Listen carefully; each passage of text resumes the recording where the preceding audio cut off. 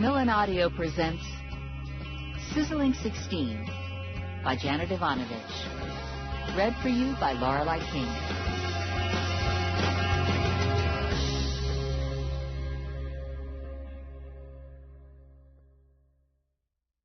Chapter 1. My Uncle Pip died and left me his lucky bottle. I suppose I'm fortunate because he left my Grandma Mazur his false teeth. So I've got this bottle now, and I don't exactly know what to do with it. It's not like I have a mantle. My name is Stephanie Plum, and I live in a bare-bones apartment on the outer edge of Trenton, New Jersey. I share the apartment with my hamster Rex, and he doesn't know what to do with the bottle either. The lucky bottle is the size and shape of a beer bottle. The glass is red, and it looks hand-blown. It's not entirely ugly, especially if you like beer, but it's also not exotically pretty. And so far, it hasn't been very lucky. I have the bottle sitting on my kitchen counter between Rex's hamster cage and the brown bear cookie jar that holds my gun. It was Monday morning, halfway through June, and Lula was in my apartment doing a pity pickup because my hunk of junk car was dead and I needed a ride to work. "Huh," Lula said. "What's that red bottle on your counter?" "It's my lucky bottle."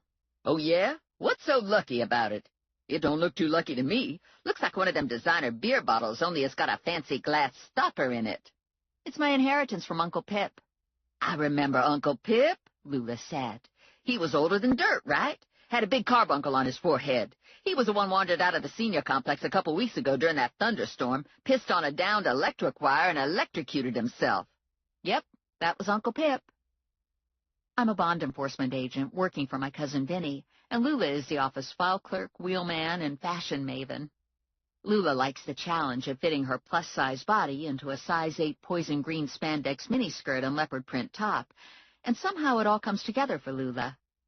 Lula's skin is milk chocolate, her hair this week is fire engine red, and her attitude is pure Jersey. I'm a couple inches taller than Lula, and where her body is overly voluptuous, mine is more 34B. My idea of fashion is a girl-cut stretchy T-shirt, jeans, and sneakers. My skin is nowhere near chocolate. My shoulder-length, naturally curly hair is plain old brown and often pulled back into a ponytail. My eyes are blue, and I'm still trying to find my attitude. I hung my purse on my shoulder and pushed Lula to the door. "We need to move. Connie called 10 minutes ago, and she sounded frantic."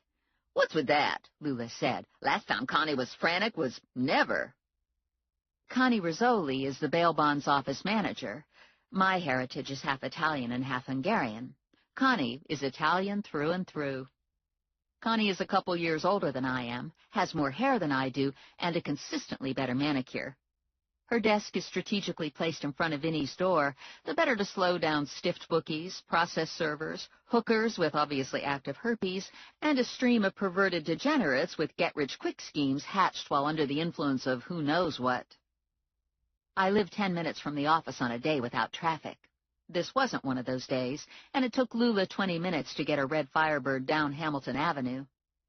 Vinny's bail bonds business is located on Hamilton, just up from the hospital, and between a dry cleaner and a used bookstore.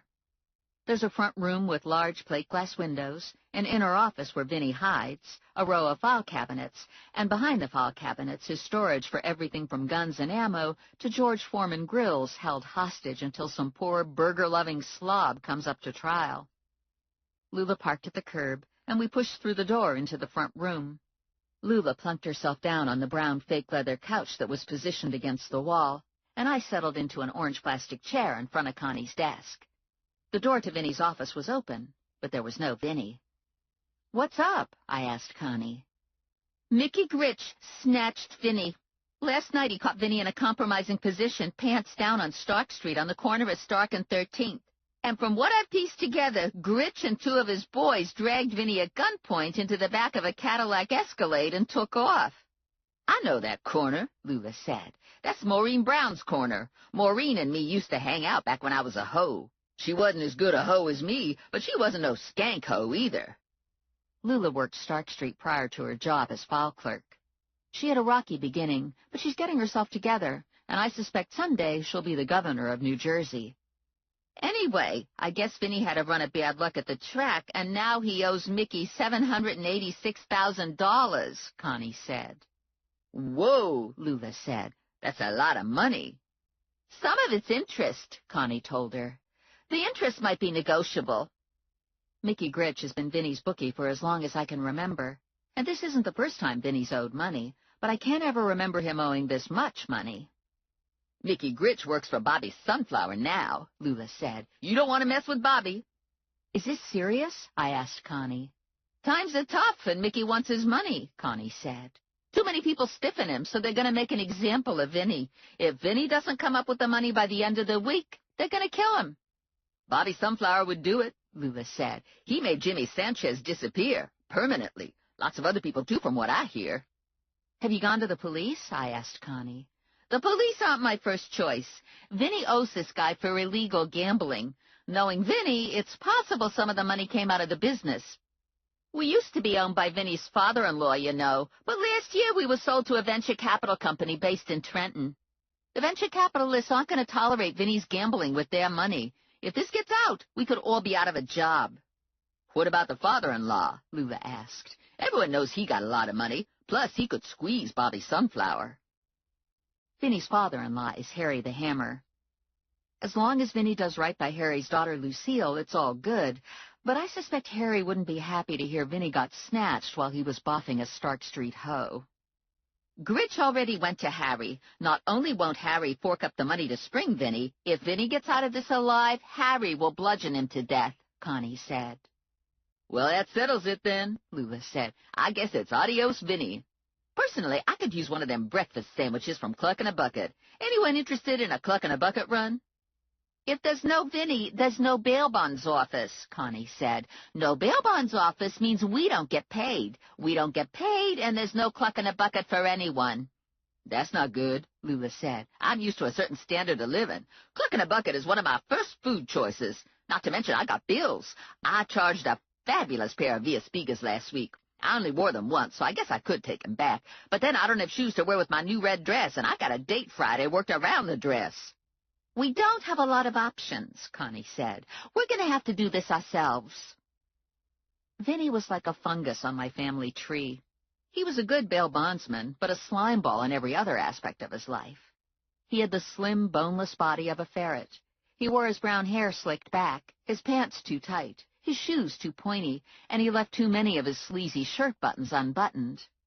He wore multiple rings, chains, bracelets, and, on occasion, an earring. He gambled on everything, fornicated with anything, and wasn't beyond an adventure into the kinky. But the truth is, in spite of all this, deep down inside, I was worried about Vinny. When times were tough and no one else would give me a job, Vinny came through for me. Okay, so I had to blackmail him, but the bottom line is he gave me the job. I'd like to help, I said, but I don't have that kind of money. That was a gross understatement. I didn't have any kind of money. I was a month behind on my rent, my car was trash, and my boyfriend's dog ate my sneaker. Actually, I use the term boyfriend loosely. His name is Joe Morelli, and I'm not sure how I categorize our relationship. Sometimes we were pretty sure it was love, and other times we suspected it was insanity. He's a Trenton plainclothes cop with a house of his own, a grandmother from hell, a lean, muscled body, and brown eyes that can make my heart skip beats. We grew up together in lots of ways, and the truth is, he's probably more grown up than I am. I wasn't thinking of money, Connie said. You're a bounty hunter. You find people. All you have to do is find Vinny and bring him in. Oh, no, not a good idea. This is Bobby Sunflower we're talking about. He's mean. He wouldn't like it if I stole his hostage. Hey, girl, Lula said, they're going to ventilate Vinny if you don't do something, and you know what that would amount to. No Via Spigas? You bet your ass. I wouldn't know where to begin, I said. You could begin with Ranger, Lula said. He knows everything, and he's got a thing for you. Ranger is the other man in my life. And if I described my relationship with Morelli as confused, there would be no words for my relationship with Ranger. He's former Special Forces, currently runs and partially owns a security firm, is drop-dead handsome in a dark Latino kind of way, and is sex walking. He drives expensive black cars, wears only black clothes, and he sleeps naked. I know all this firsthand. I also know prolonged Ranger exposure is dangerous. Ranger can be addicting, and it's a bad addiction for a traditionally raised woman like me, since his life plan doesn't include marriage. For that matter, considering the number of enemies Ranger's made, his life plan might not even include living. Do you have any suggestions other than Ranger? I asked Lula. Sure, I got lots of suggestions. Mickey Gritch is easy to find. Vinny got him in his Rolodex. Hell, Gritch probably has a website and a Facebook page. Do you know where he lives? Where he conducts business? Where he might have Vinny stashed? No, I don't know none of those things, Lula said. Hey, wait a minute. I know one of them. I know where he does business. He does it from his car. He drives a black Mercedes. It's got purple pimp lights running around the license plate. Sometimes I see him parking in the lot next to the 7-Eleven on Marble Street. It's a good spot since it's close to the government buildings. You work all day in government and you want to either blow your brains out or buy a lottery ticket. What about Bobby Sunflower? I asked her. Nobody knows where he hangs. He's like the Phantom. He comes and goes and disappears like he's smoke. I guess we could sit at 7-Eleven and watch for Gritch, I said. Hold on, Connie said. Let me run him through the system. If he owns a car, I can give you a home address. People have a television idea about bounty hunters chasing felons down back alleys and kicking in doors in the middle of the night. I've chased a few guys down back alleys, but I've never mastered the art of door kicking. Mostly real bounty hunters track people on the computer and make sneaky phone calls pretending to be conducting a survey or delivering a pizza. The age of electronic information is pretty amazing. Connie has computer programs that will help you access your next-door neighbor's third-grade report card. I have a couple addresses for Gritch, Connie said. One is his home address, and the other is his sister's. Her name is Jean. Looks like she's a single mom. Works at the DMV. I have 6 business properties for Bobby Sunflower. A pawn shop, a garage, a car wash, a residential slum on Stark, a titty bar, and a mortuary. The translation was that Sunflower was into fencing stolen goods, chopping up stolen cars, laundering money, pimping women, and probably the mortuary had a crematorium. So I guess we got to keep Vinny from visiting Bobby Sunflower's mortuary, Lula said. What about all my open bonds cases? I asked Connie. Last week he gave me 6 guys who failed to appear for court, and that was on top of a stack of older files. I can't look for Vinny and find felons at the same time. Sure we can, Lula said. Probably half of those idiots you're looking for will be at Sunflower's titty bar. I say we go do some surveillance, and first thing we stop at the bakery. I changed my mind on the breakfast sandwich. I'm in a donut mood now. I followed Lula out of the office, and 3 minutes later we were parked at the curb in front of Tasty Pastry. I'm only getting 1 donut, Lula said, getting out of the Firebird. I'm on a new diet where I only have 1 of anything. Like, I can have 1 pea, and I can have 1 piece of asparagus, and I can have 1 loaf of bread. We walked into the bakery, and conversation stopped while we sucked in the smell of sweet dough and powdered sugar, and we gaped at the cases of cakes and pies, cookies, cinnamon rolls, donuts, and cream-filled pastries. I don't know what I want, Lula said. How can I choose? There's too much, and I only got 1 donut. I can't be making a mistake on this. This is critical. I could ruin the whole rest of the day if I picked the wrong donut. I had my donuts bagged and paid for, and Lula was still undecided, so I went outside to wait in the morning sunshine. I was debating which of the 2 donuts I'd eat first, and before I reached a decision, Morelli's green SUV rolled to a stop in front of me. Morelli got out and walked over. His black hair was curling along his neck and over his ears, not by design, but by neglect. He was wearing jeans and running shoes and a blue button-down shirt with the sleeves rolled. At 6 foot, he was half a head taller than me, which meant if he stood close enough, he could look down my tank top. "Are you working?" I asked him. "Yeah, I'm riding up and down the street doing cop things." He hooked his finger into my scoop neckline and looked in. "Geez," I said.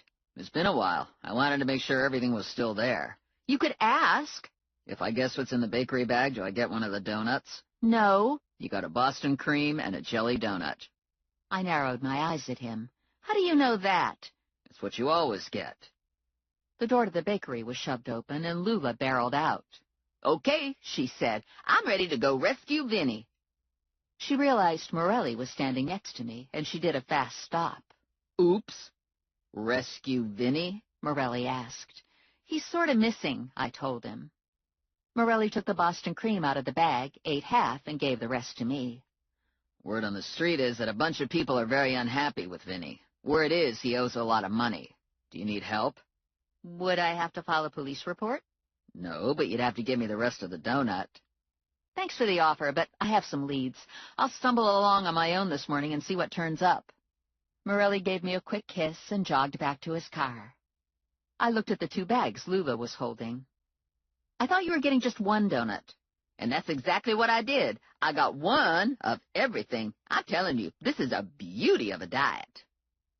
We sat at the small table in front of the bakery and ate our donuts while I read through the files on Mickey Gritch and Bobby Sunflower. We have home addresses for Gritch and his sister, but I can't see Gritch stashing Vinny in either of those places, I said to Lula. That leaves Bobby Sunflower's businesses. The pawn shop is on Market Street, the car wash is in Hamilton Township, and the restaurant Stark Street. Let's do drive-bys and see if anything jumps out at us. Might as well do the car wash first, Lula said. If I like the looks of it, I might let them wash my Firebird. Chapter 2. Bobby Sunflower's car wash was next to Figueroa Diner. It didn't look like it had a lot of room for holding a bail bondsman hostage, but it advertised brushless washing and personal attention, so Lula got into line. I don't know about this car wash, I said to Lula. I don't like the looks of the attendants. You mean on account of their wagging their tongues at us and making kissy sounds? Yeah. Plus the multiple piercings, tattoos, ridiculous homie pants, and I was pretty sure one of them had a boner. They're just being boys, Lula said. I looked in my bag to see if I had pepper spray or a stun gun. The pack of idiots swaggered over to us, and one leaned in the window at Lula. Hey, Mama, he said, we gonna wash your car like it never been washed before. This ain't no ordinary car, Lula said. This is my baby. I don't want to see no scratches on it when you're done. You be nice to me and my boys, and we'll wash your baby by hand. How nice do I gotta be? Lula asked. Real nice, he said, smiling wide so we could see he had industrial-grade diamonds embedded in his decayed teeth. That's disgusting, Lula said. You need to show some respect and act like professional car washers, and get your head out of my window. I think me and my boys need to show you what we got, and maybe we teach you some respect.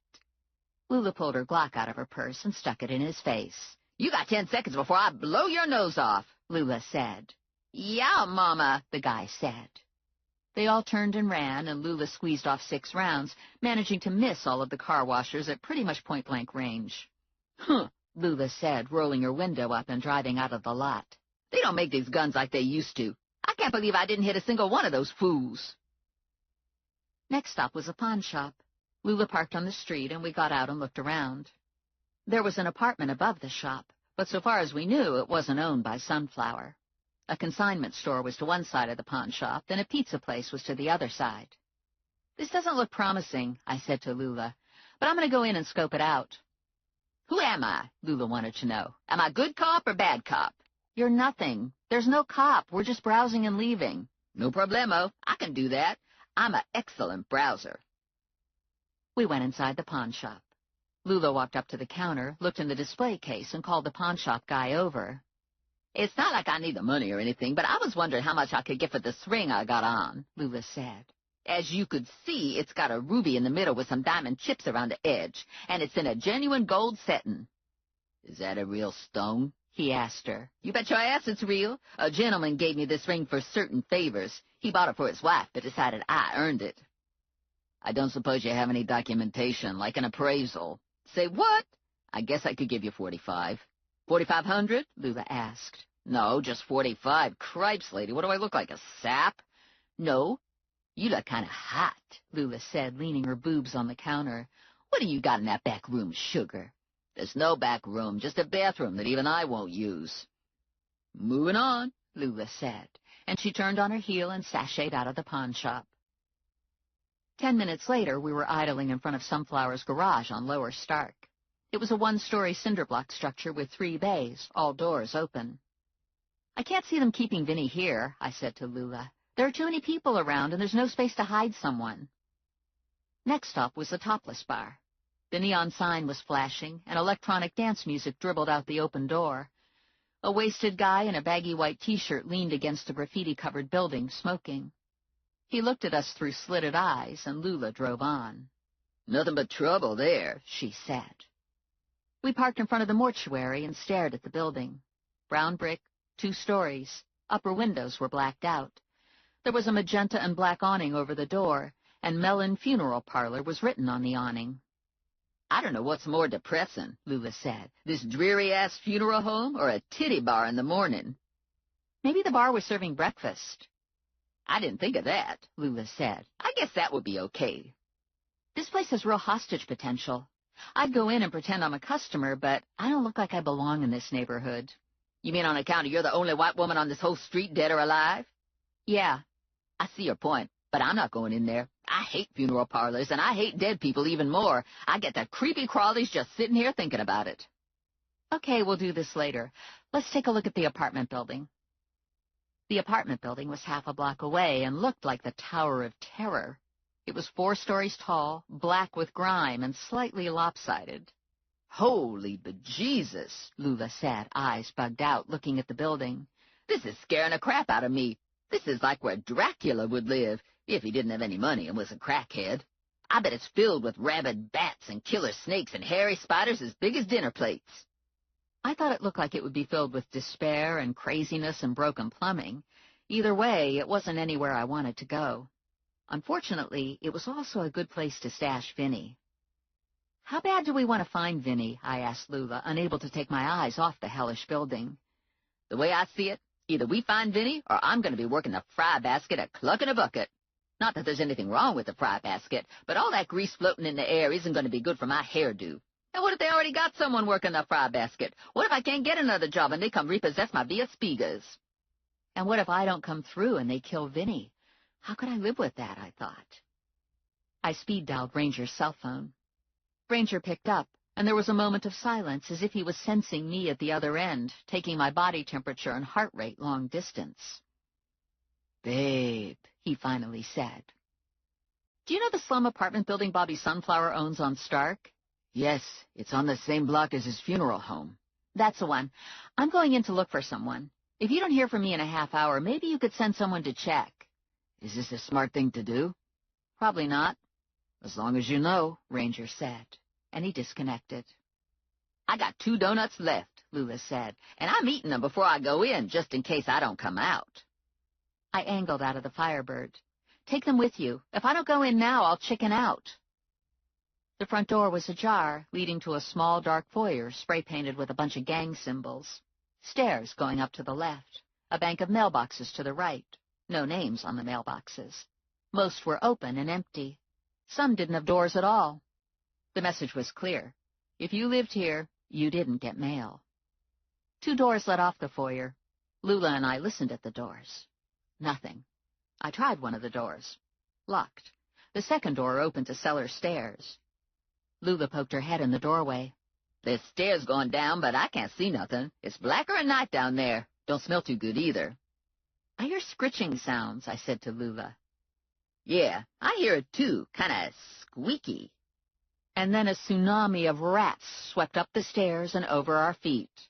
"Rats!" Lula yelled. "Rats!" I was frozen to the spot, too horrified to move. Lula was dancing, arms in the air, shrieking. The rats were wall to wall, scrambling around in a pack, filling the foyer. "Kill him! Kick him!" Lula said. "Help! Police! Call 911!" I snatched the bakery bag out of her hand and pitched a donut out the front door. The rats ran after the donut, and I slammed the door shut behind them. Lula collapsed against the wall. "Do I look like I'm having a heart attack? Did I get bit? Do I have fleas?" She took the bag back from me and looked inside. "At least you didn't throw the jelly donut. I was saving that one for last." I closed the cellar door and took to the stairs. There were 3 doors on the second floor. 2 were nailed shut with crisscrossed boards. No sound from inside. The third was open, and the 1-room apartment was empty of people and furniture, but filled with garbage. "I'm going home and taking a shower when we're done here," Lula said. "I feel like I got cooties." The third floor had 3 doors, and all were closed. "We need a plan," I said to Lula. "You mean like I be the Girl Scout cookie girl?" "Yeah." "What if Vinny's in there and he's with some of Sunflower's stooges? We shoot him, right?" Only if we have to. Lula took her Glock out of her bag and stuffed it into her pants, snug to her backbone. She looked at me. Don't you want to get your gun ready to go? I don't have a gun. What have you got? Hairspray. Is it firm hold? I might need some when we're done here, depending on what we do for lunch. I crept down a couple stairs and pressed myself against the wall, hairspray at the ready should Lula need backup. Lula knocked on the first door. The door opened, and a fat, sloppy, bleary-eyed guy answered. He was maybe 50 years old, needed a shave, needed a shower, needed less alcohol. Yeah, he said. I'm selling Girl Scout cookies, Lula said, looking past the fat guy into his room. Aren't you sort of old to be a Girl Scout? Not that it's any of your business, but I'm doing this for my niece, Lula said. She has an intestinal disturbance and couldn't make her quota, so I'm helping out. What's in a bakery bag? That's none of your business either. Are you going to buy cookies or what? The guy snatched Lula's donut bag, slammed the door closed, and locked it.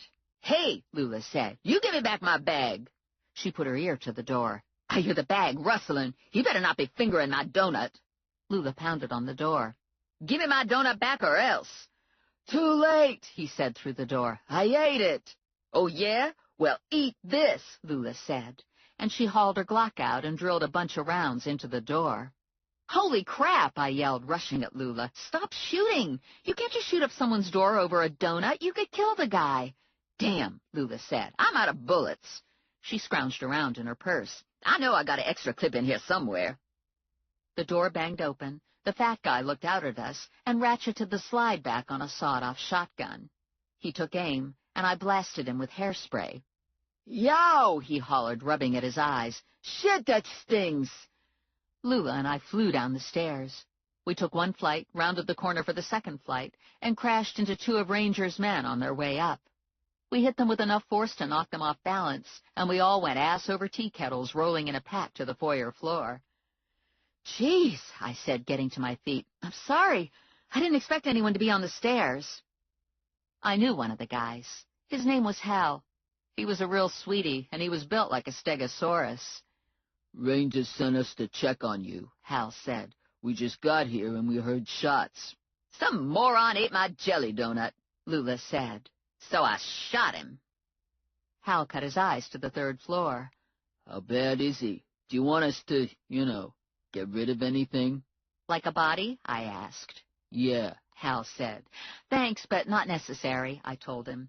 Lula shot through the door, and the moron came after us with a sawed-off. Gotcha, Hal said. I'll pass it on to Ranger. Hal and his partner got into their shiny black SUV, and Lula and I got into the Firebird, and we all drove off. It's too bad we didn't get to check out all the apartments, Lula said, on account of I had a real feeling about that place. I could see Vinny getting hid there. I thought the apartment building was too obvious. I didn't know Bobby Sunflower personally, but from everything I'd heard, he didn't sound like a dope. If Bobby Sunflower was behind this, probably Vinny wasn't on one of Sunflower's properties. People like Sunflower had their fingers in lots of pies, and that's where I thought Vinny was being kept, in one of Sunflower's pies. Now what? Lula wanted to know. Drop me at Rangeman. Chapter 3. Rangeman is housed in a discreet 7-story building on a quiet side street in Trenton proper. If you didn't look closely, you wouldn't notice the small brass plaque by the side of the door that simply states, Rangeman. No other sign identifies the business. Ranger's private lair occupies the top floor. 2 more floors are dedicated to employee apartments, and the remainder of the building runs a security operation. Rangeman services private residences and commercial properties for clients who need a high level of protection. Plus, Rangeman does the occasional odd job of guarding bodies, finding bodies, and possibly eliminating bodies. Ranger was my mentor when I first went to work for my cousin Vinny. I suppose he's still my mentor, but now he's also my friend, my protector. From time to time he's been my employer, and on one spectacularly memorable occasion, he was my lover. I have an electronic key to the underground garage and to Ranger's private apartment. It also gives me access to the building, but today I let the guy at the first-floor reception desk buzz me in. I took the elevator to the control room and walked past the cubbies and consoles, waving to men I knew. Ranger's office was a few steps down the hall.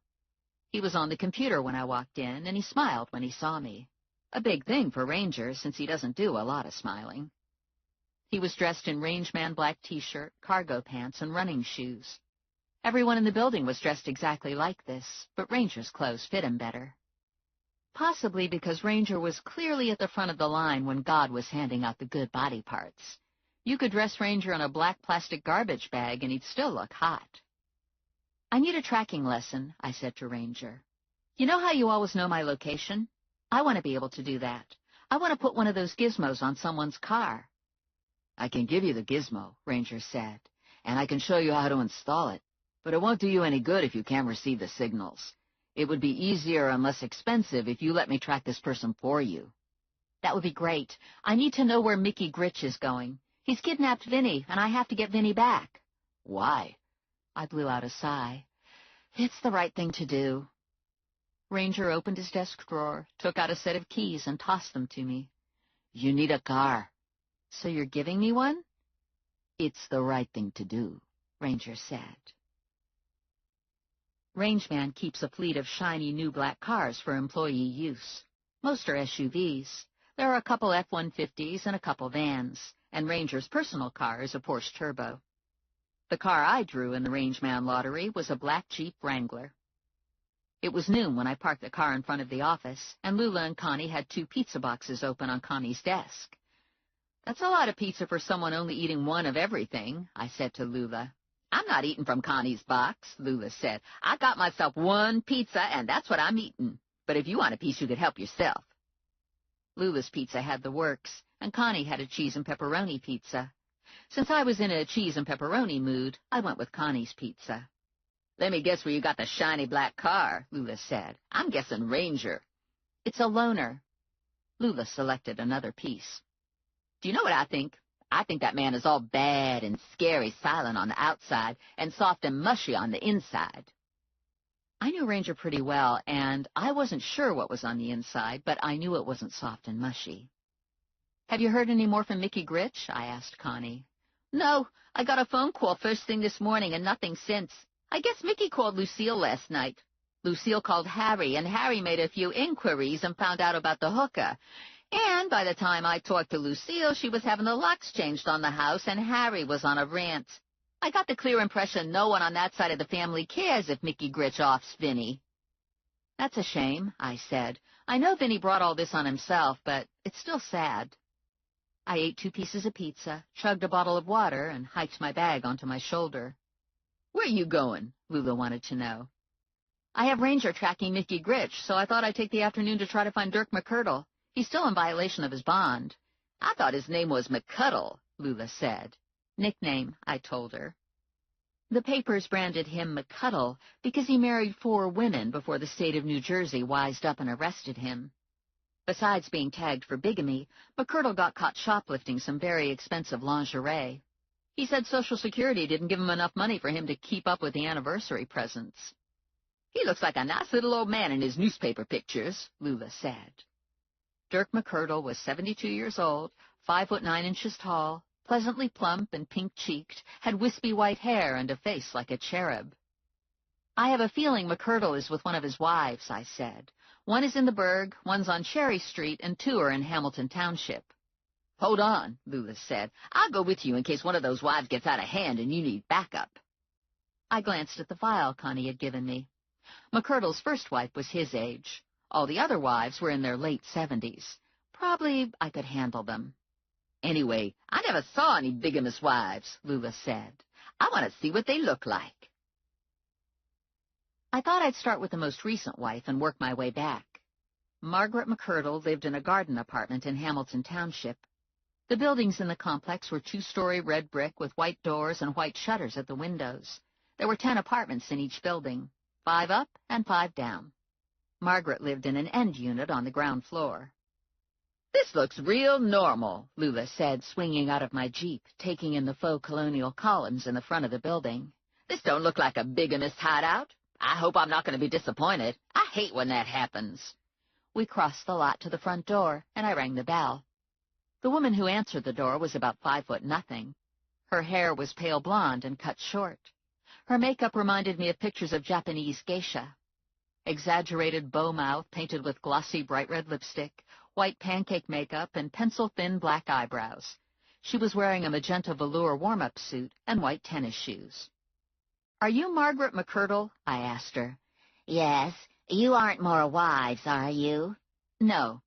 "Thank goodness," she said. "I can't keep track of them anymore. I don't know how Dirk does it. He has wives coming out of the woodwork."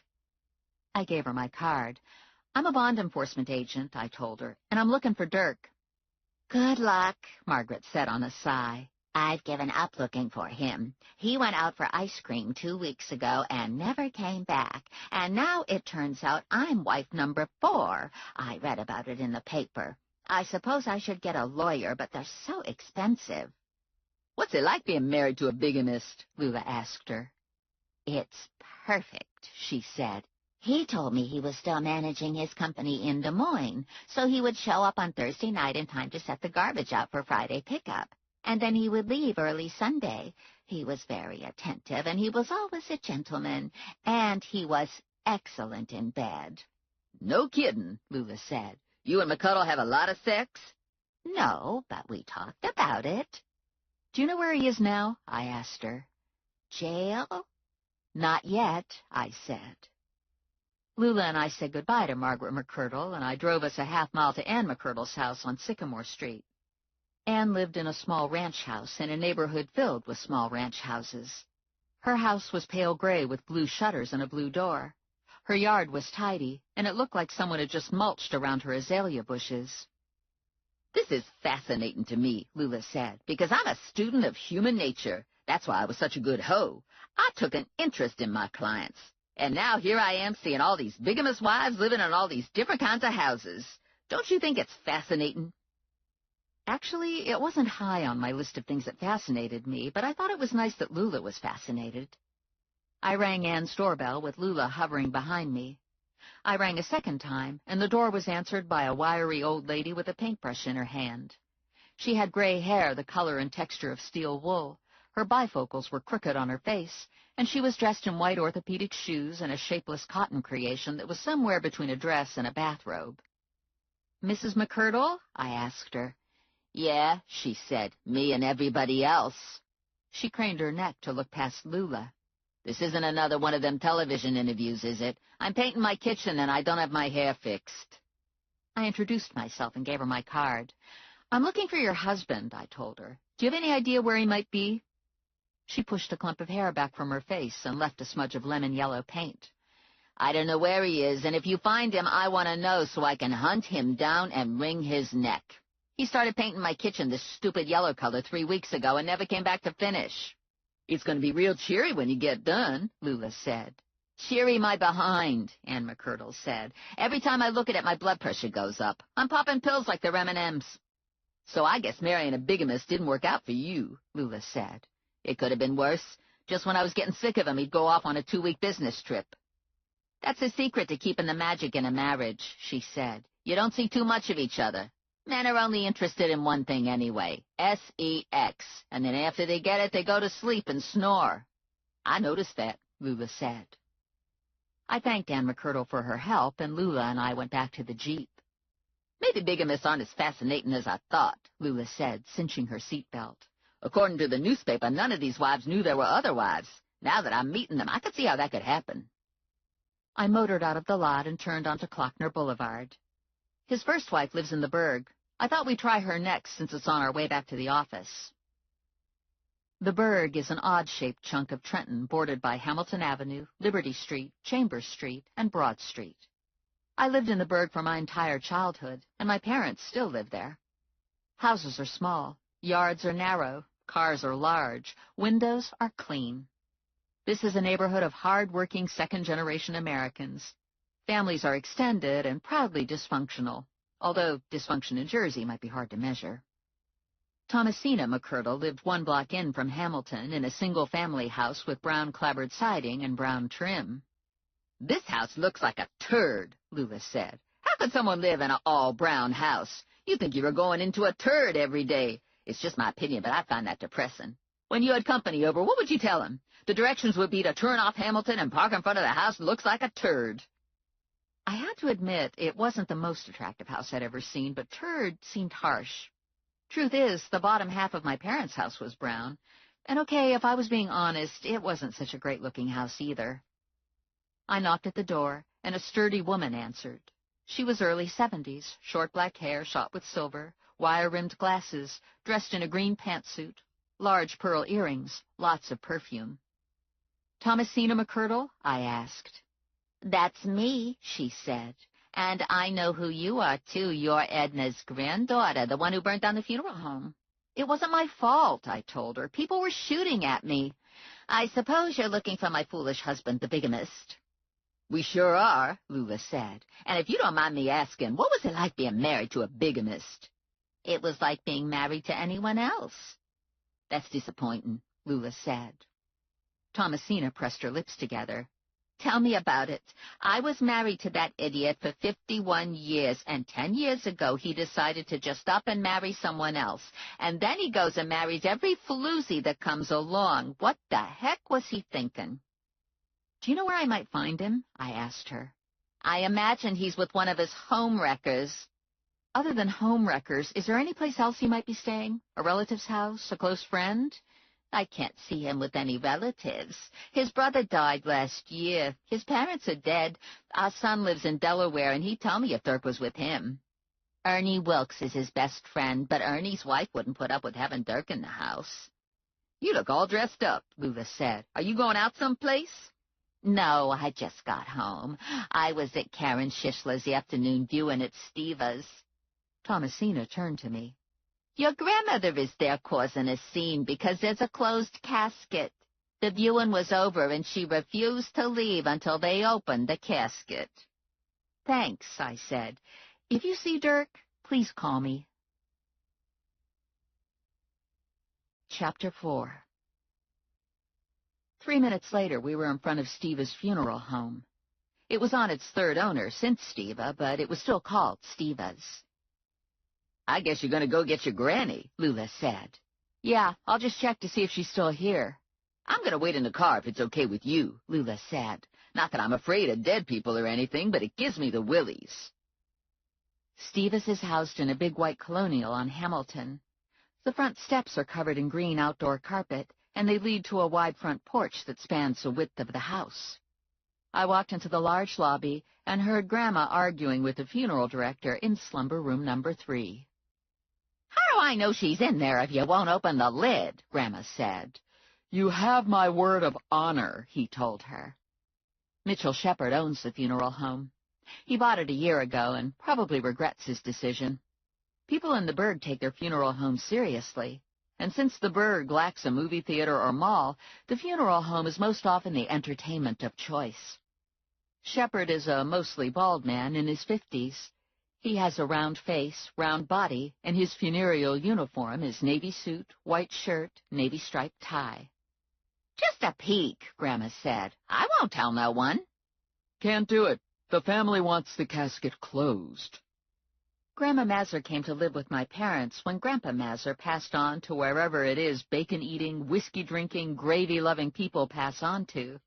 She's 5'5" on a good day, has tightly permed gray hair, a body that's mostly slack skin on spindle bones, and an attitude only old ladies can pull off. "I made an effort to come here today, and what good is it if I can't even see the deceased?" Grandma said. "Next time I'm going to Morton's mortuary. They never have closed caskets." Shepard looked like he'd pay Grandma to go to Morton's. He glanced my way and almost collapsed with relief. "Stephanie," he said, "how nice to see you." "Well, for goodness sakes," Grandma said. "Look who's here. Did your mother send you after me?" "No, I heard you were creating a disturbance, and I came on my own."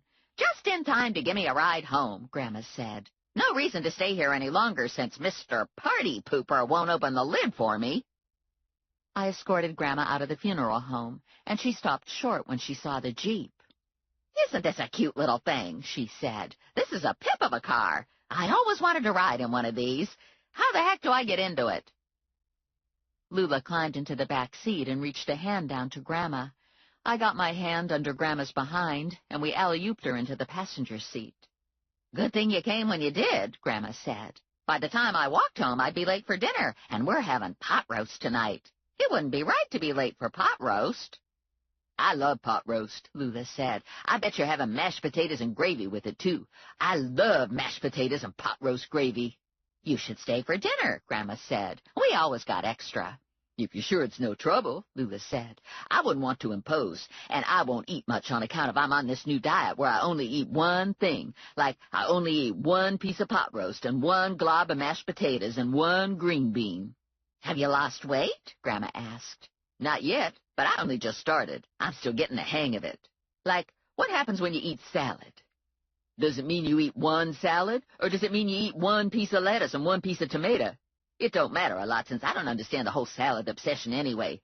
Lettuce don't look like a food to me. And if you're going to eat a tomato, I say put it on a burger." My parents live in a two-family house.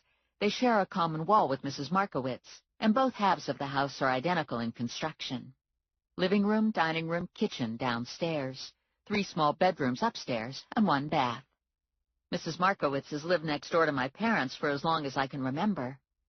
Her husband died years ago, and she lives alone now, making coffee cake and watching television. She's painted her half of the house lime green.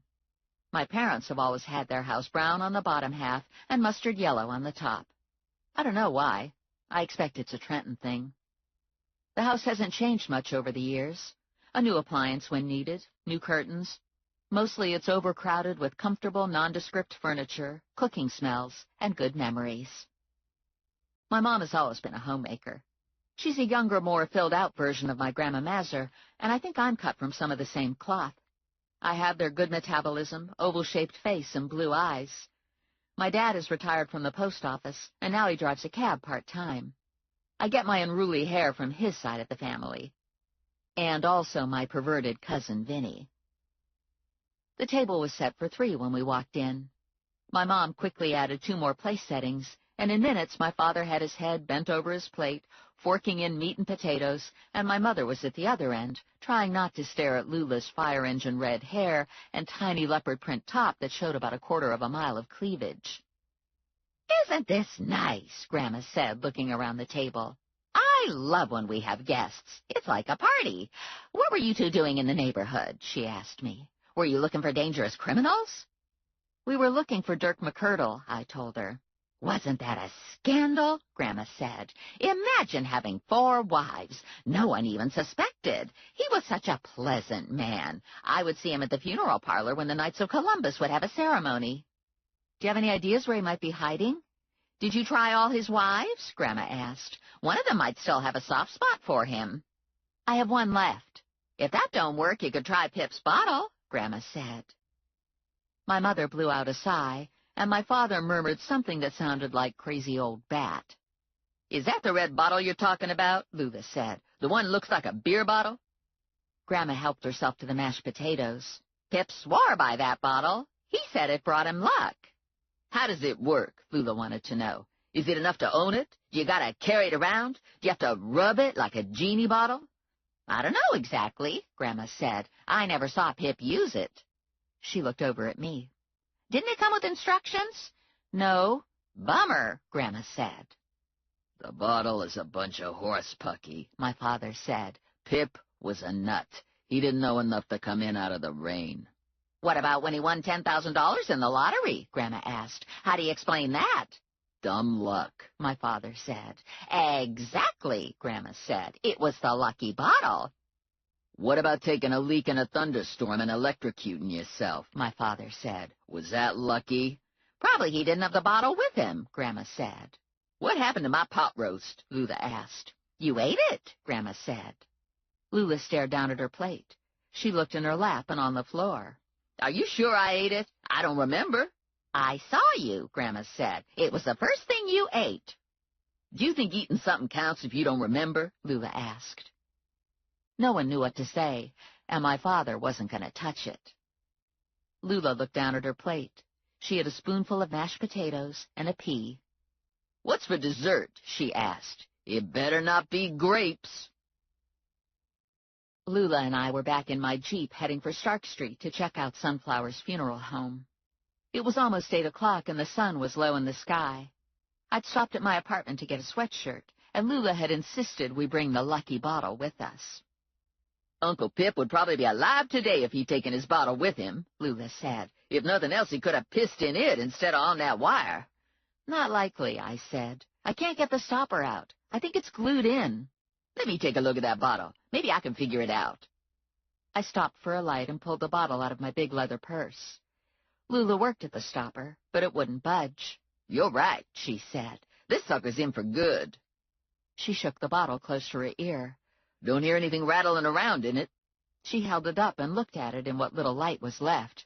Can't see anything in it. The glass is too thick. I think luck is a weird thing. It's hard to tell if you make it or if it just follows you around. And it seems to me it could just as easily be bad luck as good luck.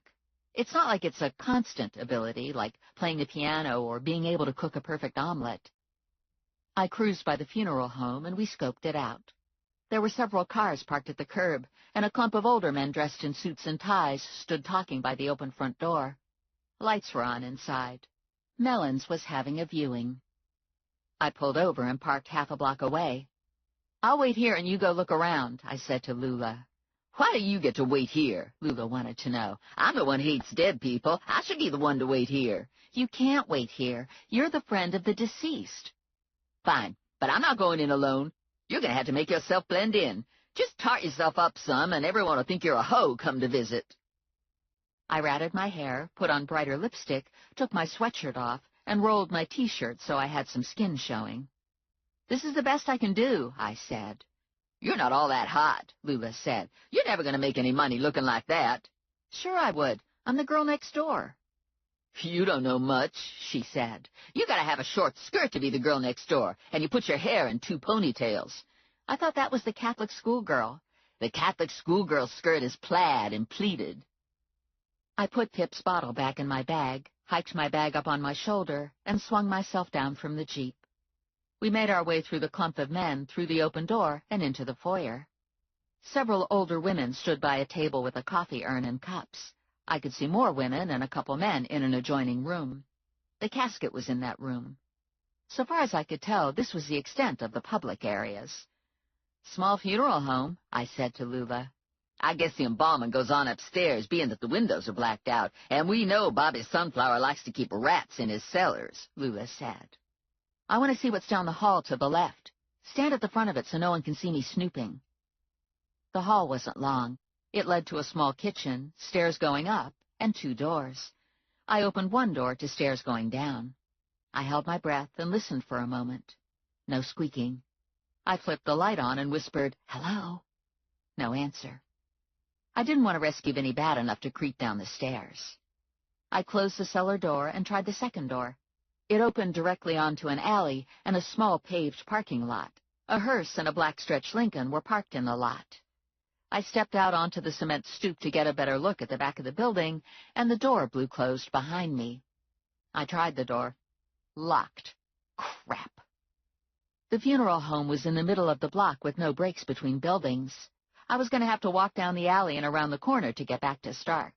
Ordinarily, no big deal, but this wasn't the sort of neighborhood a girl wanted to stroll around in after dark. I moved to the alley and looked back at the building. 4 windows on the second floor, all blacked out and barred, just like the front windows. I called Lula on my cell phone.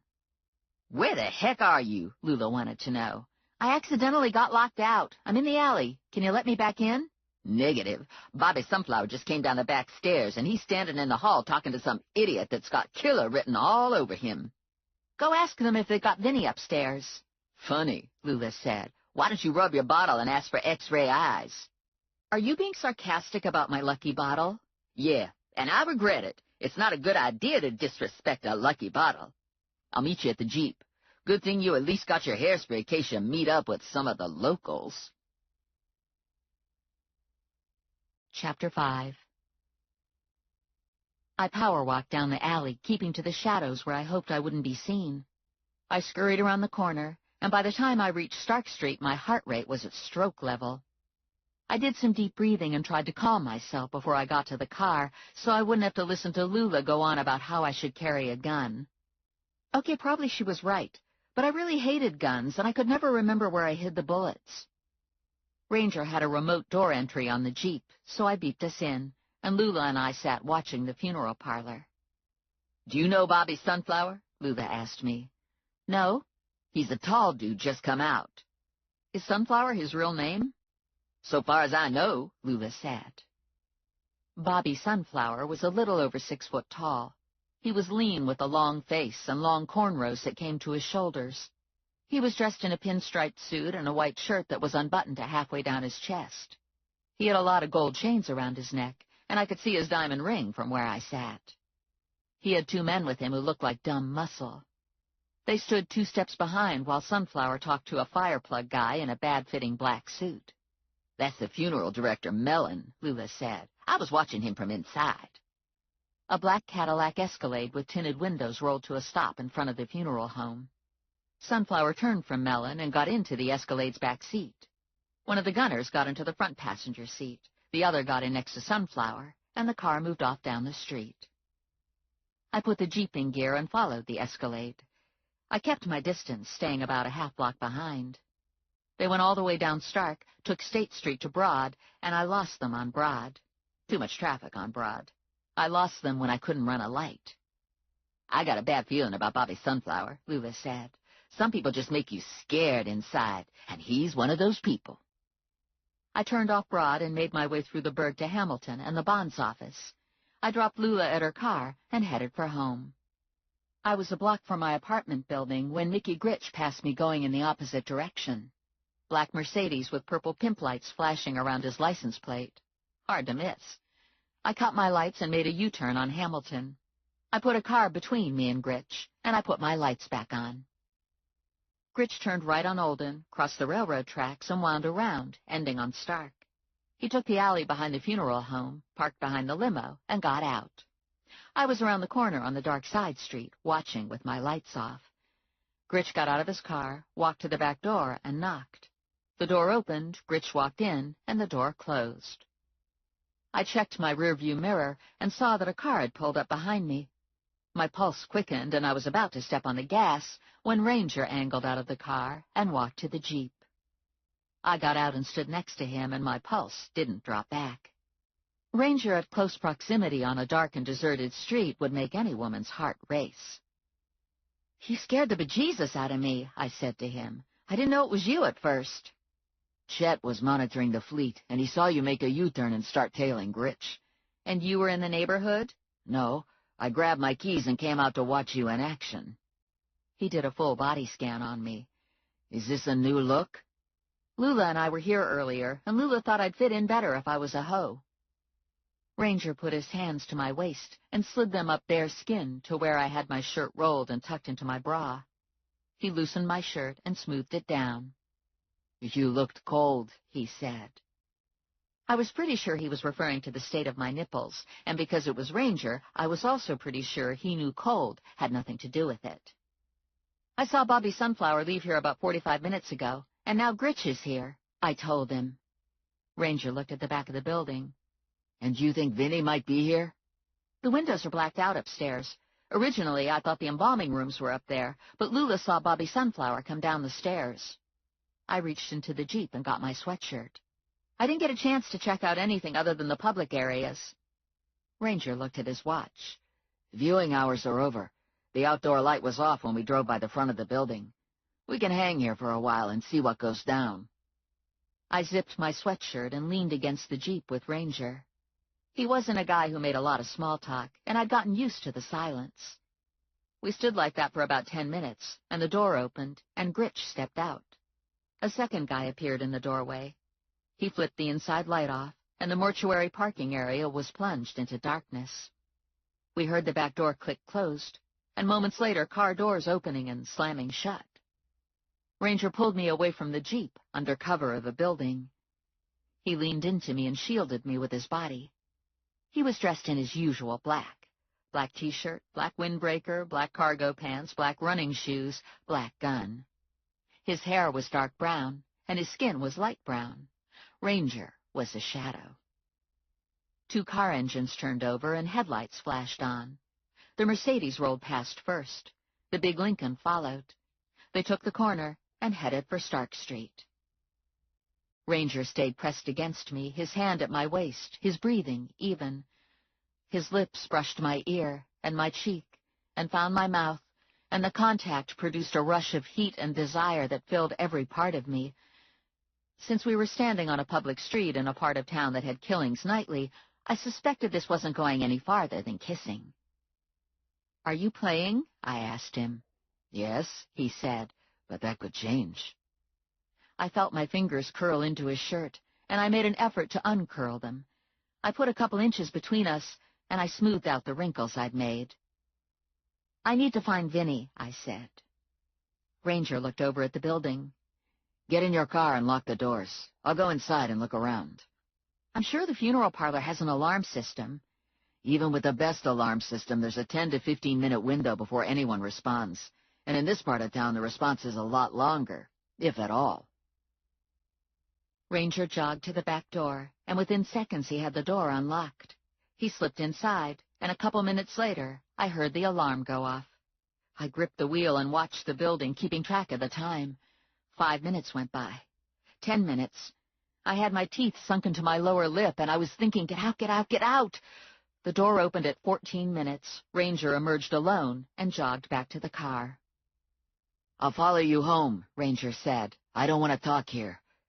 I pulled away from the curb, and when I got to the corner, the stretched Lincoln slid to a stop in front of the funeral home, and 3 men got out and went to the front door. Ranger and I drove past them and continued on down Stark. Ranger walked me to my apartment and stepped inside. "Obviously, Vinny wasn't being held at Mellon's," I said to him. "The embalming room is in the basement, and it isn't pretty. The upstairs rooms are being used as a cash drop. There's a counting table and a safe in one of the rooms. The other rooms are storerooms. No sign of Vinny." "What about Mickey Gritch? Did he make any more stops?" "I checked with Chet. Mickey Gritch went straight home from Mellon's. Looks like he settled in for the night." Ranger unzipped my sweatshirt. "We could be settled in for the night, too." I moved a step back from him. "Are you feeling domestic?" The corners of his mouth softened into the smallest of smiles. "I'm feeling friendly." He closed the distance between us, lifted my bag off my shoulder, and his focus moved from me to the bag. "Are you carrying?" he asked. "This bag is heavy." "It's the bottle." I took Uncle Pip's bottle out of my bag and set it on the kitchen counter. Rex came out of his soup can house and looked through the glass aquarium at the bottle. His beady black eyes glistened, his whiskers whirred, and he put 2 little pink feet on the side of his cage. He blinked once and turned and scurried back into his soup can. "Why are you carrying this bottle?" Ranger asked. "This is a bottle I inherited from my Uncle Pip. It's supposed to be lucky, and Lula decided we needed to carry it with us, just in case." Ranger's smile widened. "Can't hurt," he said. "Well, it didn't do me any good tonight." "The night isn't over," Ranger said. "You could still get lucky." Being a bond enforcement agent almost never requires me to set my alarm clock. Felons are in the wind 24 hours a day, so I can pretty much pick which of those hours I want to go hunting. Lula usually rolls into the office around 9, and I'm usually right behind her. This morning was no different. I'd sent Ranger home early the night before, deciding I wasn't ready to get that lucky. A night with Ranger was tempting, but the cost would be high. My relationship with Morelli was currently on hold. A morning argument in Morelli's kitchen a couple weeks ago had ended with the notion it might not be a bad idea if we saw other people, but the reality was that we weren't. I felt comfortable with flirting and maybe a kiss, but I wasn't comfortable going beyond that with another man right now. "Hey, girl," Lula said from the Bond's office couch. "What's up for today?" "Dirk McCurdle and a drug guy named Chopper." "And Vinny," Connie said. "Yeah," I said, "and Vinny." "Do you have any leads?" Connie asked. "I know where he isn't," I told her. "I'd like an address for Dirk's best friend, Ernie Wilkes. I've got one Mrs. McCurdle left. If she isn't helpful, I'll talk to Ernie." Connie punched a few keys on her computer, and it spit out Ernie's address. She wrote the address on a slip of paper and handed it to me. He's retired from the button factory, so he should be at home. The phone rang, and Connie picked it up. Yeah, she said. Yeah. I'll be right there. She disconnected and grabbed her purse. I have to bond out Jimmy Leonard. That means I have to lock the office up for an hour until I get back. We could stay here and babysit phones, Lula said. No way, Connie said. I want you out there looking for Vinny. I can't be office manager and bond out people at the same time. I know Vinny's slime, but he pulls his weight here, at least some of the time. Connie and Vinny were the only ones authorized to write the bonds that released people from jail while they waited for their day in court. I worked as the office bounty hunter, and I signed individual contracts that gave me permission to root out felons who were FTA for their court date. Lula wasn't authorized to do anything, so she just did whatever the heck she wanted. Connie took off for the courthouse, and Lula and I piled into the Jeep. Stella McCurdle lived in North Trenton. Ernie Wilkes and his wife lived a couple blocks from Stella. Good deal for me. I was short of gas money and not excited about the idea of driving all over creation to find McCuddle. I took Olden to Bright Street and turned onto Cherry. I parked in front of Stella's house, and Lula and I got out and went to the door. Now, this here's more what I'm talking about, Lula said. This looks like a bigamist house. It was a narrow two-story single-family house, and it was painted lavender with pink trim. Why Lula imagined a bigamist should live in a lavender house was anyone's guess. Yep, I said, this looks like a bigamist house for sure. I got high hopes for this wife, Lula said. Stella McCurdle answered the door in tight lavender stretch pants, little sling-back heels, and a stretchy flower print-wrapped shirt that displayed a decent amount of over-tanned crepe paper-skinned boob. She had big chunky rings on her fingers and big chunky earrings, lots of makeup, and her hair was a shade short of canary yellow, done up in a 70s bouffant. Whoa, Lula said. It's like Soul Train for seniors. Stella leaned forward. What was that, dear? My hearing's on the blink. I'm all clogged up with wax. I was just on my way to the doctor. I'm looking for your husband, I said to Stella. What? Your husband? No, thank you, she said. I don't need any. Must be a lot of wax, Lula said. Dirk, I yelled. Where's Dirk? Dirk? Don't know, don't care, she said. I'm moving on. I'm going to find myself a new boy toy. Dirk was too old for me anyway. That's a spirit, Lula said. What? Stella yelled. What did you say? Lula and I screamed goodbye to Stella. We got back into the car, and I drove to Ernie's house. I didn't think Dirk was living with Ernie, but I thought Ernie might be talking to him. What time is it? Lula asked. I might need a donut. Is it donut time? I'm thinking about eating healthier, I said. More vegetables and fewer donuts. What's that about? I don't know. It just came over me. It's a bad idea. What do I look like, Mr. Green Jeans? How would it sound if I said, it's vegetable time? People would think I was a nut. Nobody gets a craving for a vegetable. And I'm on the one diet. What am I going to do with one carrot or one asparagus? They're not mood enhancers, if you see what I'm saying. I see what you're saying, but there aren't any donuts between here and Ernie's house. I guess I could wait. And maybe you're right about the healthy eating. I'm going to get a carrot cake donut. I drove a block, pulled over, and called Ernie. I had a feeling he'd be more helpful if I got him away from his wife.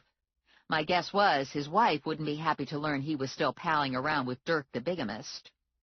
Ernie answered, and I introduced myself. Is your wife home? I asked him. Yes, he said. Would she be upset if she knew you were still friends with Dirk McCurdle? What's this about? I can knock on your door and talk to you in front of your wife, or we can meet somewhere for just a couple minutes. I need to find Dirk. Okay.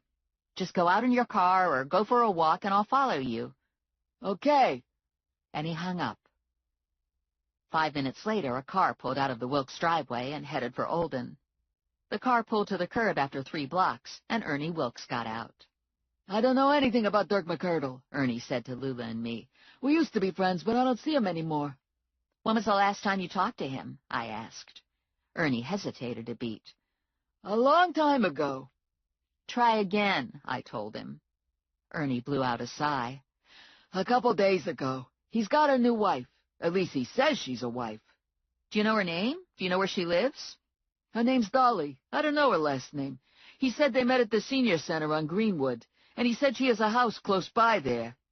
Does Dirk have his own place? Ernie shook his head. Not that I know about. He's always lived in his wives' houses. I tell you, he's a real character. I thanked Ernie, gave him my card, and Lula and I took Olden to Greenwood. Hold up here, Lula said. There's a bakery on the right, and I bet they got healthy donuts. Like maybe they got a whole wheat and green bean cruller. Chapter 6. I pulled into the small lot and waited while Lula ran in. I had my window down, and I was in a zone, staring into the bakery, not thinking. My skin prickled at the nape of my neck, and a rush of heat fluttered through my stomach. I caught a hint of Bulgari green shower gel and knew the reason for the heat. Ranger. He bent to talk to me through the open window. There's a problem in the Atlanta office, he said. I'm on my way to the airport. I should be back sometime tomorrow. In the meantime, call Tank if you need help. I've asked Chet to report Gritch's travels directly to you. Tank was Ranger's next in command. He was the guy who watched Ranger's back. His name said it all. Thanks, I said. Be careful. Ranger smiled at that. Hard to tell if he was smiling because someone cared enough to say be careful, or if he thought the idea was funny. Minutes after Ranger left, Lula hauled herself up into the Jeep. The best I could do was blueberry, Lula said. They didn't have no vegetable donuts, and I got a strawberry jelly-filled and a pumpkin spice and a banana scone. Wait a minute. Is pumpkin a vegetable? Does that count? You must have 800 calories in that bag. Yeah, but the diet says I can have one of anything. One donut, not one of each kind. You don't know that for sure, Lula said. Have you lost any weight on this diet? No, I gained a couple, but I think it's water retention. The senior center is in a big old house that was remodeled to accommodate bingo. It runs night and day, and it smells like crackers. I've learned from past experience it's best to park on the far perimeter of the lot. At least half the seniors who come for pinochle or bingo are legally blind from macular degeneration, and they park by feeling their way along with their bumpers. I left Lula in the Jeep with the donuts, and I crossed the lot and went straight to the admin office just inside the center's front door. An older woman in a turquoise smock was at the desk. She looked up at me and smiled. Yes, dear, she said. How can I help you? I'm looking for my grandmother's friend, Dolly. You must mean Dolly Malinsky. She isn't here right now. In fact, I haven't seen her for some time now. Do you know where she lives? Do you have a phone number? No, I'm afraid not. We don't keep any of that information. I know she lives close because she would walk to bingo when the weather was nice. I returned to the Jeep and called Connie. Dolly Malinsky, I said. Can you get me an address? A couple minutes later, Connie came back on the line. She's on Stanley Street, number 401, Stanley. I don't know, Stanley, I said to her. I'm at the senior center. Can you give me directions? She's 2 blocks away. Take Applegate to Stanley. I drove 2 blocks down Applegate, turned at Stanley, and parked in front of 401. It was a tidy little white house with a postage-stamp front lawn presided over by a 3-foot-tall ceramic gnome. Lula and I marched up to the front door, and I knocked. The door opened, and a lady not much taller than the gnome looked out at me. She had short, snow-white hair, a pleasant round face, and she was wearing shocking pink yoga pants and a matching short-sleeved T-shirt. Yes? She asked. I'm looking for Dirk McCurdle, I told her. Is he here? Yes, she said, but he's sleeping. Honestly, I don't know how that man can sleep like he does. I've already gone to my Tai Chi class, put a stew in the slow cooker, and fed the cats. It's important that I talk to him. Could you wake him? I can try, but he's a very sound sleeper. She sped off, and Lula and I stepped into the living room. It was filled with overstuffed furniture and cats. There was an orange cat on the couch, a striped cat next to the orange cat, a black cat draped over a chair back, and a second tabby cat sprawled on the floor. There's cats everywhere in here, Lula said, and I'm allergic to cats. I'm going to have a cat attack. Dolly hustled back into the room. He's still sleeping, she said. Maybe you can come back some other day. Dirk, I yelled. Bond enforcement, I need to talk to you. Nothing. Are you sure he's here? I asked Dolly. Of course he's here. It's Tuesday. I don't mean to be rude, but I'm real busy. I'm behind schedule. I've got kitty litters to clean. I got to get the car in for service, and I'm meeting the girls for lunch. Do you mind if I take a look for myself? I asked her. No, go right ahead. I'd get him up for you, but I haven't got the time. He's a wonderful man. He can play bingo with the best of them, but he's slow as molasses in the morning. Bedroom's in the back. I moved past Dolly to the back of the house in the master bedroom, pushing cats out of my way as I walked. I could see Lula from the corner of my eye, shooing cats away, holding her nose. Lula and I inched into the room and looked at Dirk. Uh-oh, Lula said. I bit into my lower lip.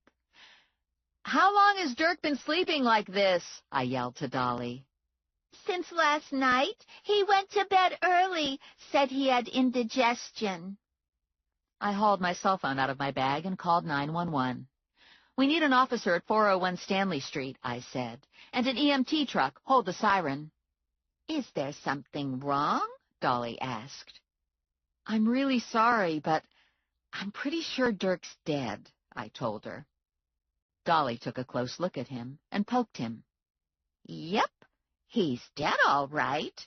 Damn, this is the third husband that's died on me in the past year. I've got to start marrying younger men. Good thing I didn't take his name. The red tape is awful. She smoothed a wisp of hair down on McCurdle's head.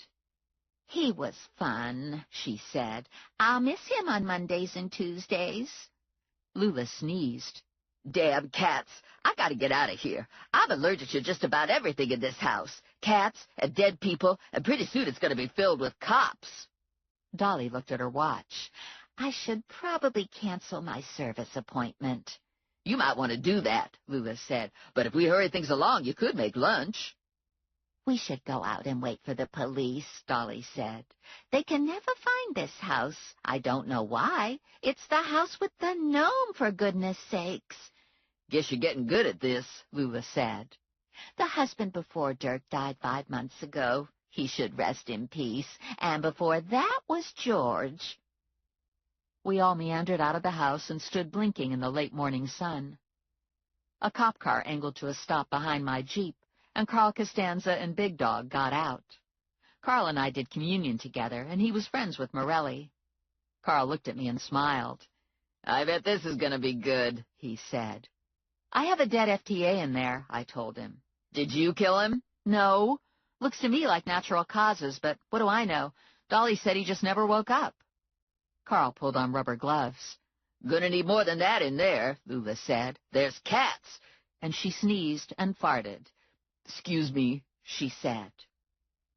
An EMT truck turned the corner, and Big Dog flagged it down. I'll stop at the station later today for my paperwork, I said to Carl. Don't rush. I have to get mine done first. I'm sorry for your loss, I said to Dolly. Thank you, she said. It was nice meeting you. Lula and I got into the Jeep, and I found my way back to Greenwood. That was a downer, I said to Lula. Yeah, she said. It was anticlimactic after waiting all this time to see the bigamist. I can't figure out if I'm more depressed that Dirk died or that Dolly didn't know he was dead.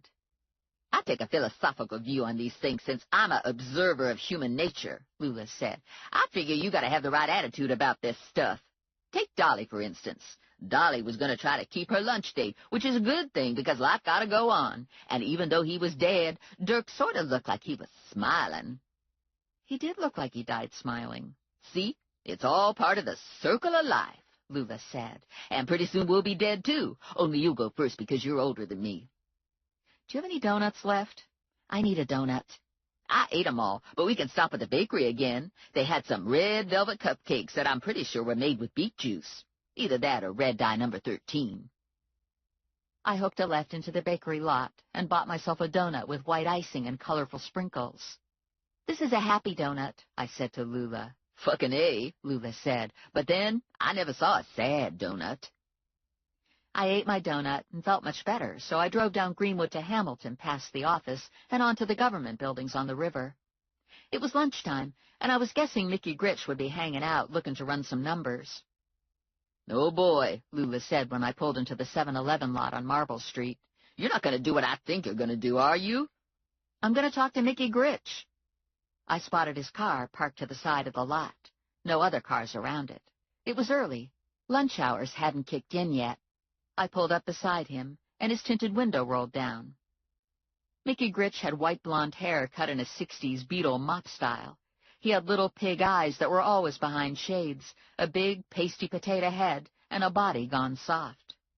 He was in his late 40s, and he was living proof that anyone could be successful at crime in Trenton if he truly worked at it. "What?" Mickey Gritch asked me. "I want to talk to you about Vinny." "What about him?" "No one wants to fork up the money." "Doesn't surprise me," Gritch said. "He's a turd. Don't get me wrong, I like Vinny. We've done business for a lot of years, but he's still a turd." "Maybe we can make a deal?" "Like what?" "Like you don't kill him and he can get some kind of a payment plan?" "Listen, if it was me, that would be okay. But it's not me. I don't have anything to do with it anymore. This is Bobby Sunflower's deal, and it's more complicated than you know." "Complicated how?" "Just complicated. I don't know. I don't want to know.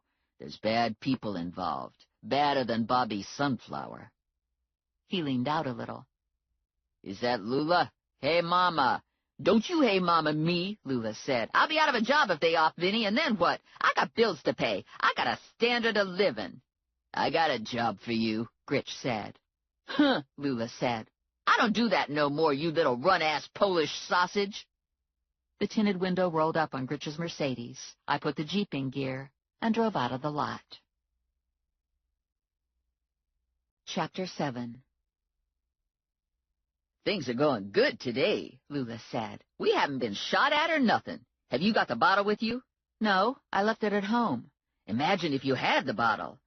"I've got Chopper's file in my bag," I said to Lula. "Pull it out and read me his address. I think he's off South Broad."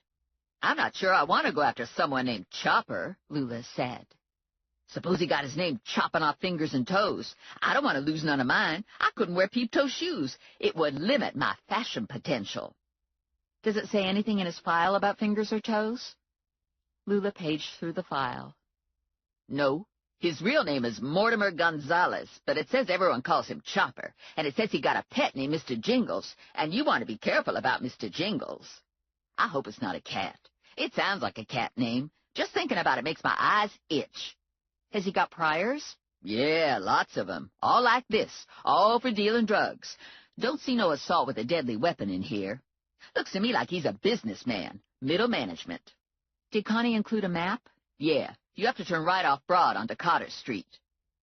I drove down Broad, and I thought about Mickey Gritch. He said he was out of it. I hoped he wasn't so out of it that he couldn't lead me to Vinny. And what the heck did he mean when he said it was complicated and there were bad people involved? I thought this was about a simple gambling debt. "Hey," Lula said, "you just drove past the street." I hooked a U-turn and doubled back to Cotter. I was thinking about the conversation with Gritch. How bad would you have to be worse than Bobby Sunflower? "I hear you," Lula said. "I think Vinny got himself into a real mess this time." I drove 1 block down Cotter, and Lula counted off numbers. "Here," she said. "He's living over this Plum and Supply warehouse. Must be a loft apartment." Cotter Street was an odd mix of light industrial and residential. Low-income single-family houses were mixed between auto body shops, small warehouse facilities, and a variety of building supply businesses. I drove around the block to see if it was intersected by an alley. Turned out it was, so I drove down the alley and idled behind the plumbing supply warehouse, looking up at the second-floor loft. "How do you want to do this?" Lula asked. "Girl Scout cookies? Pizza delivery? Census survey?" There were stairs leading up to a small deck and a back door. So far as I could tell, this was the only entrance. "I'm in the mood to just go up and kick the door down," I said to Lula. "Me too. That was going to be my next suggestion." Lula looked over at me. "You learn how to kick a door down?" "No, I thought you'd do it." "I'm wearing 4-inch slut shoes. I can't kick a door down in slut shoes. It isn't done. You need boots to kick a door down. Everyone knows that." "Then I guess we'll ring the doorbell and identify ourselves." "Whatever," Lula said. I parked behind a rusted-out Econoline van and Lula and I got out and walked up the stairs to the deck. There was no doorbell, so I knocked on the door. No answer. I knocked again. Still no answer. I pulled my phone out and dialed Chopper's number. We could hear the phone ringing inside, but no one was answering that either. "Too bad we don't know how to break the door down," Lula said. "He might be hiding under the bed."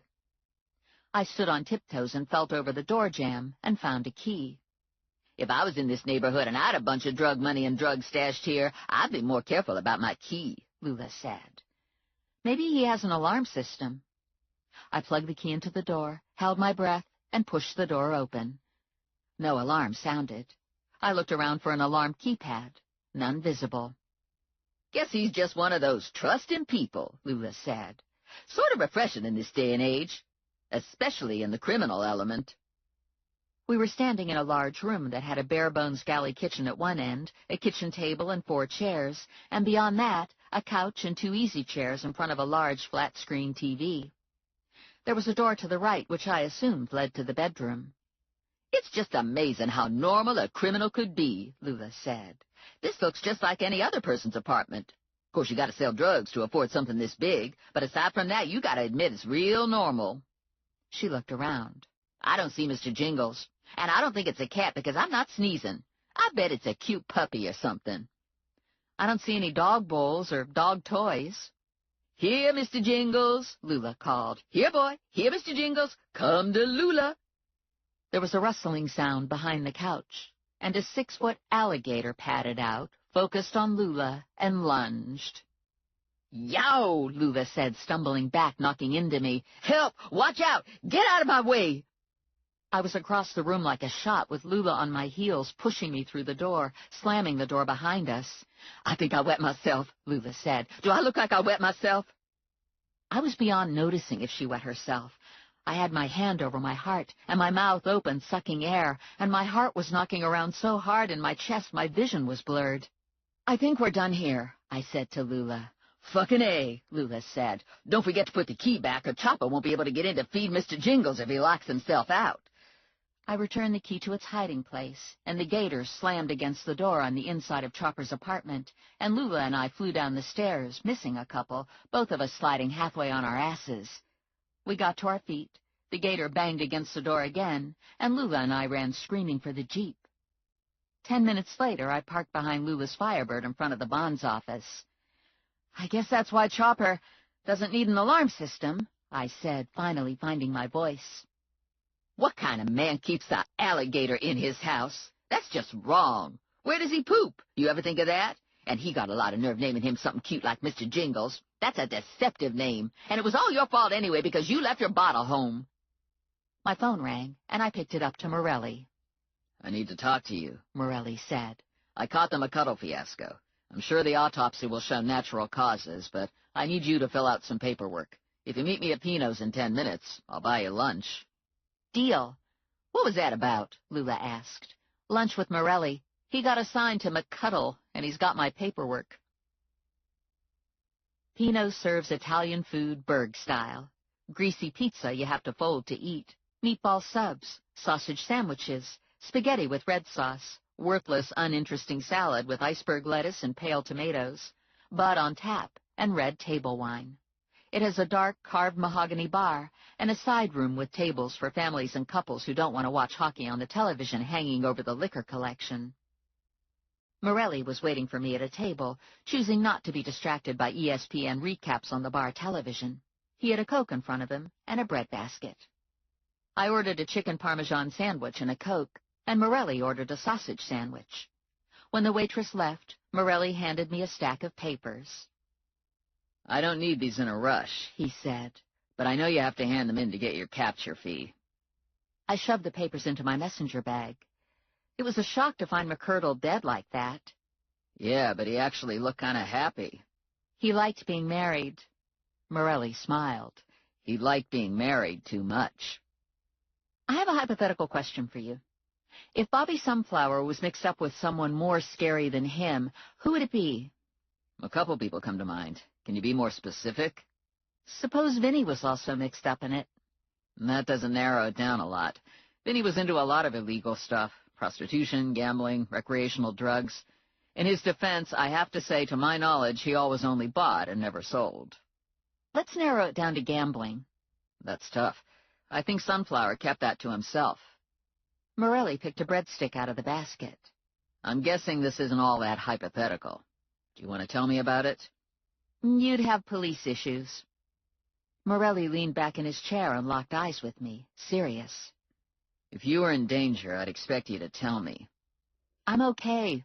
Aside from an alligator encounter this morning, everything's under control. Were you at the zoo? Cotter Street. I imagine you're talking about Chopper's alligator. How big is he now? Has to be 6 foot.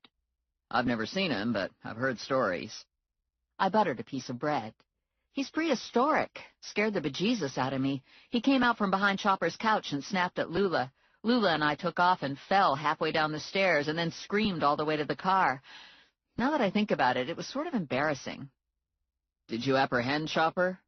No, he wasn't home. But he left his door open and unlocked? Something like that, I said. Morelli looked around for the waitress. Maybe I should have ordered a drink. Feeling the need for alcohol? Yeah, you have that effect on me. My biggest fear is that someday I'm going to show up to arrest someone, and it's going to be you. Would you do that? Morelli gave up on the waitress and slouched down a little. I'd put the cuffs on you. And then what? I asked. His mouth curved into a small smile, and his eyes darkened. Do you want to know the details? My turn to smile. Not here. You're teasing me, Morelli said. I like it. That led to a long silence while we both considered the next move. It would be easy to fall back into an intimate relationship with Morelli. He was fun and sexy and easy to live with, and I liked his dog. He could also be difficult to live with. He hated my job, and he insisted on controlling the television remote. We had a history of breaking up and eventually getting back together. I suppose it suited our current lifestyle, but it was probably establishing bad habits. Do you remember why we broke up? Morelli asked. You needed space. I needed toast. You ate the last piece of bread and you didn't get more. I was busy. I forgot. You're supposed to remember those things. You're a woman. I'm supposed to remember toast? Yes. What about you? What are you supposed to remember? Condoms. Here's the scary part. It sort of made sense. So what's new with you other than McCurdle? I asked. Any interesting murders? McCurdle's about as good as it gets. After him, it's same old, same old. Gang executions, vehicular homicide, accidental death with a blunt instrument. The waitress brought our sandwiches, and we dug in.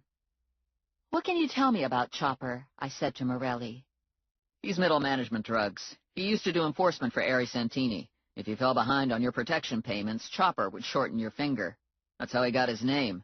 One day, he shortened the wrong finger and got his hand smashed with a baseball bat. Had a hard time getting a good grip on finger-chopping tools after that, so he got bumped over to sales. Oh, great. Lula was right. Any ideas on how I can catch Chopper? I asked Morelli. I'd avoid his apartment. A glob of red sauce slipped out of my sandwich and landed on my T-shirt. Crap, I said, looking down at the sauce. Morelli's eyes darkened a little, and for a moment I thought he was going to lick the sauce off. And then I wasn't sure if it was because he wanted the sauce or because it was on my breast. I already figured out the apartment avoidance, I said, dabbing at my shirt with my napkin. What else? I don't know. He's not in my circle of friends. Morelli tapped a number into his phone and asked about Chopper. He got off the phone, wrote a bunch of addresses on a napkin, and gave me the napkin. Mid-morning he'll be downtown, Morelli said. He moves around, but he's usually on Lower Stark. Drives a black Lexus. He has a lunch trade going to a couple fast food places around the arena. Then he goes home to stash money and package up more stuff. He's somewhere around the food court at Quaker Bridge Mall early in the evening, and then he moves to a multiplex parking lot, usually in Hamilton Township. He covers a lot of ground. Yeah, Morelli said. He hustles. And the alligator protects the drugs and the money? Looks that way. 2 questions. If you guys know where he sells drugs, why don't you arrest him? We did. He's out on bail, and it's not that easy. He's sneaky. Okay, second question. Why doesn't someone walk into his apartment and shoot the alligator and take the drugs and the money? Morelli stopped eating and looked at me. You aren't thinking of doing that, are you? Of course not. It was a hypothetical question. Honestly, do you really think I'd shoot an alligator? No, Morelli said, but Lula might. Lula couldn't hit an alligator if it was 3 feet from her and already dead. I shoot with my eyes closed, and I'm a better shot than Lula. Morelli's phone buzzed, and he looked at the readout. I have to go, he said. Something bad happen? I'm a homicide detective. If they're paging me, it's never good. He stood and dropped a couple 20s on the table. That should cover it, he said. Call me if you get lonely. What kind of an invitation is that? I asked. I was going for friendly without being pushy. I shoved back from the table and stood with him. You succeeded. Chapter 8. I stopped home to change my shirt, and at the last moment I decided to take my bottle. I mean, it couldn't hurt to carry it around, right? I left my apartment, and I drove past the bonds office toward the arena. I cruised the area around the arena, looking for Chopper's Lexus, checking out the fast food places Morelli's source had listed. I hung there until 2 o'clock without seeing a single black Lexus SUV. I took Broad to Cotter and drove the alley behind Chopper's loft. The black SUV was parked in Chopper's small backyard. Chopper was at home with Mr. Jingles. I returned to Broad, and I was almost at Hamilton when Chet called. Gritch left the 7-Eleven and drove across the river. I have him at an isolated house a half-mile off Lower Bucks Road. He's been there for 10 minutes now. I'm programming it into your nav system. Thanks. I'll check it out. Do you need backup? Do I have a choice? There was a long pause. No, Chet finally said. It used to bother me that Ranger monitored my every move, but I've gotten used to it, and for the most part I'm able to ignore it. Truth is, I'm not all that good at being a bounty hunter, and Ranger's overprotectiveness has saved my life more than once. I stopped at the bonds office to get Lula, and I ran into Walter Moonman Dumphy coming out of the used bookstore next to the bonds office. Mooner is my age, but he lives on an entirely different planet. He's slim with light brown shoulder-length hair parted in the middle. He was wearing a vintage Metallica t-shirt, jeans with holes in the knees, and black and white chucks. Dudette, Mooner said to me. Long time no see. How's life? It's good, I told him. What's new with you? I got a new casa. It's El Loco Mobile Casa. It took me a moment to realize he was talking about the rusted-out motorhome at Curbside. You're living in this RV? Affirmative. Totally cool, right? And the feng shui is excellent. Like, if I'm getting bad vibes, I just park this sweetheart in a different direction. And I have a dish, so I didn't have to give up my position on the Cosmic Alliance. I had no idea what he meant by the Cosmic Alliance, and I didn't want to take the time to ask. That's great, I said. I have to go to work now. Yeah, me too. You're working? Gotta feed the love bus. Doesn't run on air, dude. What are you doing? I'm walking dogs. I pick 'em up and take 'em to the park. They crap their brains out, and I take 'em home. He gave me his card. Golden Aura Dog Service. Happy is as happy does. Nice, I said. I'm hella entrepreneurial, Mooner said. It's a gift. I pocketed the card and went into the bonds office. Gritch is at a house in Bucks County, I said to Lula. I'm going to take a look. Want to come with me? Sure, Lula said. Haven't got anything better to do. How about filing? Connie said. Filing isn't better, Lula said. Filing gives me a cramp in my head. Personally, I think you should just throw all those files away. We never look at them. What good are they? When was the last time you looked at one of them files? I'd look at them if I could find them, Connie said. She turned to me. Speaking of files, I got a new one for you. Lenny Pickerel. It should be an easy capture. Wait until you hear this, Lula said. This is a beauty. This guy stole toilet paper out of all the rest stops on the turnpike. He said he was protesting the inferior quality of rest stop toilet paper. It didn't seem like such a horrible crime. They arrested him for that? Actually, they arrested him for making an illegal U-turn across the grass median, Connie said. When they checked out his trunk, they found it was full of toilet paper, and then they went to his house, and it was full of toilet paper. The guy's been stealing toilet paper from the turnpike for almost a year. And now he's FTA? I asked. Probably stealing more toilet paper even as we speak, Lula said. Sounds to me like an addiction. I rammed the file into my bag. Adios, I'm off to find Vinny. Me too, Lula said. I'm going to find the heck out of him. I crossed the Delaware River into Pennsylvania and went north on Lower Bucks Road, watching my nav screen. Lower Bucks Road is a 2-lane, fairly well-traveled road that runs along the river. It's a mix of expensive homes, moderate homes, and woods, not a lot of commercial property. 10 minutes down Lower Bucks Road, I was told to turn left onto a dirt road. It was a wooded area, and the dirt road was single lane. I knew the house was a half-mile in. I crept along, not wanting to raise dust. After a half-mile, I came to the house. It was a brown shingle 2-story cottage-type house. Big, maybe 7,000 square feet. A Bucks County manor house. Professional landscaping. Circular drive court. Not shabby. Probably Vinny didn't want to be rescued. He probably had a jacuzzi and a 4-poster bed. On the other hand, they were going to kill him on Friday. I continued on down the road past 2 more houses before the road abruptly ended. I turned and slowly cruised past the brown shingle house for a second time. Gritch's Mercedes was parked in the drive court, plus 2 other cars. One was an SUV, and the other a Ferrari. Hard to believe you'd want to stash a perv like Vinny in a nice house like this, Lula said. Maybe this is Bobby Sunflower's house, in which case we'd be sitting in Bobby's driveway, and that might not be healthy. Good point. I drove back to the road, pulled to the side, and parked. A half-hour later, Mickey Gritch turned out of the dirt road and headed south toward Trenton. The Ferrari followed. I called Chet, gave him the Ferrari's plate number, and asked him to find owners for the car and the house. He called me back in 5 minutes. The car belongs to Bobby Sunflower, Chet said. The house is owned by a holding company, and Sunflower owns a holding company. Can you find out if the holding company owns other properties? Sure, I'll get back to you. This is like having your own private detective agency, Lula said.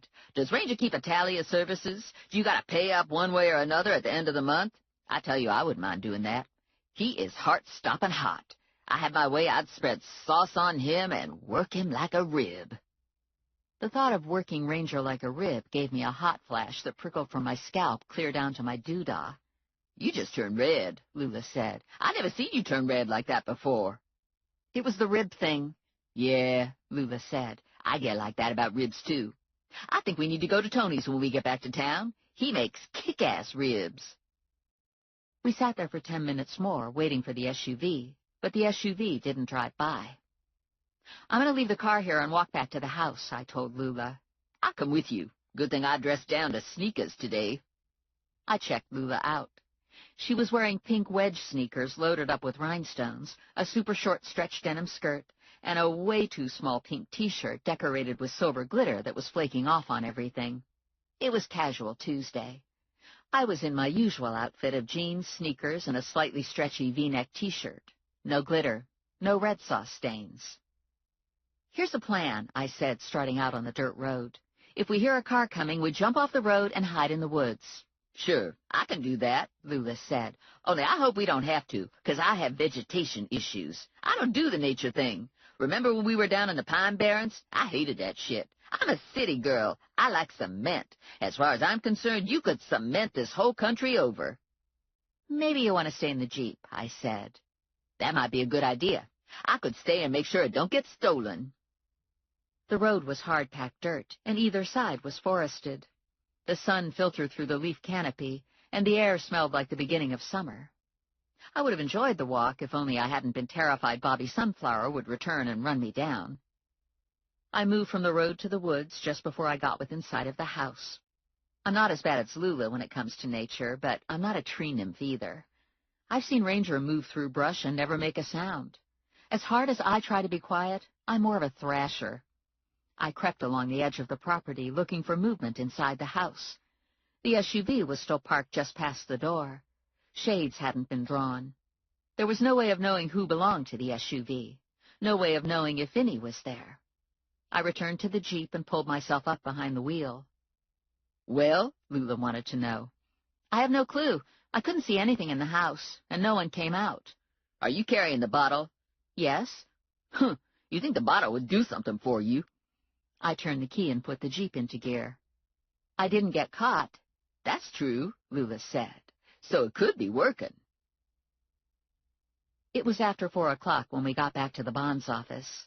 Connie was painting her nails and looking not happy.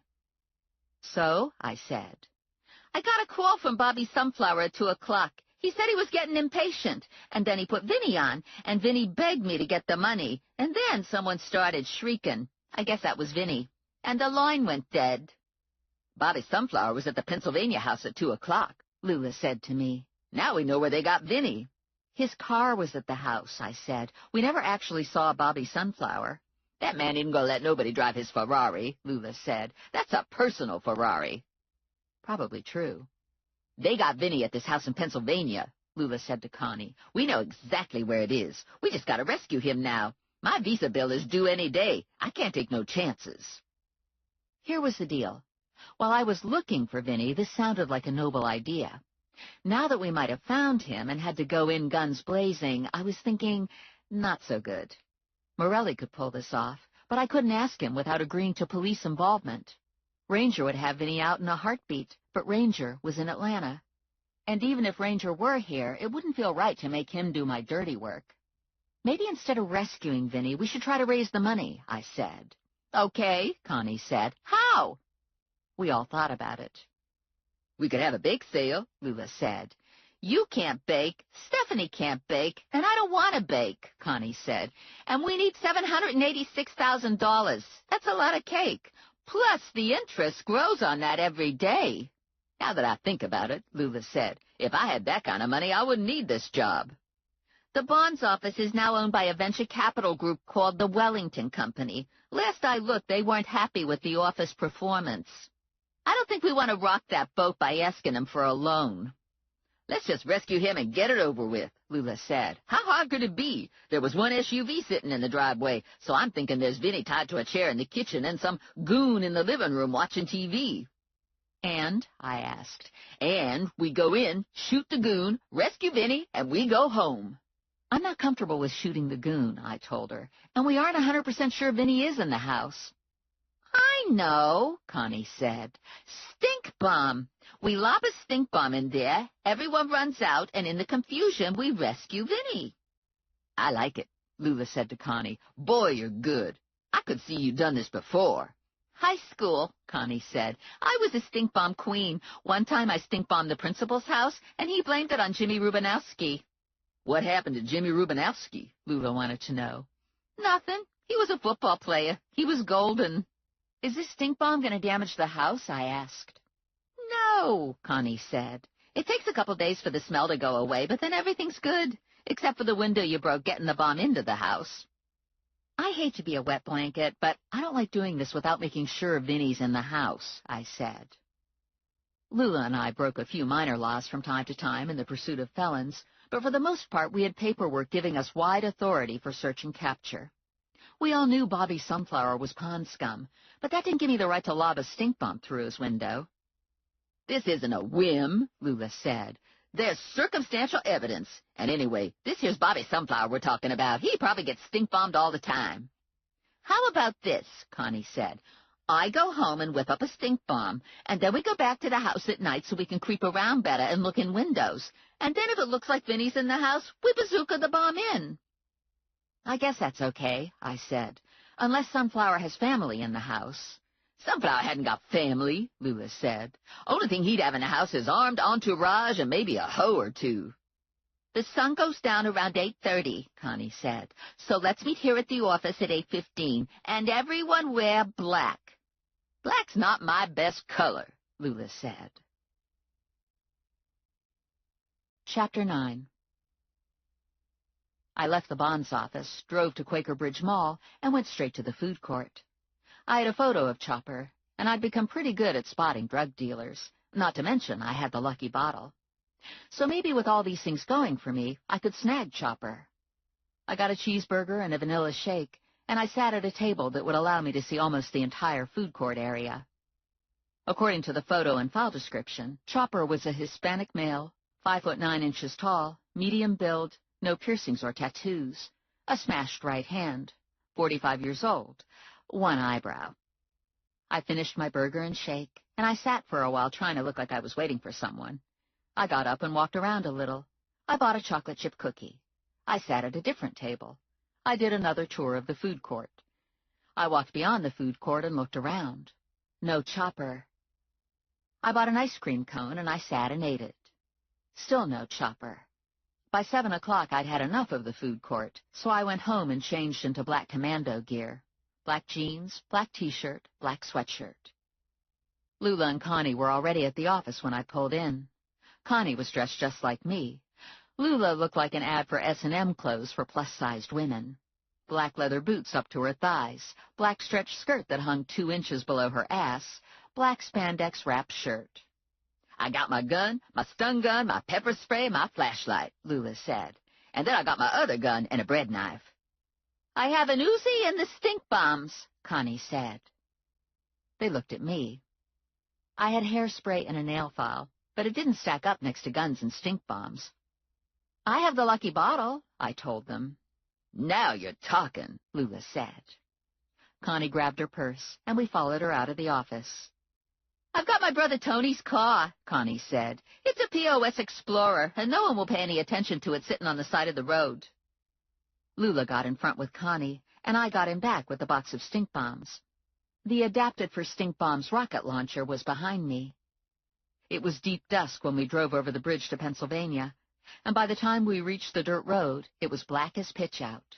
No moon, overcast sky.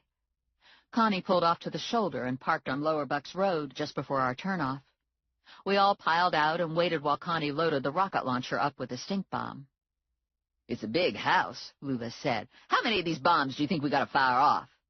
"One will probably do it," Connie said, slinging the Uzi strap over her shoulder. "But we could do an upstairs and a downstairs if we want to be sure of covering the whole house." "What's it smell like?"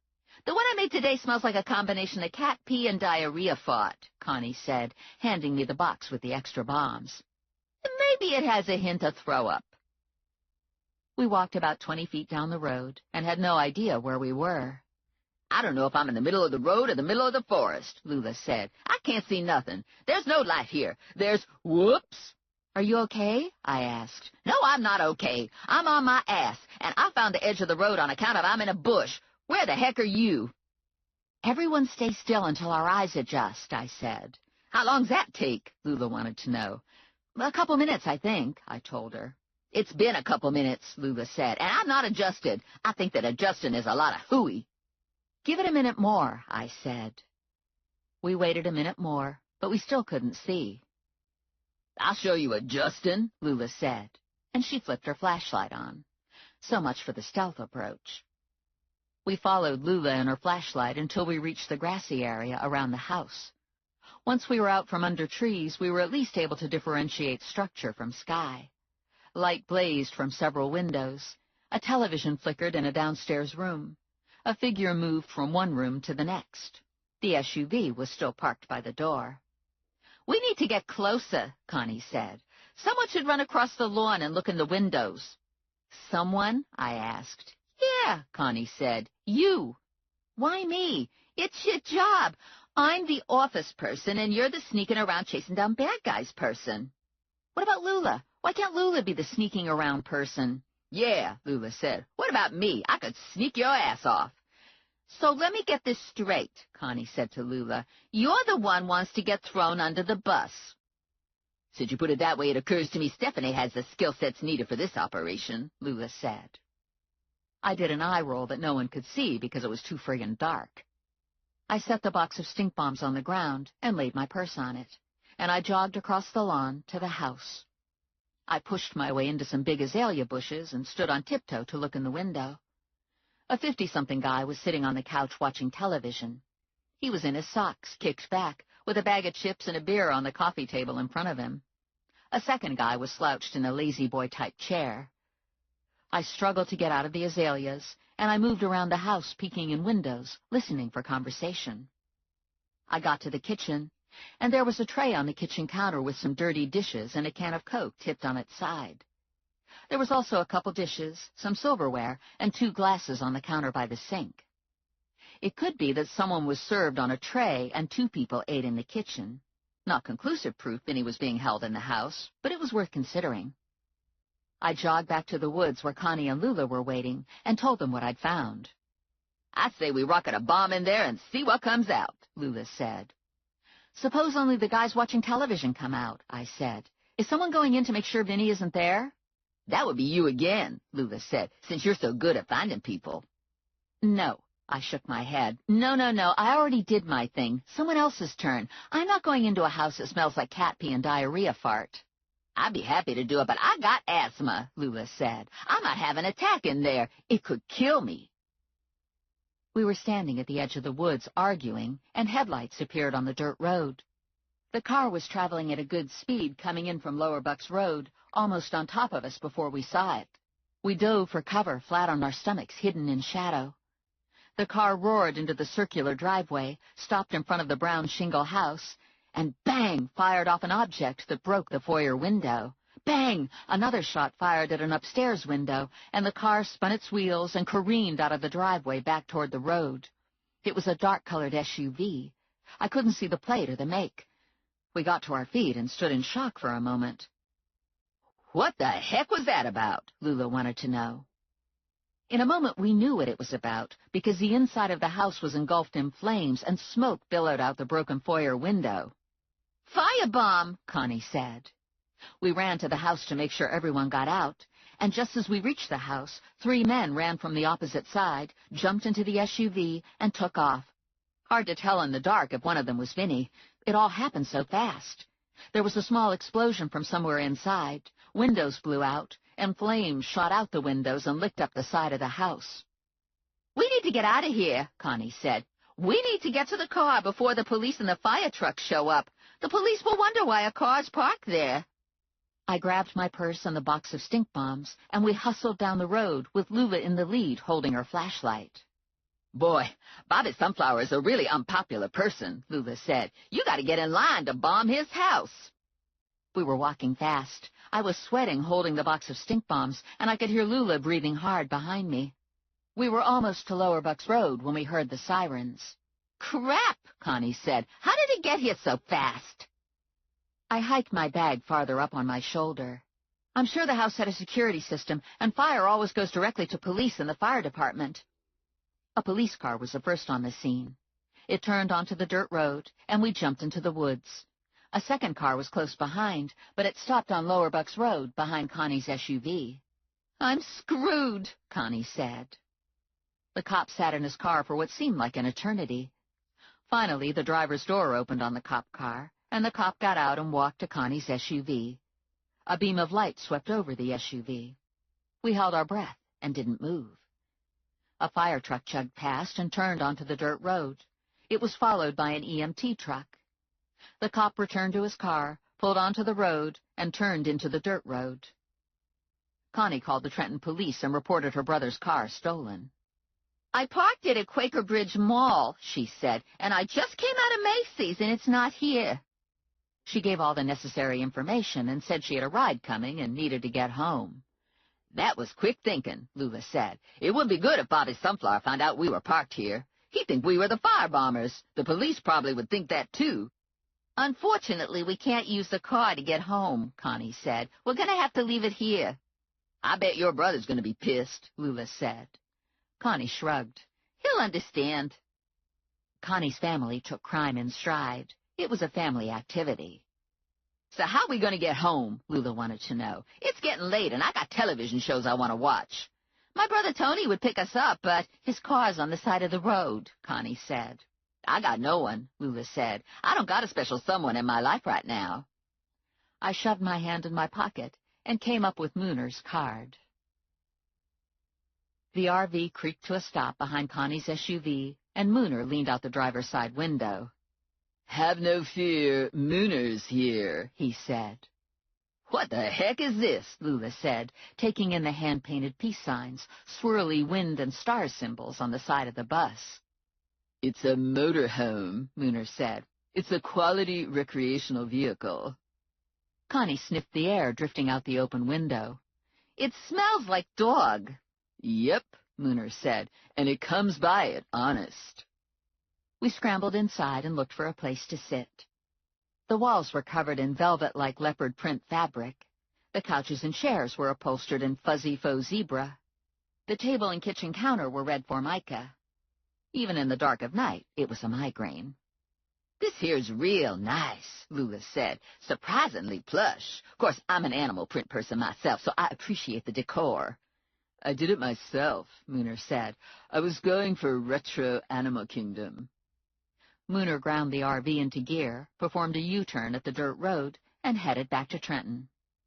"Were you ladies attending the bonfire?" he asked. "It has to be mega. I could see the glow from the bridge." "We didn't go to the bonfire," I told him. "We were just riding around, and the car broke down."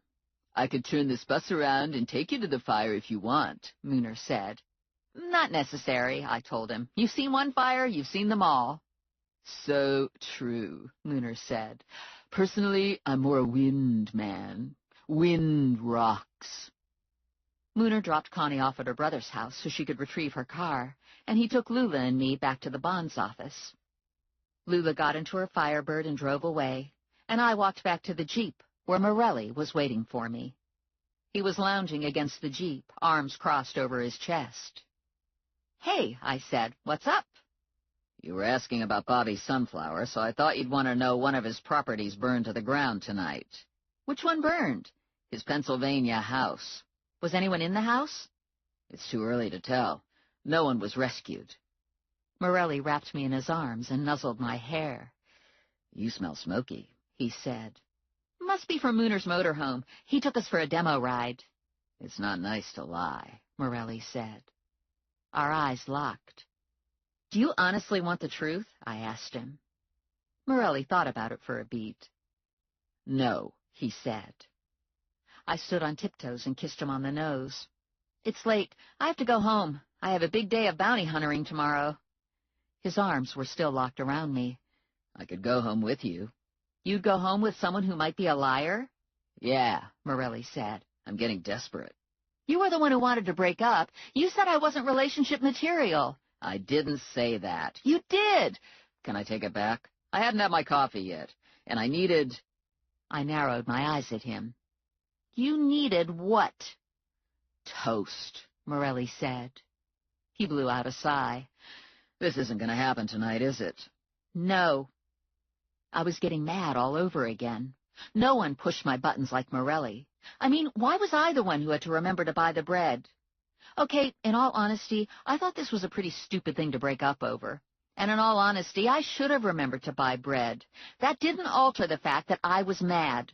Mad wasn't a reasonable emotion. And the truth was, I wasn't entirely sure if I was mad at Morelli or mad at myself. Chapter 10. I rolled into the bonds office at 9 o'clock. Connie was at her desk. Lula hadn't as yet arrived. "Have you heard anything about the fire?" I asked Connie. "So far, no bodies found. Word on the street is there's a war going on between Bobby Sunflower and some under-the-radar mob guy." "Did your brother get his car back?" "He's picking it up from impound today. The police suspect it was stolen by someone associated with the fire." "Only tangentially." "That's a big word," Connie said. "I heard it on television. I'm pretty sure I used it right." The phone rang, and Connie answered. "Yeah," she said to the caller. "I understand." She hung up and looked at me. "That was a reminder that we have 2 days left to come up with the money, and it's now grown to $1,000,001. At least we know Vinny didn't burn up in the house." "Looks that way. I suppose it's a good thing, although I'm starting to think it might be easier just to look for a new job." Lula bustled in. "What'd I miss? Did I miss anything? I overslept, and then I couldn't figure out what to wear, and my coffee pot's broke, so I had to stop at Starbucks, and the line was out the door." "We found out Vinny didn't burn up in the house," I told her. "Huh," Lula said. "But then on the bright side, since he isn't dead, we might get to use a stink bomb after all. Every cloud is a silver lining," Connie said.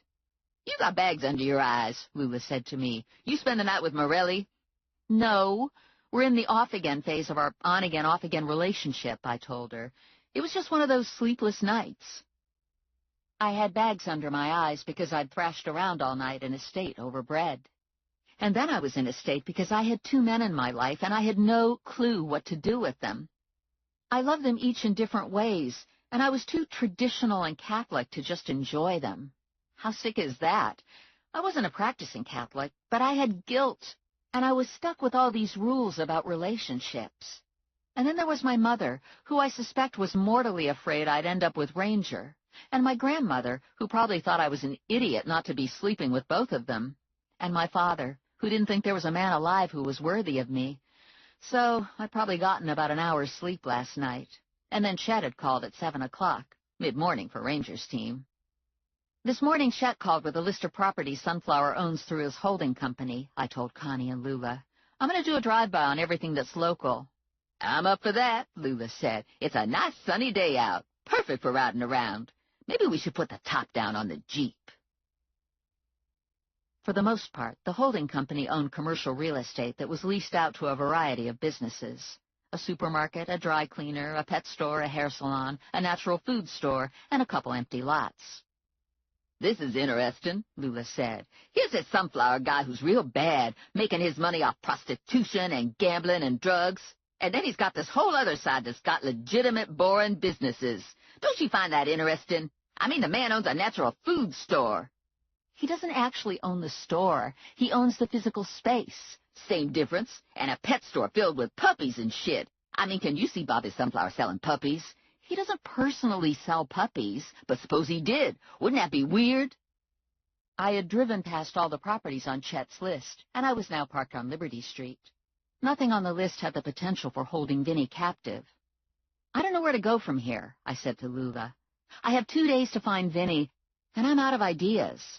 I got ideas, Lula said. They're about lunch. I'm thinking nachos. Good idea, I told her. I know just the place. I drove down Liberty to Broad and followed Broad across town to Marble Street. I pulled into the 7-Eleven lot and parked. Mickey Gritch was on the other side of the lot, conducting business as usual. I gave Lula a 20. Get me nachos and a drink. I'm going to talk to Mickey. You sure you don't want me behind you doing backup? No, I can manage on my own. I waited for a guy in a rumpled suit to walk away from Gritch. When the guy got in his car, I moved in. Hey, I said to Gritch, long time no see. Not long enough, Gritch said. Get away from me, you're like poison. How so? I don't know, by association. Talk to me, I said. Gritch rolled his engine over. I'm leaving. You can talk to me here or you can talk to me at your house, I said. I know where you live. I had good luck with Ernie Wilkes with that threat.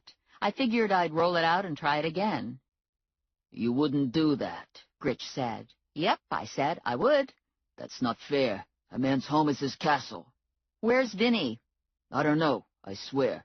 I guess he was at Sunflower's house in Pennsylvania, but it got firebombed and they moved Vinny.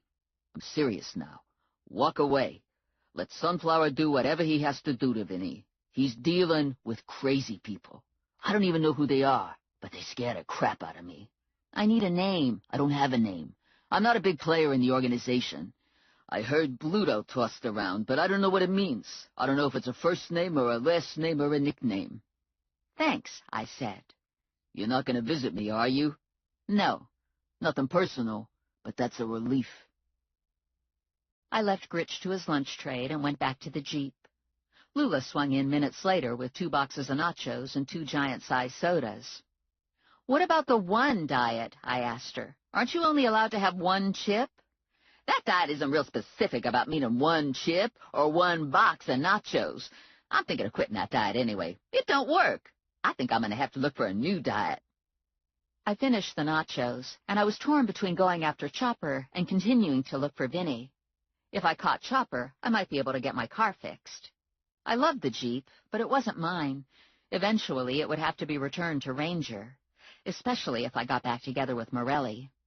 Using one man's car and sleeping in another man's bed didn't work, at least not when the men were Ranger and Morelli. Of course, if I slept with Ranger, I might be able to keep the Jeep indefinitely. What the heck are you thinking? Lula asked me. You're mumbling and rolling your eyes and sighing. I was thinking I need to find Vinny. He only has 2 days left. Do you think Sunflower would really kill Vinny? Yes, I said. I think he'd kill Vinny. I do too, Lula said. Sunflower's a bad man. I finished my soda, collected the trash, and ran it over to the trash can by the door. I ran back and cranked the Jeep over. Where we going? Lula wanted to know. We've already been all over the place. I have a hunch. They had to hustle Vinny out of the burning house and stash him someplace else. It would have to be someplace easy on short notice, someplace like an apartment building. The rat house. Exactly. In 15 minutes, we were in front of the apartment building on Stark. The area around the apartment was quiet at this time of day, but a scrawny guy who I assumed had a big gun was slouched on a folding chair by the door. That's like an advertisement Vinny's in there, Lula said. Maybe. I drove around the corner and turned into the alley. We counted off units, and I idled behind the apartment building. The building had 6 parking spaces marked off in its small lot. The rest of the lot was given over to a dumpster.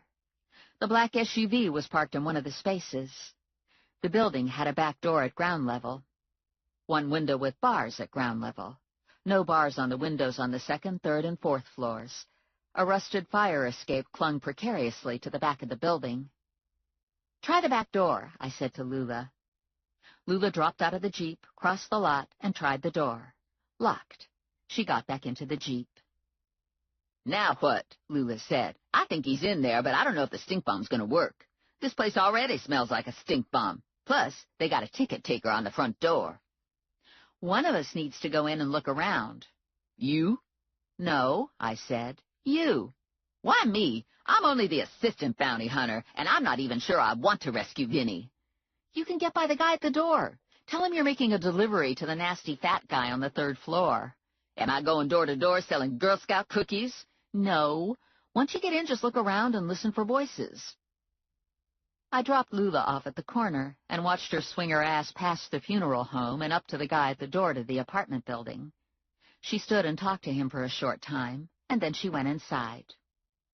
After 10 minutes, I looked in my rearview mirror and spotted a rangeman SUV double-parked in front of a bar half a block back. The cowardly part of me was happy to see them there, but the rest of my brain acknowledged that I led a weird life. I had a cop boyfriend who hated my job and tried to get me to quit, and I had a security expert potential lover who didn't tell me to quit my job, but had me under constant surveillance. I wasn't sure which was worse. Lula popped out of the building's open front door, and the door guard grabbed her by the arm. I was ready to roll if it looked like she was in danger. Not that I would be much good as a rescuer, but the 2 heavily armed, overly muscled guys on my bumper could do some damage. Lula jollied herself away from the door guard and sashayed down the sidewalk to where I was waiting. She got into the Jeep, I waved to the rangeman guys, and I drove off. "Well?" I asked her. "He's there. He's in the back unit on the 4th floor. I could hear him talking. Sounded like they were playing cards." "Any problems? Anyone see you?" "Just the moron at the door, and he bought the hoe line." It was too late to catch Chopper at his lunch stops, and I wasn't in the mood to start looking for the toilet paper bandit, so I headed back to the office. I needed to talk to Connie anyway. It was one thing to find Vinny. It was a whole other deal to rescue him. As much as I would love to see Connie shoot off a stink bomb, I had serious doubts about it as a rescue aid. Seemed to me a stink bomb, like a firebomb, got everyone out of the building, but didn't give us an opportunity to snatch Vinny. I was halfway across town when Grandma Mazur called. "I think I broke my foot," she said. "I was dancing to one of them workout videos, and I accidentally stubbed my toe on the coffee table, and now I think something's broke. At first I thought it wasn't broke, but it's turned purple, and it's all swelled up." "Where's Mom?" "She's at the beauty parlor, and your father's playing pinochle at his club, and I hate to call the ambulance people because then I'll be a spectacle. There'll be rumors I'm dead. I just need you to give me a ride to the emergency room." Chapter 11. Lula and I stood in the living room looking at Grandma's foot. "It looks broke, all right," Lula said to Grandma. "That's one heck of an ugly foot you got there, but I like the polish you got on your toes. What's the name of that? Red Hot Rapture? Lucky I just painted them yesterday. Imagine breaking your foot when your toes weren't done up." "Yeah," Lula said. "I'd hate that. Does it hurt?" "It used to, but I took a couple snorts of Jack Daniels, and I'm pretty happy." "We need to get her to the car," I said to Lula. "Okay," Lula said. "Do you want to carry her or drag her?" "Can you hop?" I asked Grandma. "I could before the Jack Daniels, but now I'm not so sure." Lula got on one side of Grandma, and I got on the other, and we scooped Grandma up and got her out the door, down the sidewalk to the Jeep. I was afraid to alley-oop her, so I dragged her up onto the passenger seat. "It's a shame we gotta go to the hospital," Grandma said. "I feel like having some fun. I wouldn't mind seeing some naked men." "How much Jack did you have?" Lula asked. "I don't need Jack to want to see naked men," Grandma said. "You get to be my age and there's not a whole lot of opportunity. I signed up for one of those porn movies on TV once, and it was all girls. You only got to see the men from the back. What good is that?" "I hear you," Lula said. St. Francis Hospital is about 3 minutes from my parents' house. I pulled into the emergency room drive-thru, offloaded Grandma into a wheelchair with Lula in charge, and hustled to the parking garage. By the time I got back to the emergency room, Grandma had been wheeled off somewhere to be evaluated, and Lula was busy reading magazines. "This is an excellent emergency room," Lula said. "They got a good selection of magazines, and people tell me they know what they're doing when it comes to shootings and knife-ins on account of they get so much practice." An hour later, they wheeled Grandma back to the waiting room with a big black boot thing on her foot. "It's broke all right," she said. "I got to see the X-ray." "What do you got on your foot?" Lula wanted to know. "The bone was just cracked a little, so they wrapped my foot up in this boot thing instead of putting it in a cast. I can walk on it and everything." Grandma got out of the wheelchair and took the boot for a test drive. Step stomp, step stomp, step stomp. The boot came to mid-calf, was foam-padded, and held secure with thick Velcro straps. The bottom of the boot was 2 inches of hard, molded plastic. When Grandma walked, she was tipped to one side, since one leg was 2 inches longer now than the other. "I feel gimpy in this boot," Grandma said, "and my butt cheeks don't match up.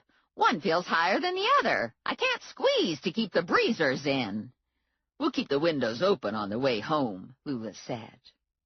Grandma looked down at the boot. "It's pretty nifty, though. I can't wait to show this to your mother. I bet this could get us one of those handicap parking signs, and I got some pills for when the Jack Daniels wears off." I brought the Jeep around to the drive-thru, boosted Grandma up into it, and drove her home. I called ahead, and my mother was waiting at curbside. "Here she is," I said, lowering Grandma down to my mother. "Almost as good as new." "For the love of Pete," my mother said. "I was doing a lunge, and I broke my foot," Grandma told her, "but it's only a little bit broke." "I have to go," I said to my mother. "I have to get back to the office."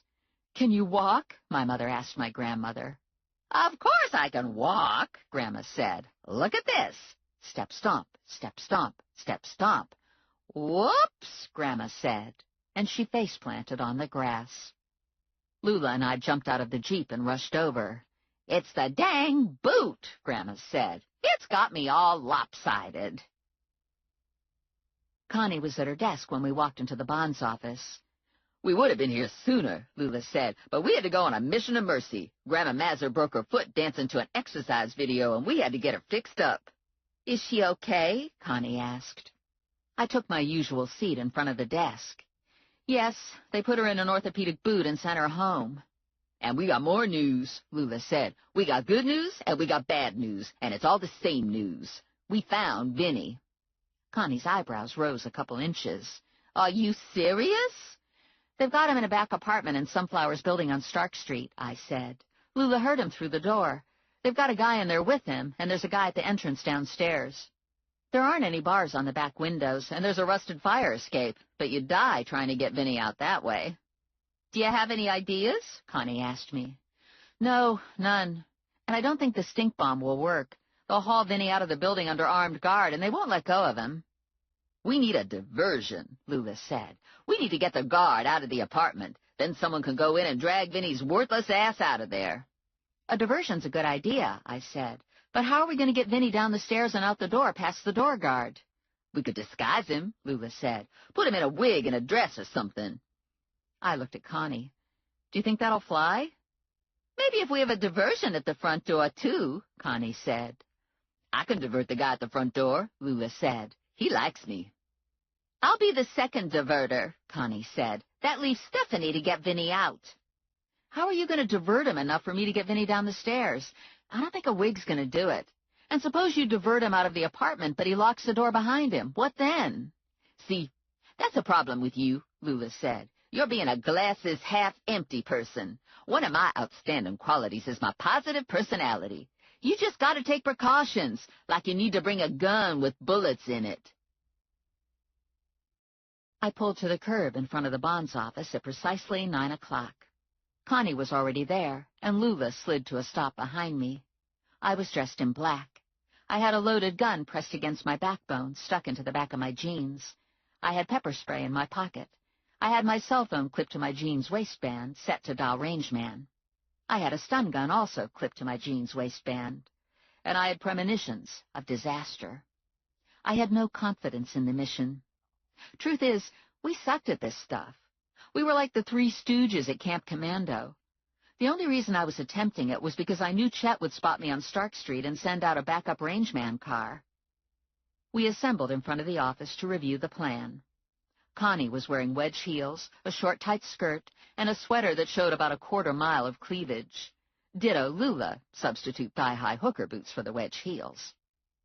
I've been thinking about it, I said. Our best shot at this is to get the back door open. I looked over at Lula. If you can open the door for Connie and me, we can slip upstairs easier, and then we can bring Vinny out that way. You can count on me, Lula said. What about cars? We'll take the Jeep, I told her. I'll drop you off on Stark Street, and then I'll park in the alley behind the building. After we escape with Vinny, I'll swing around and pick you up. Okie dokie, Lula said. I'll be waiting for you. We all piled into the Jeep, and by the time we got to Stark Street, my stomach was sick, and I had a grapefruit-sized lump of panic sitting in the middle of my throat. Lula got out at the corner and walked half a block to the apartment building. There was still a guard out front, but it was a different guy. I circled around and parked in the alley as planned. This is going to work, right? I said to Connie. We won't get caught or killed or anything. Do you have the bottle with you? It's in my purse. So that should help, Connie said. Oh, geez, it was going to come down to the bottle. Connie got out of the Jeep and adjusted her girls. Vinny better appreciate this effort. It's not like I haven't got better things to do than save his ass, she said. I reached under my seat and grabbed the 2-pound maglite that was standard equipment on all rangeman vehicles. It was also the weapon of choice for head bashing. There wasn't a lot of light in the alley. There were streetlights in place, but the bulbs had been shot out. We walked to the back of the building and looked up. Shades were drawn on the fourth-floor windows. The black SUV was parked nose-in to the building. I tried the back door. Locked. We both took a step back and waited in the shadows for Lula to unlock the door. I heard footsteps, the doorknob turned, and Lula looked out at us. The coast is clear, she said. The door dummy went down the street to get something to smoke. Showtime, Connie said, and she motored through the door, down the short hall, and wasted no time going up the stairs. I followed close behind, thinking I'd done equally dangerous and stupid things as a bounty hunter, but this was right up there with primo bonehead operations. We reached the fourth floor and looked around. 3 doors, 4A and 4B, and nothing on the third door. I listened at the unnumbered door. Silence. I carefully tried the knob. Unlocked. Utility closet. I stepped into the closet and pulled the door almost entirely closed. I heard Connie rap on a door, heard the door open, muffled words. Connie was handing the guy a line about her girlfriend passed out on the 2nd floor. And she's naked, Connie said, and we both had too many Cosmos, and I think we're in the wrong building. I heard the apartment door click closed, and then footsteps on the stairs. I slipped out and went to 4B. The door was unlocked. I stepped inside and scanned the room. It was an efficiency with a small kitchenette on one side. Grease-stained pizza boxes on the counter, a card table and a folding chair, an ashtray overflowing with cigarettes, no couch, no television. No wonder Connie had an easy time with a guy who answered her knock. He had to be going nuts in here. I heard something rustle in the other room, and I was hoping it was Vinny, because the last time I heard something rustle like that, it turned out to be an alligator. I poked my head in and spotted Vinny handcuffed to a thick chain that stretched into the bathroom. Holy shit, Vinny said. What the fuck? Vinny was wearing pointy-toed shiny black shoes, black socks, and black bikini briefs. Vinny fully dressed wasn't all that good. Vinny in black socks and briefs was a nightmare. "Where are your clothes?" I asked him. I haven't got any. This is what I was wearing when they snatched me. There was a moment where I was actually debating leaving him there. "I know what you're thinking," Vinny said, "and Grandma Plum and Aunt Mim would be very upset if you left me here and they killed me." "Okay," I said, "but how am I supposed to rescue you when you're chained to the toilet?" "You don't have a universal key? What kind of bounty hunter are you?" "I didn't think I was going to be uncuffing anyone." "You never know when you'll come across someone," Vinny said. "You should always have cuffs on you. This is why I'm losing money." "You're on thin ice here," I said to Vinny. "I know," he said. "I'm sorry. It was nice of you to try to rescue me. You should get out before Snake comes back." "Snake?" "So sue me, that's his name, and he moves like a snake. He's creepy." "I'm not leaving without you," I said. "Pull the chain tight." I took my gun out, aimed it at the chain at short range, and pulled the trigger. The chain jumped, and a link broke off. I rammed the gun back into my jeans, we ran to the other room, and just as we reached the door, Snake stepped over the threshold, gun drawn. His eyes flicked to Vinny, and in that instant, I whacked him in the head with the mag light. He went to the floor on hands and knees, and I heard more men thundering up the stairs. I booted Snake out of the room into the hall, slammed the door shut, and threw the bolt. "Changing plans," I said to Vinny. "Out the window." Vinny ran to the window, threw it open, and looked out. "Are you insane? We're 4 floors up." "Fire escape," I said. "It's rusted. It's junk." The door rattled, and a body slammed into it, but the bolt held. "Go," I said to Vinny, shoving him out the window. "Go!" The metal creaked under our weight, and chunks of metal flaked off when we ran down the stairs. No time to think about it. "This is falling apart underneath me," Vinny yelled. "Keep going," I yelled back. "Don't stop." We were on the 3rd floor. I grabbed a railing for support, and the railing gave way. The fire escape groaned and separated from the building. "Holy crap," Vinny said. "Holy Mary, Mother of God." The entire metal structure was disintegrating and collapsing into itself. We weren't exactly plummeting to the ground, but rather sliding toward it. And then the last bolt let go as we passed the 2nd floor, and we were in free fall. The framework crashed onto the black SUV, and Vinny and I went flying off into space. One of the men leaned out the 4th floor window and fired off a shot. 2 more shots were fired from the alley not far from me. I was on my back on the ground, all air knocked out of me. I was lifted to my feet and yanked toward the Jeep. It was Ranger. He had his hand clamped around my wrist, and he was running with me, half dragging me. We reached the Jeep. He hauled me up into the passenger seat, jumped in next to me, and spun the wheels, taking off. "Vinny," I said. "Tank has him." "I need to get Connie and Lula. They're on Stark Street." Ranger turned the corner and cruised by the building. Connie and Lula were on the sidewalk, looking like they were trying to stay calm, not having any luck at it. The door guard was gone, probably on the 4th floor. Connie and Lula scrambled into the back of the Jeep, and Ranger moved off with a Rangeman SUV on his tail. "So I guess that went well," Lula said. Ranger slid a look at me. "Are you okay?" I nodded. I was having a hard time finding words. Chapter 12. Ranger took Connie and Lula to the office and waited while they got into their cars and drove away. The Rangeman SUV was still behind us, idling at the curb. Ranger called back and had Vinny transferred up to the Jeep. "Do I need to know why he's in his underwear?" Ranger asked me. "That's how he was captured." Vinny climbed into the back, chain dangling from his handcuff, and Ranger took a universal handcuff key out of his pocket and handed it to Vinny. "I assume the first shot I heard was aimed at that chain," Ranger said to me. "I didn't have a handcuff key." "You're a bounty hunter," Ranger said. "You always carry handcuffs." "I forgot, but I remembered my gun, and I whacked someone in the head with your mag light." Ranger smiled at me. "Babe." "I guess I need to go home," Vinny said. "That's not a good idea," I told him. "Lucille isn't happy with you." "She'll get over it," Vinny said. "She always does." Ranger was waiting for my instructions. "Take him home," I said to Ranger. Vinny lived in a large yellow and white colonial in Pennington. It looked like a house a normal person would own, but it belonged to Vinny. Go figure.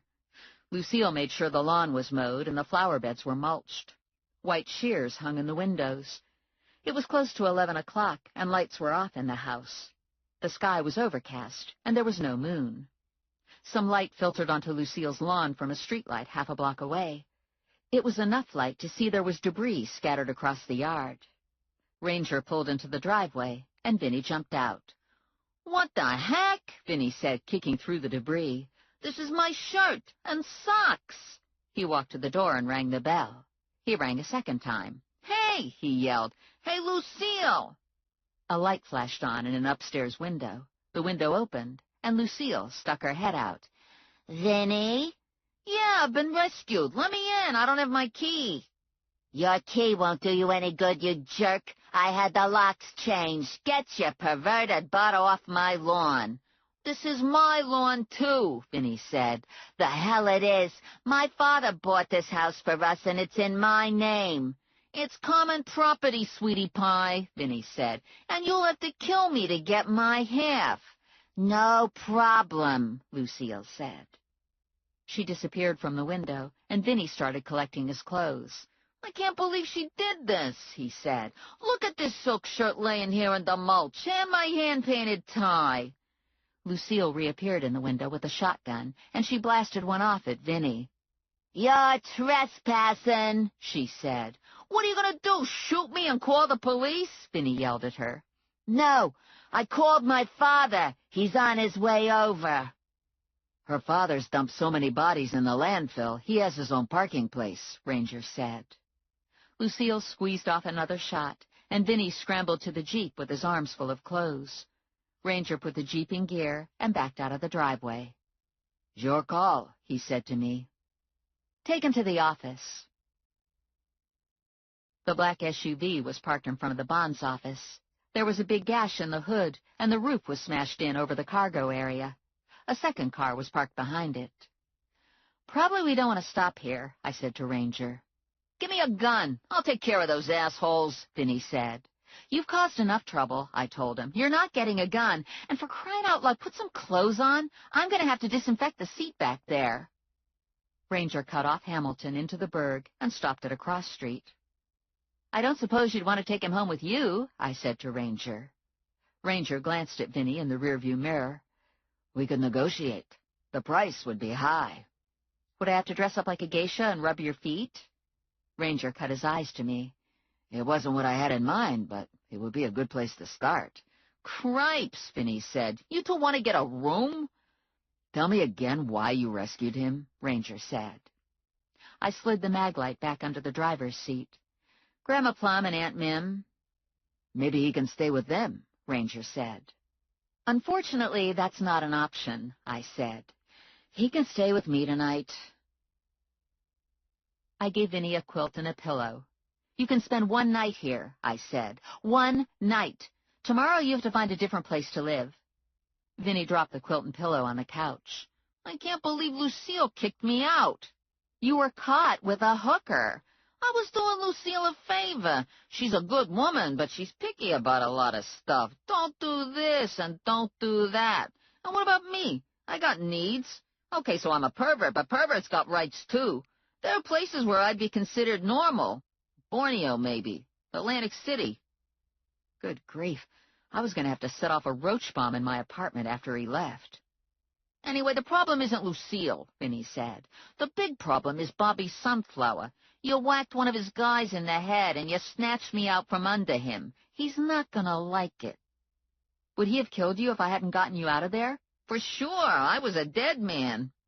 "All because you made some bad bets." Vinny remoted the television on, flipped through about 20 channels, and gave it up. "Sunflower's in trouble. He needs money, and he needs respect. He's in the middle of a war, and he can't show weakness." "What war? Who's he fighting?" "I don't know. Maybe I should go into therapy at one of those sex addiction places. Do you think that would get me off the hook?" "Maybe with Lucille. I don't think Harry'll buy it." My arm was scraped, and the knee was torn out of my jeans from the fall. It would have been a lot worse if we hadn't crashed into the SUV. I limped out of the living room, closed the door on Vinny, started to undress, and noticed I'd missed a call from Morelli on my cell phone. "Hey," Morelli said when I called him back. "Hey, yourself." "Just checking to see if you're home. Shots were fired at Sunflower's apartment building tonight." "Is that unusual?" Good point, Morelli said. We also got a report of shots being fired from Vinny's house. Lucille said she was shooting at a rat. That neighborhood's gone to hell in a handbasket. Should I be worried? Morelli asked me. Hard to say.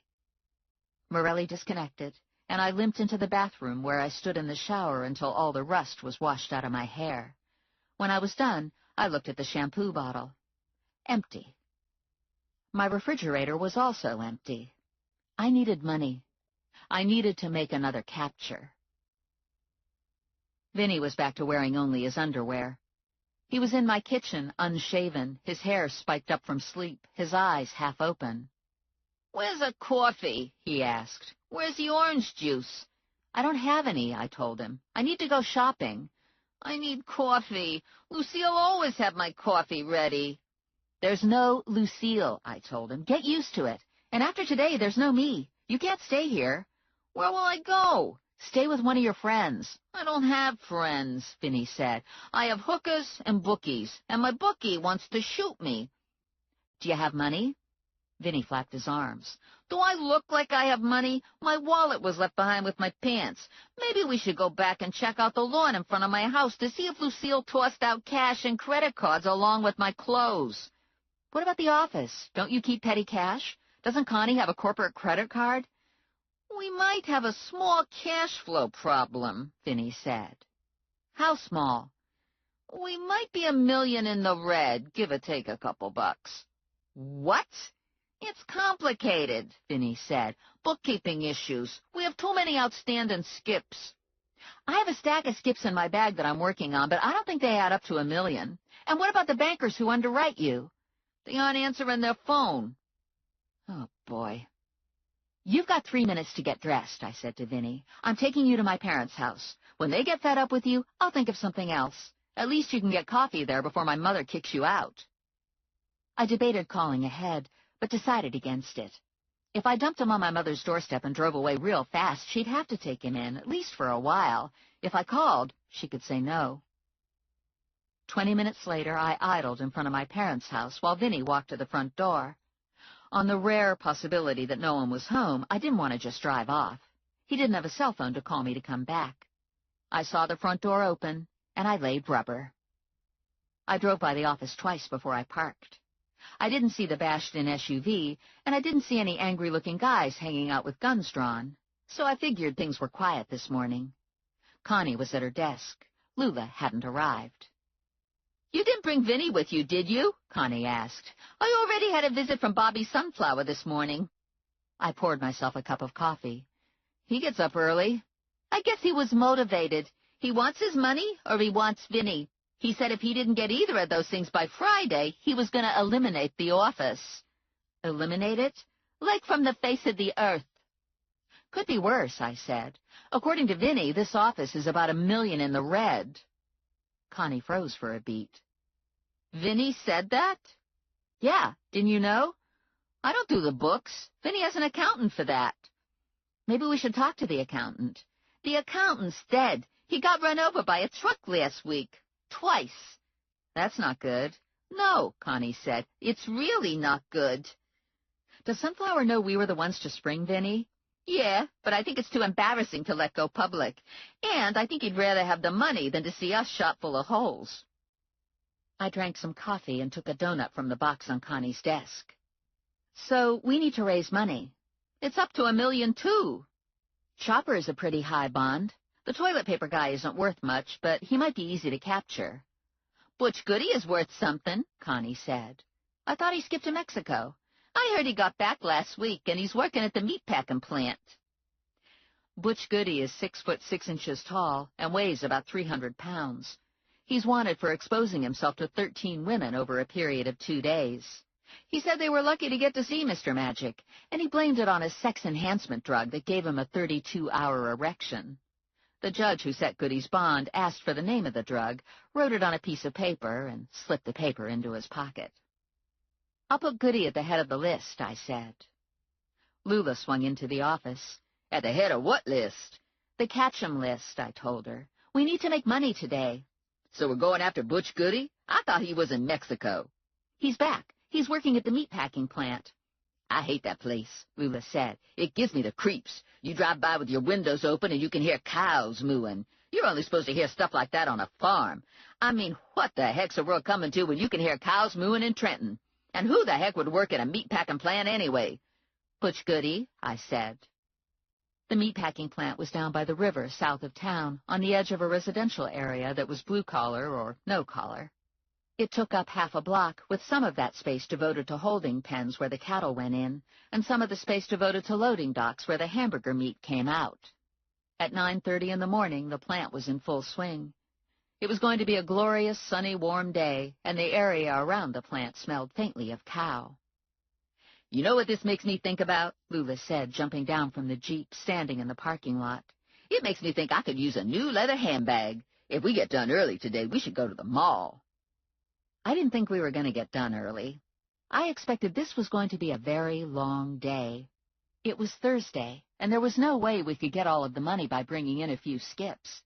If we didn't come up with over $1 million by tomorrow, Grandma Plum and Aunt Mim were going to be wearing black.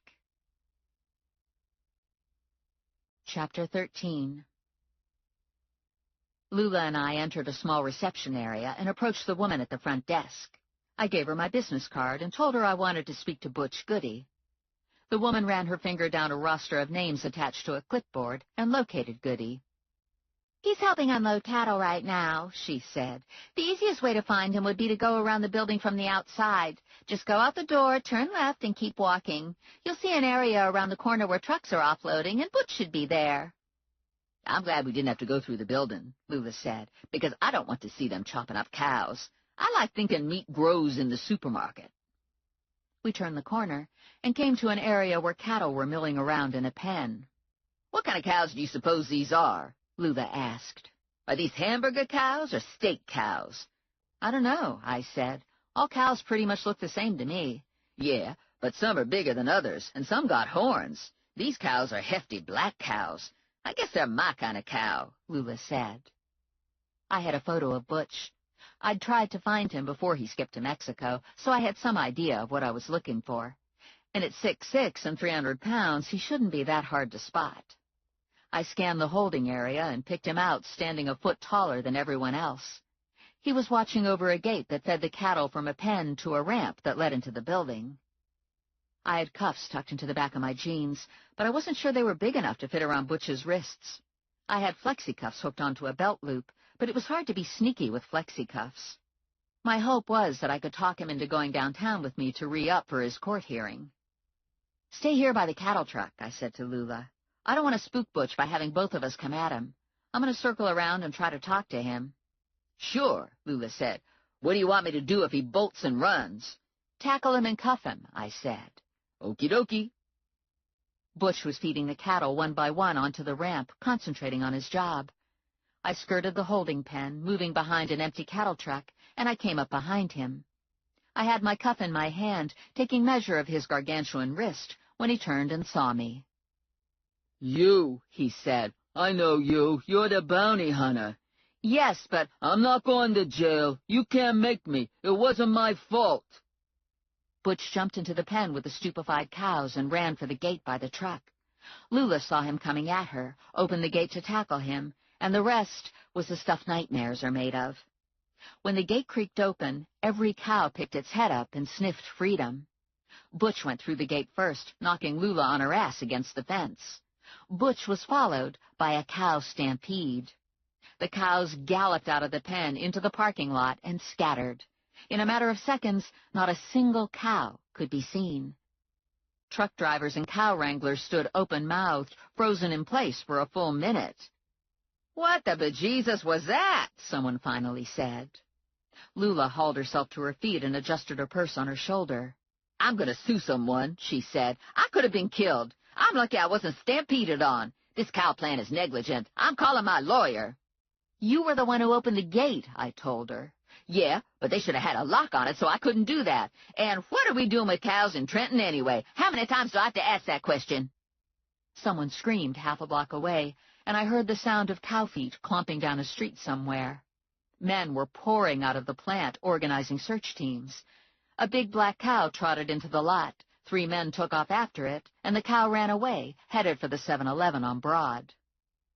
"Well, I guess our business is done here," Lula said. "Now what?" "Now we ride around and try to spot Butch." And we get out of the parking lot before someone remembers Lula was the one who opened the gate. "I kind of worked up an appetite being around all those cows," Lula said, climbing into the Jeep. "I wouldn't mind getting a burger." I plugged the key into the ignition. "After we find Butch." "What are we going to do if we find him?" Lula wanted to know. "Are you going to run him over with the Jeep? Looks to me like that's the only way you'll catch him. He's as big as one of those cows." I drove out of the lot, turned at the corner, and stopped to let a cow cross the street in front of me. "I bet this happens all the time," Lula said. "These people are probably used to having cows in their yards. It's probably like living next to the jail. I bet there's people escaping from the jail all the time, too." Anything was possible, but for all the time I've lived in Trenton, which was all my life, I've never heard of cows making a run for it out of the packing plant. 2 cop cars raced through an intersection 1 street over. I could hear men shouting to each other. I heard a cow bellow not far off. A man bolted from between 2 houses with a cow hot on his heels. The guy scrambled on top of a car, and the cow ran off in another direction. I doubled back to the plant and spotted Butch getting into his car. The lot was filled with crazed cows and crazed cow catchers, so I decided to follow Butch and attempt to capture somewhere else. Butch took Broad to Hamilton, found his way to Cluck-in-a-Bucket, and went straight to the drive-through window. He was driving a white Taurus that was a bunch of years old. Easy to follow. "This is enough to give me religion," Lula said. "How good is this? We follow some idiot to Cluck-in-a-Bucket, just when I'm hungry, too. I bet it's a bottle. You got your bottle, right?" "Yeah." "I knew it," Lula said. "The bottle's working for us." Butch put his order in, pulled up to the next window, and I hung back. "I got an order," Lula said to me. "Pull up to the window." "I'm not getting stuck in the drive-through. If he parks, you can go inside and get your order while I make the capture. If he leaves with his food, you'll have to wait." "Okay, I could do that," Lula said. "That sounds like a plan." Butch got his food and parked nose in, facing the side of the building. Lula jumped out of the Jeep and hustled inside, and I parked directly behind Butch, blocking his exit. My first choice was to talk to him and convince him to come downtown with me. My second choice was to give him a shot with my stun gun and handcuff him to his car. Then I'd pay a tow truck to drag him to the police station. I'd still be way ahead. Ordinarily, I'd stun a guy and Lula and I would wrestle him into my back seat. Since Butch was 300 pounds soaking wet, wrestling wasn't practical. I trotted up to the Taurus and bent to talk to Butch. He jumped at my voice, a piece of burger fell out of his mouth, and he shrieked like a girl. "I just want to talk to you," I said. "I'm not going to jail," he yelled at me. He threw the Taurus into reverse. I hit him once with the stun gun, and he twitched and squeaked, but that was it. The Taurus plowed into Ranger's Jeep and knocked it back about 10 feet, totally bashing in the entire left side. Butch slammed the Taurus into drive, jumped the sidewalk, made a sharp turn, and took off out of the lot. Lula sashayed out with 2 bags of food and stood looking at the Jeep. "You're in trouble," she said. "You wrecked Ranger's Jeep." She looked around. "Where's Butch?" "Gone." "He must be a real fast eater." I walked up to his car and he panicked. I hit him with the stun gun, and it had no effect. "No shit," Lula said. "You need a cattle prod for him." I hauled my cell phone out and dialed Ranger. "Babe," he said. "Bad news," I told him. "I sort of wrecked your Jeep." "It was only a matter of time," he said, and he disconnected. 5 minutes later, a rangeman SUV drove into the parking lot. Hal and another guy got out, looked at the Jeep, and smiled. "No disrespect," Hal said to me, "but you've done better." This was true. I was driving Ranger's Porsche one time, and it got smashed flat as a pancake by a garbage truck. Hard to top that. "Raphael will take care of the Jeep," Hal said, "and I'm at your disposal. Where would you ladies like to go?" "The bonds office," I told him. "We need to regroup." "How did it go?" Connie asked. "Did you catch anyone?" "Nope," Lula said, "but we trashed Ranger's Jeep, and we did some other stuff, but I might not want to talk about it."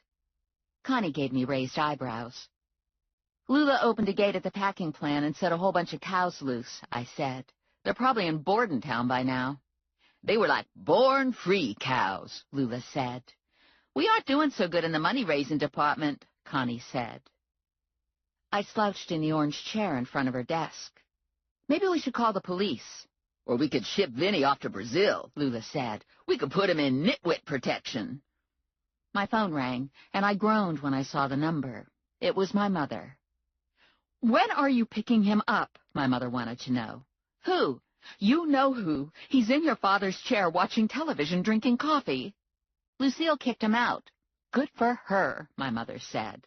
I'd kick him out too, but I can't get him out of the chair. When are you coming to get him? Here's the thing, I said to my mother. He doesn't have any place to stay. He can't stay here, and I swear I'll never make you another pineapple upside-down cake if you don't get him out of here. I'll be right there. I grabbed my tote bag and stood. We have to get Vinny, I said to Lula. My mother's done with him. You can't bring him back here, Connie said. Can I put him in your house? Not even for a moment. I looked at Lula. Nuh-uh, Lula said. I don't even like him, and as soon as he's left alone, he'll be trying all my special dresses on. Lula's attention moved to the plate glass window in the front of the office. It's the Moon Man, she said. Mooner pushed the door open and gave us the peace sign. Ladies, he said, how goes it? It goes okay, I said. How goes it with you? I don't know. I think they might have put some wacky mushrooms on my pizza last night. I was driving down Broad Street just now, and I swear I thought a cow was walking down the street. Huh, Lula said. That's crazy, all right. Some cows got loose at the packing plant this morning, I told Mooner. Mooner clapped a hand to his heart. That's a mega relief. Last time I saw cows walking down the street, I had to go into rehab. What were you doing on Broad? I asked him. I was handing out flyers. I got some for you, too. Mooner put a stack of papers on Connie's desk. The Alliance is having its annual Hobbit Con, and I'm in charge this year. It's an awesome honor. I've never been to a Hobbit Con, Lula said. What do you do there? You dress up like a hobbit, Mooner said, and you get a hobbit name, and there's all kinds of hobbit food, and there are hobbit games, and hobbit music. I might like that, Lula said, taking a flyer off Connie's desk and reading it. I'm always open to new experiences. Do you got a hobbit name? Lula asked him. Bungo Goodchild, Mooner said. I could see that, Lula said. What would my name be? You could be Alvian Jumpswell of Fairdowns, Mooner said, and Connie could be Primula Boffin. What if I don't want to be Primula Boffin? Connie said. What about Stephanie? Lula wanted to know. What's her hobbit name? Isalira Thorny. Yeah, she looks like Isalira Thorny, Lula said. I have a problem, I said to Mooner. Vinny's wife kicked him out of the house, and he hasn't got any place to stay. Do you suppose you could babysit him for me this afternoon and maybe tonight? Whoa, I'd be honored, Mooner said. Vinny's the dude. He's like famous. He runs ASC. What's ASC? I asked Mooner. Alternative Sex Convention. It's like cutting edge. That's a shocker, Connie said. Yeah, Mooner said. ASC is huge. Maybe Vinny could give me some pointers. Unless you got hobbits that wear chaps and nothing else, you probably don't want any of Vinny's pointers, Lula said. Do you remember where my parents live? I asked Mooner. Yep, I could find it with my eyes closed. I wrote the address on the back of my card and gave it to Mooner. Just in case, I said. Call me if there are problems. Don't let Vinny out of your sight, and stay away from Stark Street. Mooner ambled out of the office, and moments later we heard a backfire, and the moon bus chugged down the street. Do you think you can trust him to keep Vinny under wraps? Lula asked me. If Vinny wants to stay alive, he'll make sure he stays hidden. I called my parents' house and asked for Vinny. Mooner is coming to get you, I told Vinny. He's going to let you stay in his RV. Do not leave the RV. I glanced at my watch. It's coming up to lunchtime, I said to Lula. Let's look for Chopper. What about Butch? Connie wanted to know.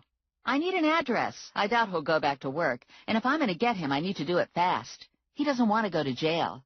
He's going to run again. Chapter 14. Lula and I left the bonds office, and Lula looked up and down the street. I thought for sure there'd be a new black car delivered by now, Lula said. You don't suppose Ranger ran out of cars, do you? Maybe I've reached my monthly quota.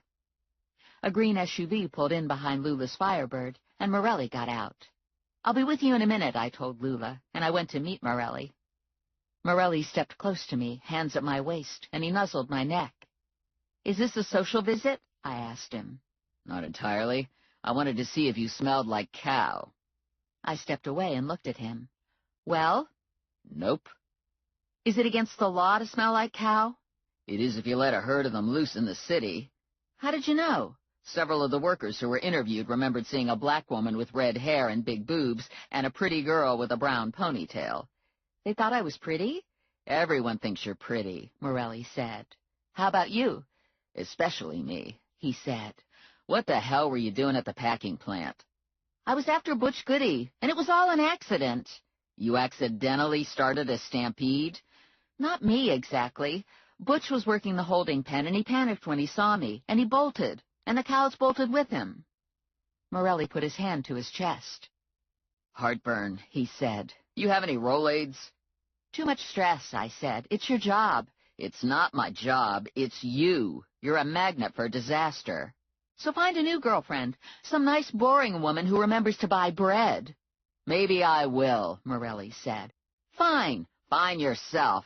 Humph, I said, and I turned on my heel, marched back to Lula's Firebird, and got in. That looked like it went well, Lula said. Just drive.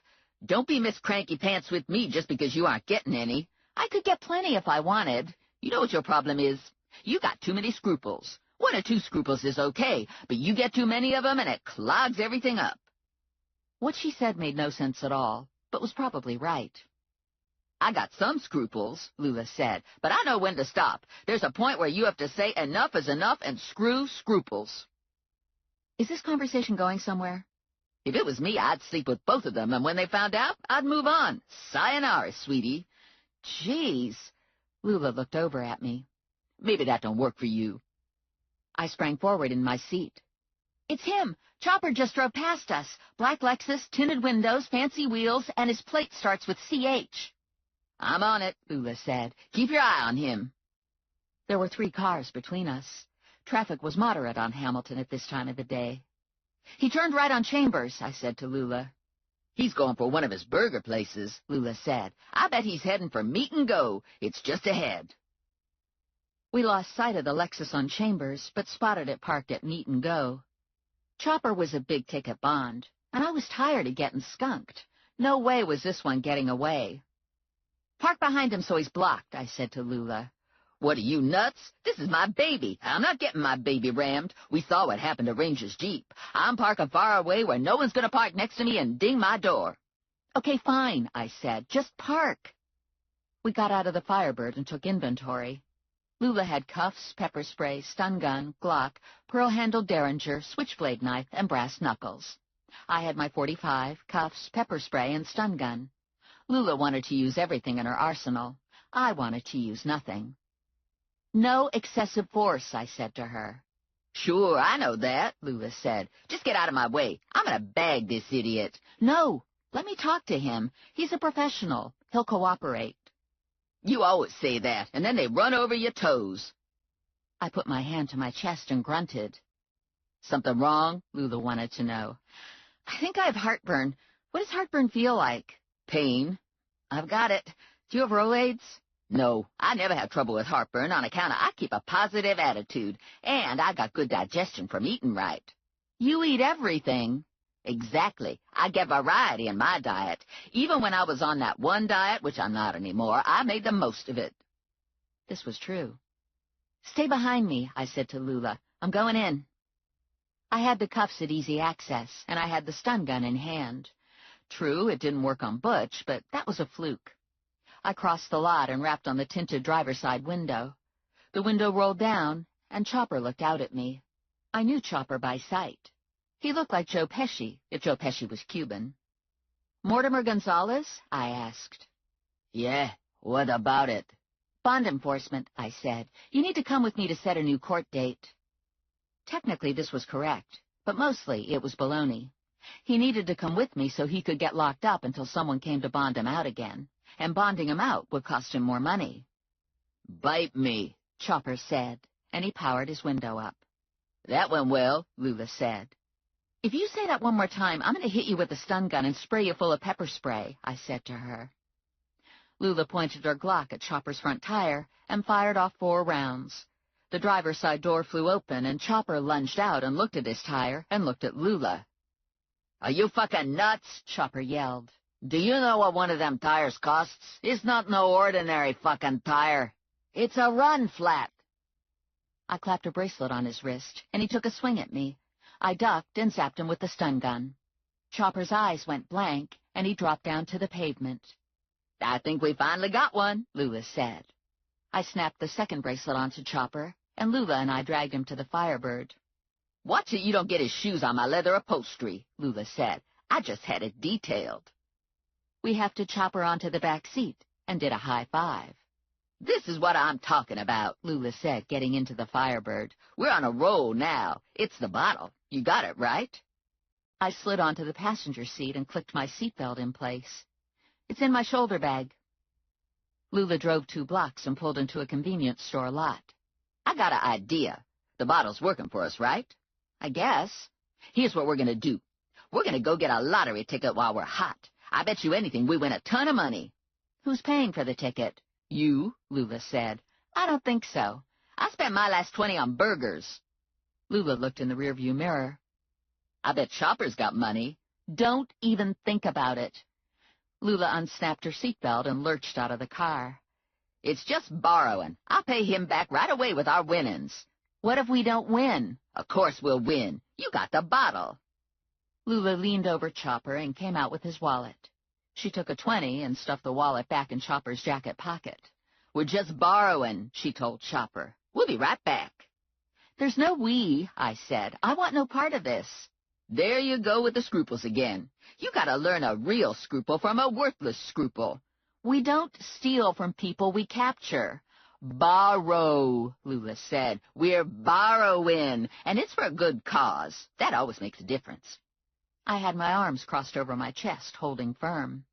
"You're going to have to get out of the car and come with me," Lula said. "You're the one with the lucky bottle. And besides, I'm not getting back behind the wheel until we do this. And I'm going to hold my breath, too." "Oh, for Pete's sake," I said, unsnapping my seatbelt. I got out of the car, slammed the door, and stomped into the store. "We want lottery tickets," Lula said to the clerk. "Here's our borrowed 20, which is okay because we got a lucky bottle. And we haven't got time for the Powerball. We're going to take those $5 scratch things." Lula took her tickets and stepped back and started scratching. Nothing on the first ticket. Nothing on the second ticket. Nothing on the third ticket. "This is it," Lula said. "I can feel it. This here's a lucky ticket." She scratched the ticket and shrieked. I won! I won! I knew I'd win! What did I tell you?" I looked over her shoulder. "How much did you win?" $10. "I don't want to rain on your parade, but you spent 20 to win 10. "Yeah, but I won. We need more money now that we're on a roll. This is just the beginning." "We haven't got more money." "Chopper has money. His wallet was full of money. We just need to borrow more." "No." "Yeah, but how are we going to pay him back if we don't borrow more?" "I'll mail it to him," I said. Lula handed her lottery ticket in and got her $10. "Hold on," Lula said. "I need a cookie. I got a cookie craving." Lula went to the cookie aisle and came back with a bunch of bags and boxes. "That's $12.50, the clerk said. Lula looked at me.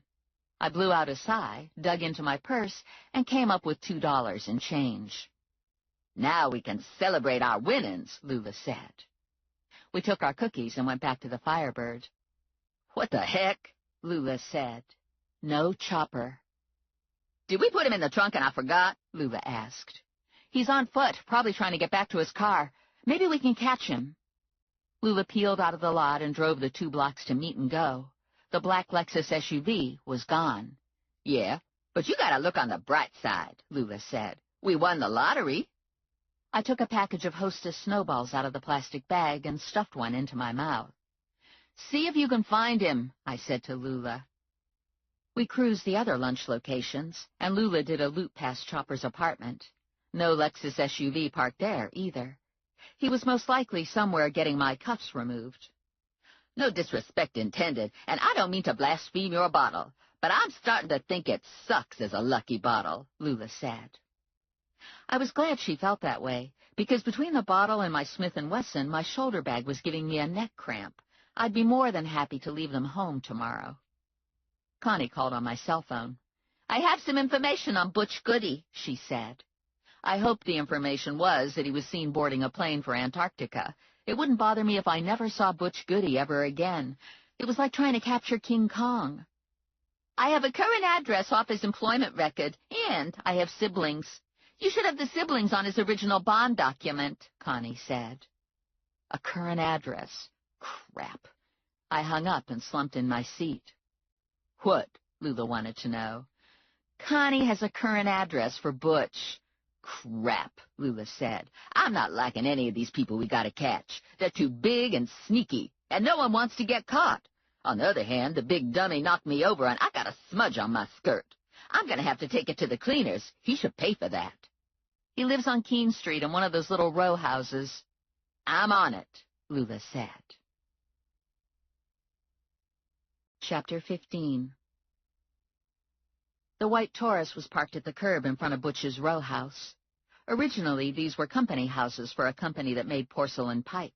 They were single-story, 12 units hooked together, maroon asbestos shingle roof and siding. No yard, no porch, front or back, street parking.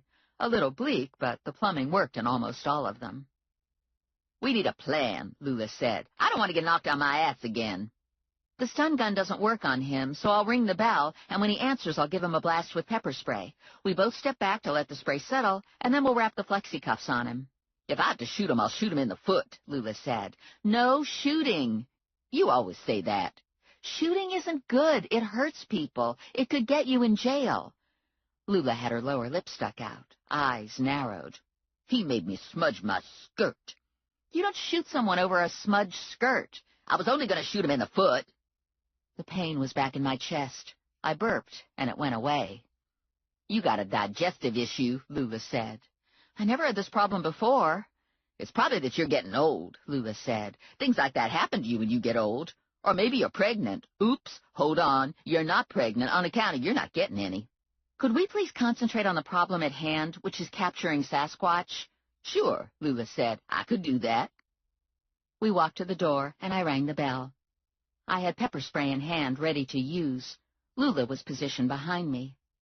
After a moment, the door opened, and Butch stared out at us, looking like a giant in his tiny house. "Shit," he said. I gave him a faceful of spray and jumped back.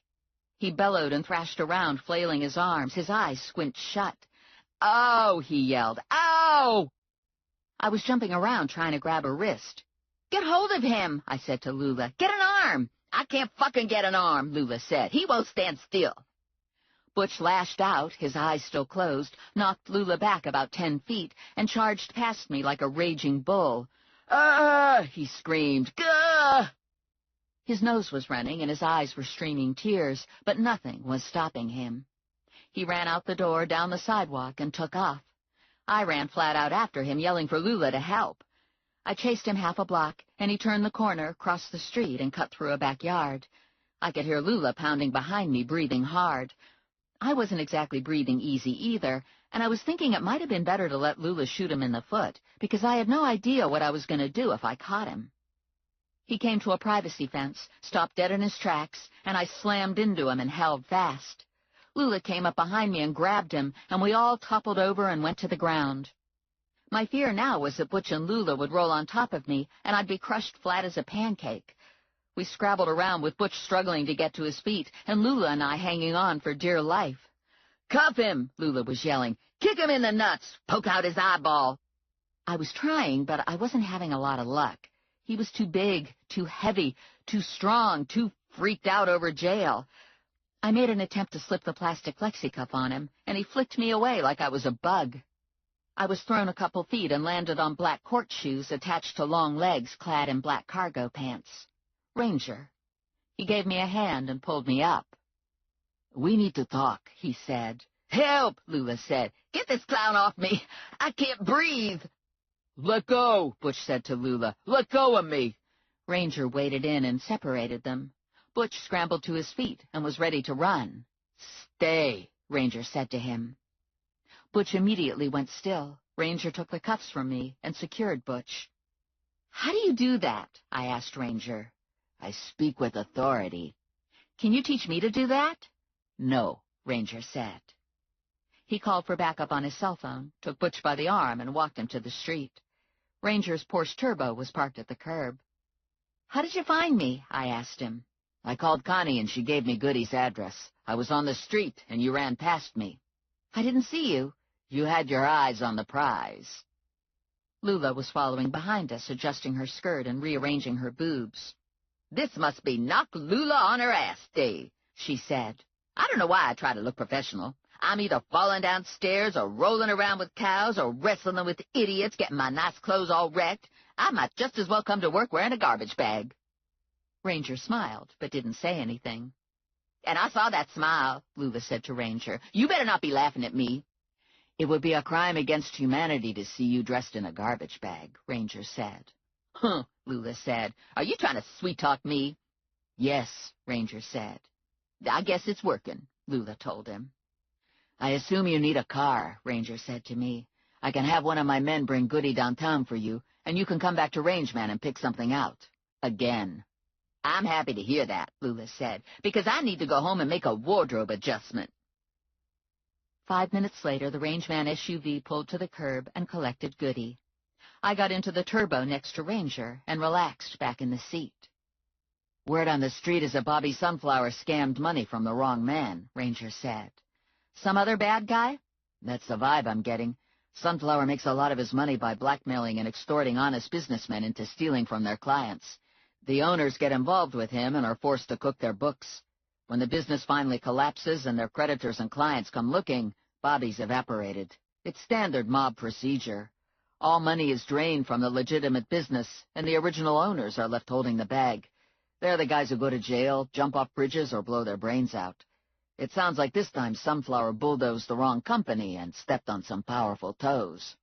"Does this connect to me?" Ranger crossed Hamilton and rolled into the center of the city. "It might. If Sunflower had a grip on Vinny's business to the extent that there's nothing left but bleached bones, someone could end up going to jail, and it wouldn't be Sunflower." "Is there a way out for Vinny?" "I don't know. I don't know how involved he is with the bad guys. I think he was snatched because Sunflower is desperate for money, and he thought Vinny was a golden goose. He was counting on Harry to pony up." "But Harry wouldn't do it." "No. Now Sunflower's stuck in a bad spot. If he doesn't get the money, not only does he lose respect, but he probably dies." Ranger turned a corner, drove half a block, pulled into Rangeman's underground garage, and parked in his reserved spot in front of the elevator. Ranger had 4 spots for his personal vehicles. He currently had a Porsche Turbo, a Porsche Cayenne, and a customized F-150 truck. A shiny black Mercedes SUV with fancy wheels was in the 4th space. I was hoping it was mine. Ranger shut the Porsche down. "If you looked at me with half as much longing as you're looking at that Mercedes, I'd take you upstairs and make you wish you never had to leave my bed." "Is the Mercedes for me?" I asked. "Yes." "And the bed? I'd have to leave eventually, wouldn't I?" "Yes," Ranger said. "Why do you give me cars?" "It's fun," Ranger said, "and it keeps you safe. Do you want to know why keeping you safe is important to me?" "You love me?" "Yes." A sigh inadvertently escaped. "We're really screwed up, aren't we?" "In a very large way," Ranger said. He slid his arm across my seat back, leaned forward, and kissed me. He ended the kiss, and our eyes held, and I was pretty sure he knew he'd smoked the Mercedes he'd given me. I parked my new car in front of the bonds office and went inside. "Where's Lula?" Connie asked. "She went home to change. The little skirt wasn't working." "Looks like you got a new car." "It's a loaner from Ranger." "I hope you thanked him." "I'm running a tab," I told her. My cell phone rang, and I picked it up to Ranger. "Bad news," Ranger said. "Goody didn't make it to the station. He got carsick on the way, and when the guys stopped to help him, he managed to get loose from the flexicuffs, hijack the SUV, and take off." You're kidding. I wish, Ranger said. We got the SUV back, but no goody. And he disconnected. A shadow slid over the office when the afternoon sun was blotted out by the hulking carcass of Mooner's RV parking behind my Mercedes. "Greetings, hobbits Primula Boffin and Isalira Thorny," Mooner said, ambling in. "How fare thee?" Mooner was dressed in a T-shirt advertising beer, red capri pants, flip-flops, and a brown cape. Looked to me like a cross between a stoner and a hobbit. "It fares good," I said. "How fares it with you?" "It's faring excellent. Doderick Bracegirdle was like mucho helpful with HobbitCon." "Doderick Bracegirdle?" "Formerly known as Vinny," Mooner said. "The dude is genius. He, came up with this awesome game. Toss the cock ring over the dildo. It'll be a wowzer with all the Hobbit lovers. The problem is maintaining an authenticity level. Being that hobbits are, little, the dildo would have to be size appropriate." Lula pushed the front door open. "What about a dildo?" "Mooner wants to have a cock ring toss at HobbitCon, and he's thinking the dildo would have to be hobbit-sized." "Yeah, that makes sense," Lula said. "You need a hobbit dildo store." "I looked in the yellow pages," Mooner said. "Nada." "I imagine it's a specialty item," Lula said. "You probably have to Google it, or maybe you could look on eBay." "Whoa," Mooner said. "Brilliant." "Probably you don't want to leave the RV in front of the office for too long with Vinny in it," Connie said to Mooner. "No problemo," Mooner said. "Vinny isn't in it." My breath caught in my chest. "Where is he?" "I don't know," Mooner said. "My man took off. I thought we were grooving, And then next thing I turn around and no Doderick. Heck, I guess that's genius for you, right? In the wind, man." "Back up. Where were you when he disappeared?" "I was at the bakery on Notting Way. I was leaving flyers for HobbitCon, and I got to talking with the pastry lady. They've got, some serious treats in there. Anyway, when I came out of the bakery, the mobile mansion was without the duder." "Did he leave a note? Was anything out of place? Was there blood?" "Negative, negative, negative." "Did you see anyone in the parking lot? Any cars?" "I think there was an SUV and a really cool sports car." "A Ferrari?" "Yeah, or it might have been a Corvette." "Which?" "I had a lot on my mind. I was thinking about the ring toss, and I was entering the sugar zone. I'm not sure about the car. I mean, all that frosting." I felt sick inside. I was trying to help Vinny, and I was completely inept. I should have insisted we go to the police. I should have told Morelli. I should have asked Ranger for help. I should have shipped Vinny off to Miami. "This don't sound good," Lula said. "Sunflower drives a Ferrari." She looked at Mooner. "Did the SUV have a bashed-in roof?" "I don't think so." "Let's not panic," Connie said. "Lots of people drive an SUV." "Yeah," Lula said, "and lots of people drive fancy sports cars that might look like a Ferrari." "Are you sure he's not in the RV?" I asked Mooner. "Maybe he decided to take a nap in a closet or something." "I thought of that," Mooner said, "but I couldn't find him." Chapter 16. "Do you have a phone number for Mickey Gritch?" I asked Connie. Connie dialed Mickey and gave me her headset. "Yeah," Mickey said. "It's Stephanie Plum," I told him. "I was wondering if there were any new developments." "You gotta give me more than that," he said. "Do you want to bet on a horse? Do you want to know if Sunflower collected insurance on his bashed-in SUV? Do you need a hooker?" "Actually, I was wondering if you heard anything about Vinny." "What about him?" "I've sort of lost him." Gritch gave a snort of laughter. "Are you shitting me?" "He vanished this afternoon. I thought you might know if he was snatched again." "I haven't heard anything, but then I'm not totally in the loop. It's not like I run with the big boys." "Understood," I said. "Thanks." "Sure," Gritch said. "For what it's worth, I hope Vinny figures a way out of this." And he disconnected. "I don't know where to go from here," I said to Connie. "Lula and I can ride the circuit of Sunflower's properties again, but I don't think Sunflower will take any chances with Vinny this time. Vinny will be locked up tight." "We have to get the money," Connie said. "There's no way we're going to gather together that much money," I told her. "I can't catch that many skips, and no bank will loan us that much money by tomorrow. I think we should go to the police." "I might have more bad news," Connie said. "I've been combing through the office finances trying to locate money, and I think Vinny was writing bad bonds." You mean giving bonds to people who are bad risks? I asked. No, I mean giving bonds to people who don't exist. I found a file in his office for bonds that never went through our system. And when I run a check on the people who were bonded out, I can't find them, or they're dead, or they're 7 years old.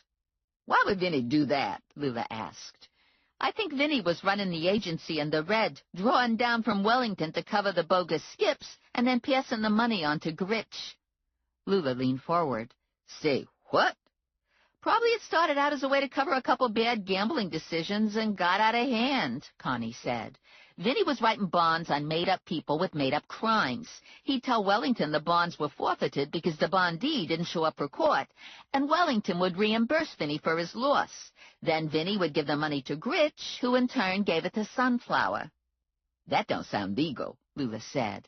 Not even a little, Connie said, and I'm involved. I'm responsible for end-of-the-month statements. I wasn't paying attention. I was pushing the phantom bonds onto the accountant. Oh, boy. We could rob a couple convenience stores, Lula said. How hard could it be? We'd have to rob a lot of convenience stores to get that kind of money, I told her. She said. You got a better idea? Yes. We could rob Sunflower and use the money to pay him back. We know 2 collection points, the funeral home and Chopper's apartment. Lula's eyes went wide open. The apartment with the alligator? Yes. No way. I'm not robbing no alligator apartment. Count me out. I have a plan, I told her. Lula put her hands over her ears. I don't want to hear it. I want to hear it, Connie said.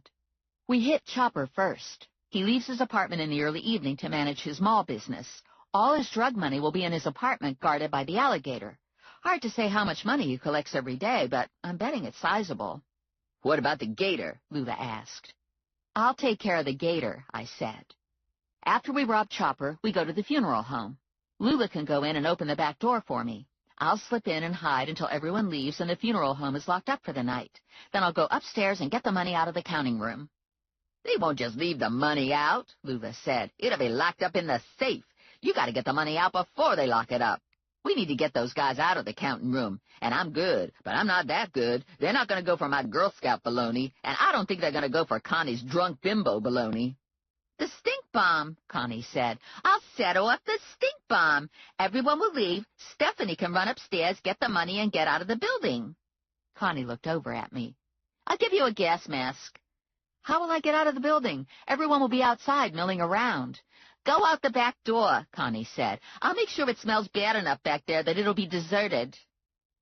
No one made a sound for a couple beats, absorbing the stupidity of what we were about to do. Okay, then, I finally said. Let's do it. Rendezvous here at 7, Connie said. I was halfway home when my mom called. Your grandmother went to an afternoon viewing, she said, and I have no way to get her home. Your father is working, and I'm stuck in traffic on Route 1. I'm coming home from the mall, and there must be an accident in front of me because everything stopped. I was hoping you could pick your grandmother up at the funeral parlor. Sure, I said. I'll get her. Grandma was waiting on the porch when I parked in front of the funeral home. She was wearing a blue print dress with a cardigan sweater, one white tennis shoe, and her huge black ortho boot. She was standing lopsided from the boot. I jumped out to help her, but she forged ahead without me. Stomp, step, stomp, step, stomp, step. Down the stairs, hanging onto the railing, her black leather purse hooked over her shoulder. Look at this, she said, eyeballing the SUV. You got another new car. This is a beauty. Did Ranger give this one to you? Yes. He must have a lot of money. I had no idea how much money Ranger had. But he wasn't poor. His address was a vacant lot when I first started working with him, and now he lived in a slick apartment in a building he at least partially owned. The origin of the limitless new black cars was a mystery. And that was part of the problem with Ranger. So much of him was a mystery. I got Grandma buckled into the Mercedes and pulled away. How was the viewing? I asked her. I thought they did a nice job making Miriam look good, considering she didn't look that good to begin with. I don't want to talk bad about the dead, but Miriam wasn't a natural beauty. Poor thing had them warts all over her face. Her son was there, and her nephew, and they had a nice assortment of cookies. Personally, I prefer the night viewings, but sometimes they interfere with my television shows. How's your foot? It's okay. I would have got more attention if they put me in a wheelchair, but they said I would have to rent one of those, and I already spent my Social Security check. Bitsy Kaharchik had some crutches she said I could borrow, and I might use them for tomorrow night. It's going to be a big night. Bert Pickerel finally died. He was old as dirt, but he was a royal Magoo in the Elks Lodge. All the Elks will be there, and all the Pickerels. Do you know the Pickerels? I know some of them. Do you know Lenny? No, but the name rings a bell. He might be Ralph's boy. There's a mess of Pickerels. I stopped for a light, pulled the Pickerel file out of my bag, and showed Grandma my file photo of Lenny Pickerel, the toilet paper bandit. He looks familiar, Grandma said, but then all them Pickerels sort of look alike. What's he done? Petty theft. That's not so interesting, but I'll keep my eye open for him anyway, Grandma said. I pulled into the driveway at my parents' house and made sure Grandma got through the front door. A while back, Morelli's Aunt Rose died and left him her house. It's a 2-story row house with basically the same floor plan as my parents' house. Living room, dining room, kitchen on the ground floor, plus Morelli added a half bath.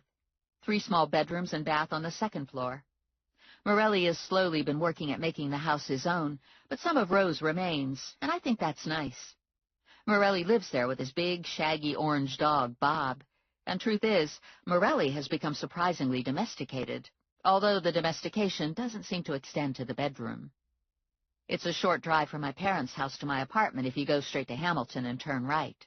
I chose to weave around a couple blocks, cross Chambers, and drive past Morelli's house.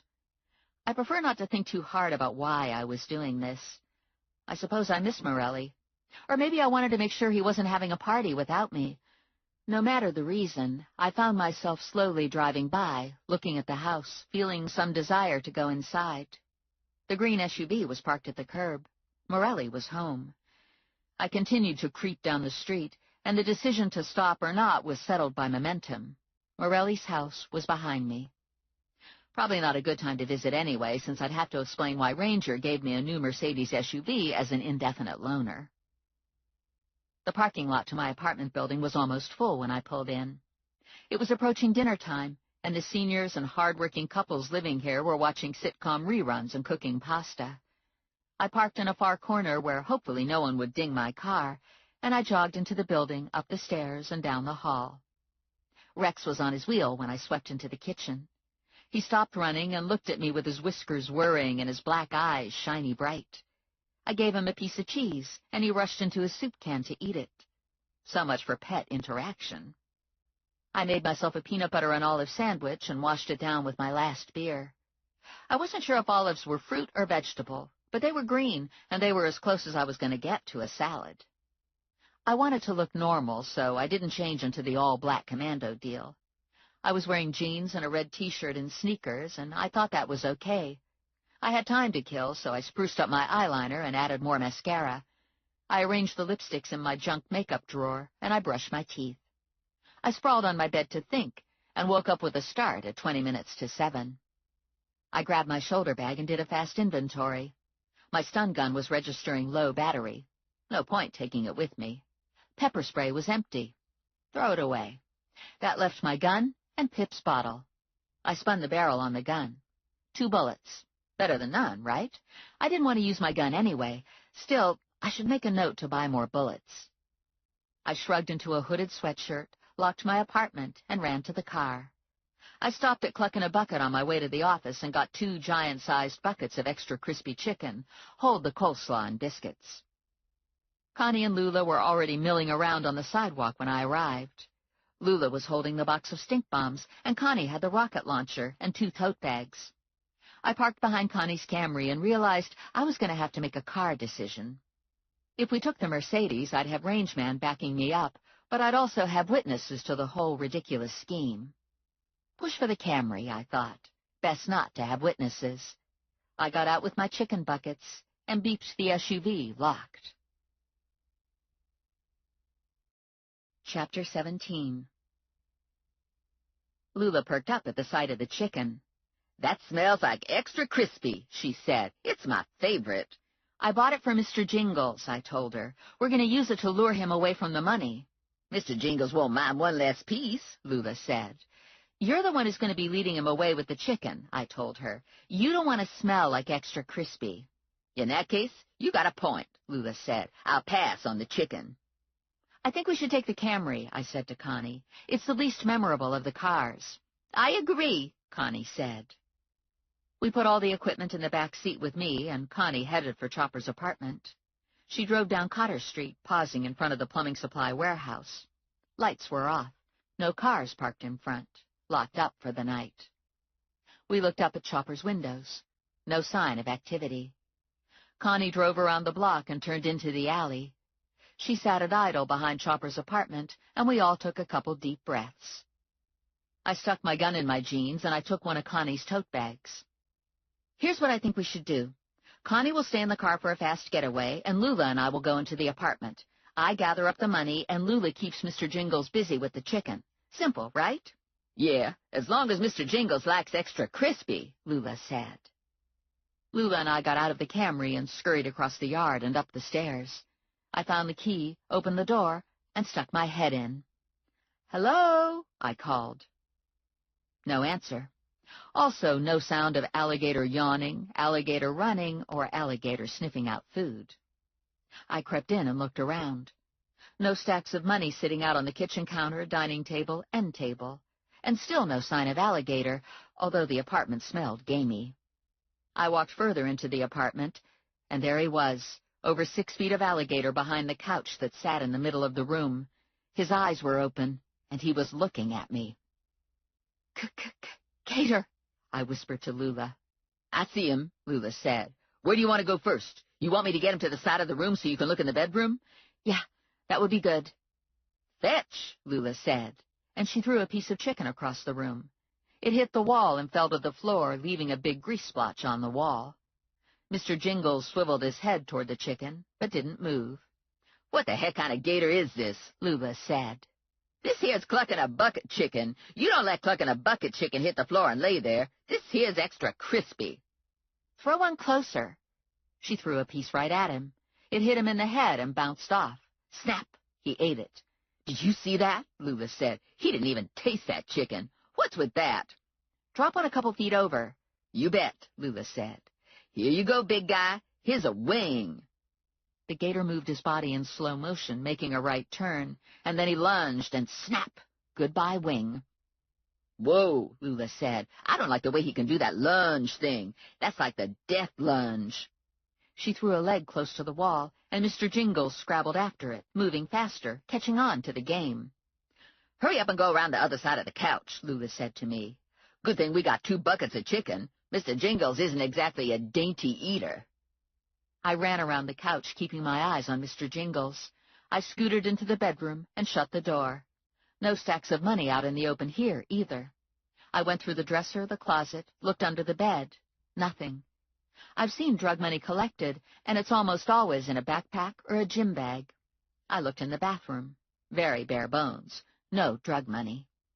I carefully opened the door and looked out. Mr. Jingles was stalking Lula around the couch. Lula was throwing chicken everywhere, and Mr. Jingles would snap it up and come back at Lula. "I'm running out of chicken," Lula yelled. "What the heck am I supposed to do when I run out of chicken?" "How much chicken do you have left?" 4 pieces. "Try to get him back to the other side of the room so I can get out of the bedroom." "Okay, but hurry up. I don't like the way he's looking at me." Lula threw a thigh across the room. Mr. Jingles gave the chunk of chicken a cursory glance and turned his attention back to Lula. "Uh-oh," Lula said. "I think he's figured out the chicken comes from the bucket." "Then throw the bucket across the room. Just don't leave me trapped here." Lula whistled. "Here, boy. Nice, Mr. Jingles. Go get the bucket." Lula wound up to throw the bucket, and Mr. Jingles lunged at her. "Yow!" Lula said, staggering back, falling over the ottoman. The chicken bucket flew out of her hand, hit the open front door, and bounced off onto the porch. Mr. Jingles rushed after the bucket, ate the remaining 3 pieces, and lumbered down the stairs. I was out of the bedroom, and Lula was up off the floor, and we were mouths open watching Mr. Jingles step onto the cement pad at the bottom of the stairs and amble across the yard to the Camry. Connie frantically powered the window up and looked at us with her what-the-fuck expression. Mr. Jingles nosed the Camry, gave Connie the eye, and waddled off down the alley. "This ain't good," Lula said. "Chopper's going to be mad you let his alligator loose." I'm not worried about Chopper. I'm worried about the dogs and cats and kids in the neighborhood. "Maybe we should call the alligator police," Lula said. Someone screamed half a block away.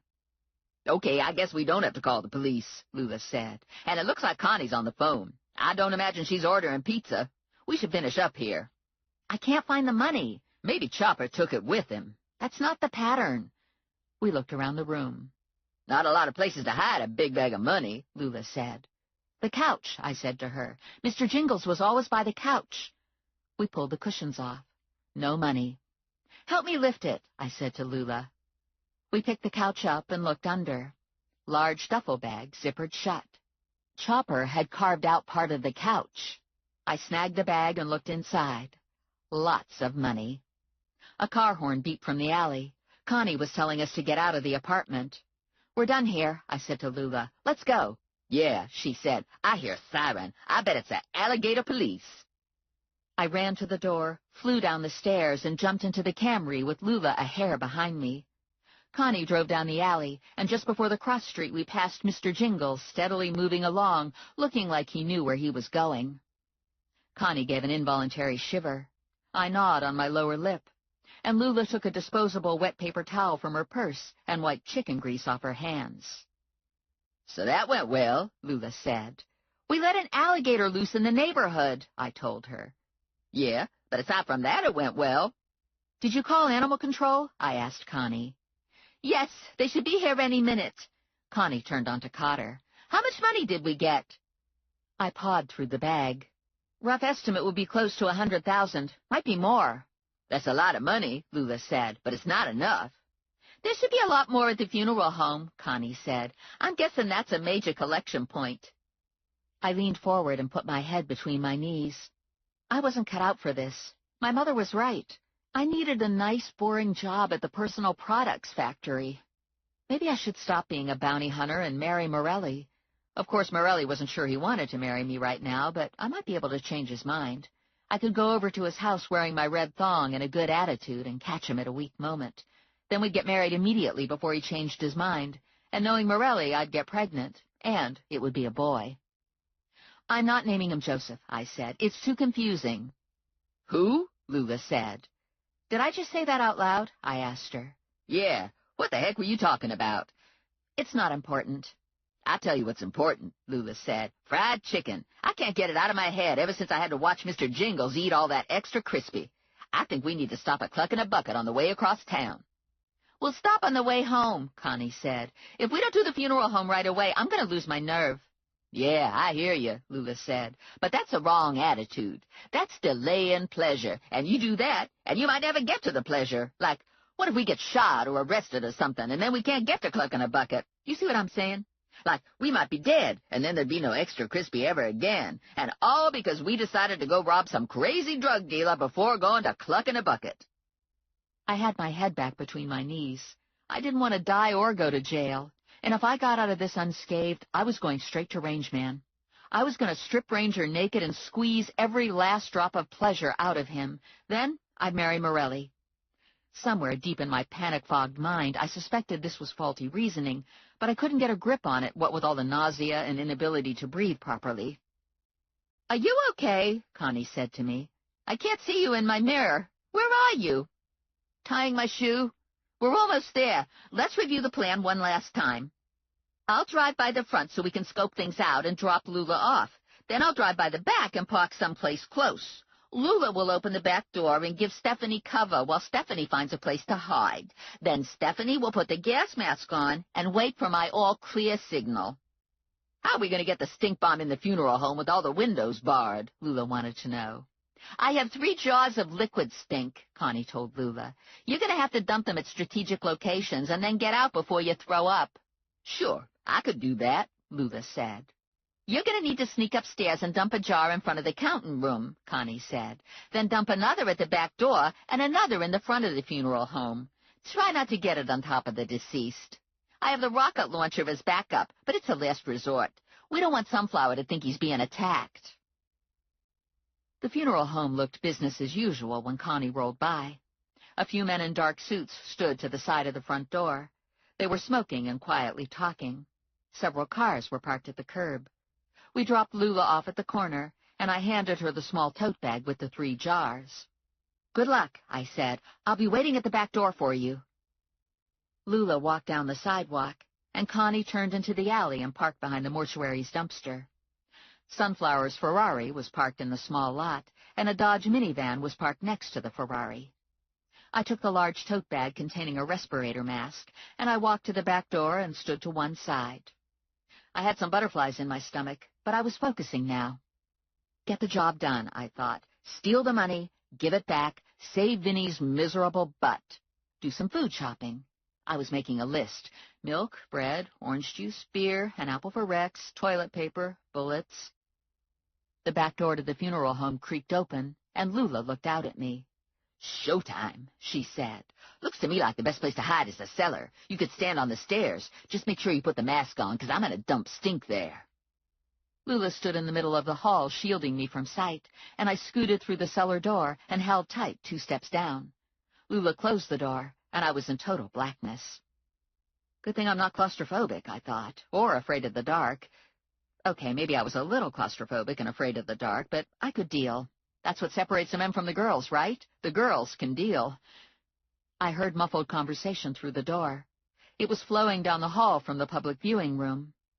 I put the mask on and adjusted the straps. Hard to believe I would need a mask for a stink bomb. I mean, how bad could it be? I had my cell phone in hand, waiting for Connie's call. I checked the time by the phone. It was going on 5 minutes. Conversation turned loud, and people were in the hall jostling against the cellar door, gagging and shrieking, trying to get out the back door as fast as possible. A few more minutes passed, and my phone buzzed with a text message from Connie. "Go." I opened the cellar door to an empty hall. "Don't fail me now," I said to my feet, and I ran the short distance to the stairs and took the stairs 2 at a time. I ran into the counting room and almost fainted. The table was filled with money. It was all bundled in stacks and secured with rubber bands. More money than I'd ever seen. The tote bag was huge, but it couldn't hold all of the money. A large duffel bag had been tossed to the floor not far from the table. I stuffed it full of the remaining bundles and still had a couple left. I stuffed them in my bra and my pants, and I hurled myself down the stairs, hanging on to the tote and the duffel. I raced down the short hall and slid to a stop at the door. I said a short prayer, opened the door, and found Connie standing there wearing a mask. Connie grabbed my arm and yanked me forward. "Run!" she said. "There's a fire truck out front and another at the corner, and some sunflower goon just arrived in a full contamination suit." Lula was in the car with the motor running. We dove in, and Lula took off. Chapter 18. I ripped the mask off my face and took a deep breath. "Whoa," I said. "What the heck is that smell?" "It's you," Connie said. "You've absorbed stink. It's horrible. I smell like vomit and really bad cheese." "Yeah," Connie said. "This was a good batch." Lula rolled the windows down. "My eyes are watering. I'm losing my appetite for chicken. Are both those bags full of money?" "Yep." I took money out of my pants and my bra and handed it over to Connie. "I have no idea how much money is here. I didn't take the time to look. I just stuffed everything in the bags and ran. I got there at a good time. The safe was open, but empty. They were either getting ready to put the money away or move it." "I can't believe we did this," Lula said. "This was totally the shit. This was the bomb, and it don't even look like we're being followed." Connie and I turned and looked to make sure. "I think we pulled it off," Connie said. And she giggled, and then Lula and I giggled. This was pretty weird, because we're not necessarily gigglers, but men spit and scratch their nuts and do high-five hand slaps when they get away with stupid shit, and women giggle. I'm not sure which is worse, but I'm glad I'm not inclined to scratch myself in private places in public. "We're good," Lula said. "How many bitches could steal all this money and not get caught? I'm telling you, I'm talking about a new career. We could be the 3 Mouseketeers." "I think you mean musketeers," I said to Lula. "Whatever. We could give ourselves a cool name, and we could do heists and capers. Only thing is, next time we gotta call a cab for Stephanie so she doesn't smell up the car. I'm glad we're not in my Firebird." "I can't help it," I said. "I was stuck in the building. For that matter, you don't smell like roses either." Me? Lula said. Are you telling me I stink? Yeah. Connie cut her eyes to Lula. She's right. You reek. I might have spilled some on my shoe, Lula said. You just filled up old olive bottles, and they didn't pour perfect. Next time, you ought to invest in a beaker or something with a spout. I don't want to hear about next time, I said. I'm retiring from a life of crime. But we're so good, Lula said. I bet we made ourselves millionaires. Only for half a day. Tomorrow the money goes back to Sunflower, I told her. Oh, yeah, I forgot for a minute, Lula said. Are we sure we want to do that? I could buy a lot of shoes that don't smell bad with that money. There was silence while the thought hung in the car. Keeping the money had a lot of appeal. If we had the money, we wouldn't actually need Vinny or the bonds office. Unfortunately, there was Grandma Plum and Aunt Mim to consider, not to mention the nagging need to do the right thing and the fear that God would get me if I didn't. Lula pulled into the Cluck-in-a-Bucket drive-thru, and we got a large tub of extra crispy, triple coleslaw, and biscuits. Now where to? Lula wanted to know. To the office, Connie said. We need to count the money. Park the car in the back. There was an alley behind the office with parking for a couple cars. The back door led to the storeroom, and beyond the storeroom were banks of file cabinets. You could sneak in through the back door and not be seen, unless, of course, you walked through the front office where Connie held court. Vinny parked in the back because Vinny was always hiding out from someone. Vinny didn't pay his bills on time. He messed around with married women, and he dated barnyard animals. Lula parked Connie's car, and we hauled the chicken and money and assorted weapons inside and locked the back door. Take it all into Vinny's inner office, Connie said. There aren't any windows in his office. I cleared Vinny's desk and dumped the money out. We need a system, Connie said, helping herself to an extra crispy mystery piece of chicken. First, let's divide the money by amount. All the 20s over there in the corner, all the 100s here by the desk. Just pile it up on the floor. Then we'll use elastic bands to bundle them so all the bundles are worth the same amount of money.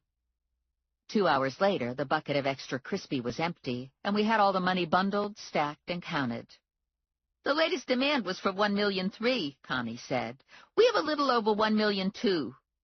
Ordinarily, Sunflower might be willing to make a deal, Lula said, but he just got robbed, and he's probably in a bad mood now.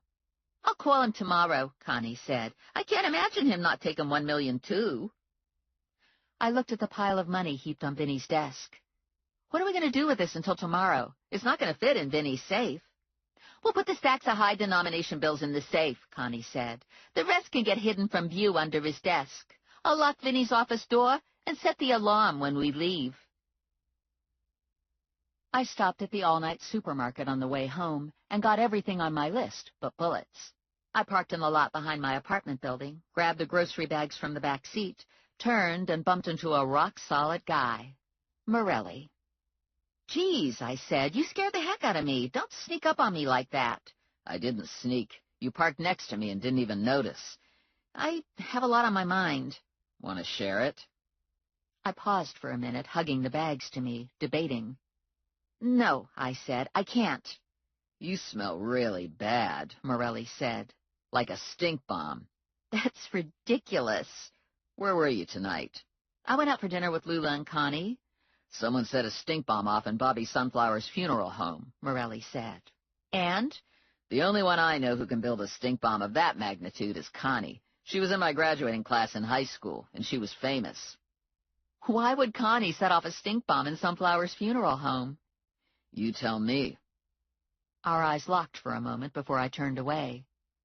Dunno, I said. Morelli took the bags from me and walked me to the building. That's a fib. It's my story, I said, and I'm sticking to it. He held the door for me and followed me through the foyer and into the elevator. This could be a romantic moment if you smelled better, he said.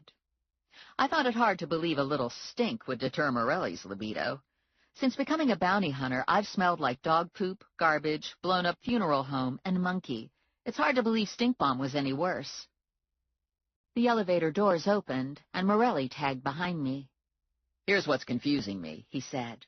I know Connie's stink bombs pretty well, and you're definitely smelling like a stink bomb, but there's also a hint of fried chicken. Cluck-in-a-Bucket, I said, extra crispy. Morelli stopped in the middle of my hall. Oh, my God. You're the one who turned Mr. Jingles loose. I plugged the key in my lock and opened the door. It wasn't me, I swear. Morelli set the bags on my counter and helped himself to a beer. Lula? I'm not saying. Was anyone hurt? Did any dogs or cats get eaten? Morelli chugged some beer. Negative. Mr. Jingles got caught without incident. Animal Control went to serve Chopper with a ticket, and they said his door was open and there were grease stains all over his apartment, and it smelled like fried chicken and alligator. Go figure, I said. He lounged against the counter. I don't suppose I could persuade you to take a shower. No persuading necessary. I can't stand myself. I'm going to take a shower and throw my clothes away. It's what might happen after the shower that would be a hard sell. My specialty, Morelli said. I might even start the hard sell while you're in the shower. I thought you wanted to date other women. I didn't want to date other women. We decided in the heat of battle that we were no longer exclusively attached. And I could date other men. Morelli was starting to look annoyed. Have you been dating other men? Maybe. As long as it isn't Ranger, Morelli said. I don't think Ranger dates. The idea of Ranger dating was pretty strange. I've seen him in bars stocking skips, and I've had dinner with him on occasion, but I couldn't imagine him calling a woman up for a date. I suspected he had a small list of non-threatening, cooperative women who he visited late at night when the mood struck. Whatever it is Ranger does, I don't want him doing it with you, Morelli said. He's a nut, and he's dangerous. He's mellow now, I told Morelli. He's a businessman. Morelli looked at the black Mercedes. Do you know where he gets these cars? No. Do you? No, but I doubt it's a legal source. I wasn't even sure it was a human source. It was like the cars were beamed in from space. Are we fighting? I asked Morelli. No, we're discussing. Are you sure? Am I yelling? Morelli asked. Is my face purple? Are the cords in my neck standing out? Am I waving my arms around? No. Then we're not fighting. I kicked my shoes off in the kitchen and peeled my socks off. Were you working tonight? No. Then how do you know about Mr. Jingles and the funeral home?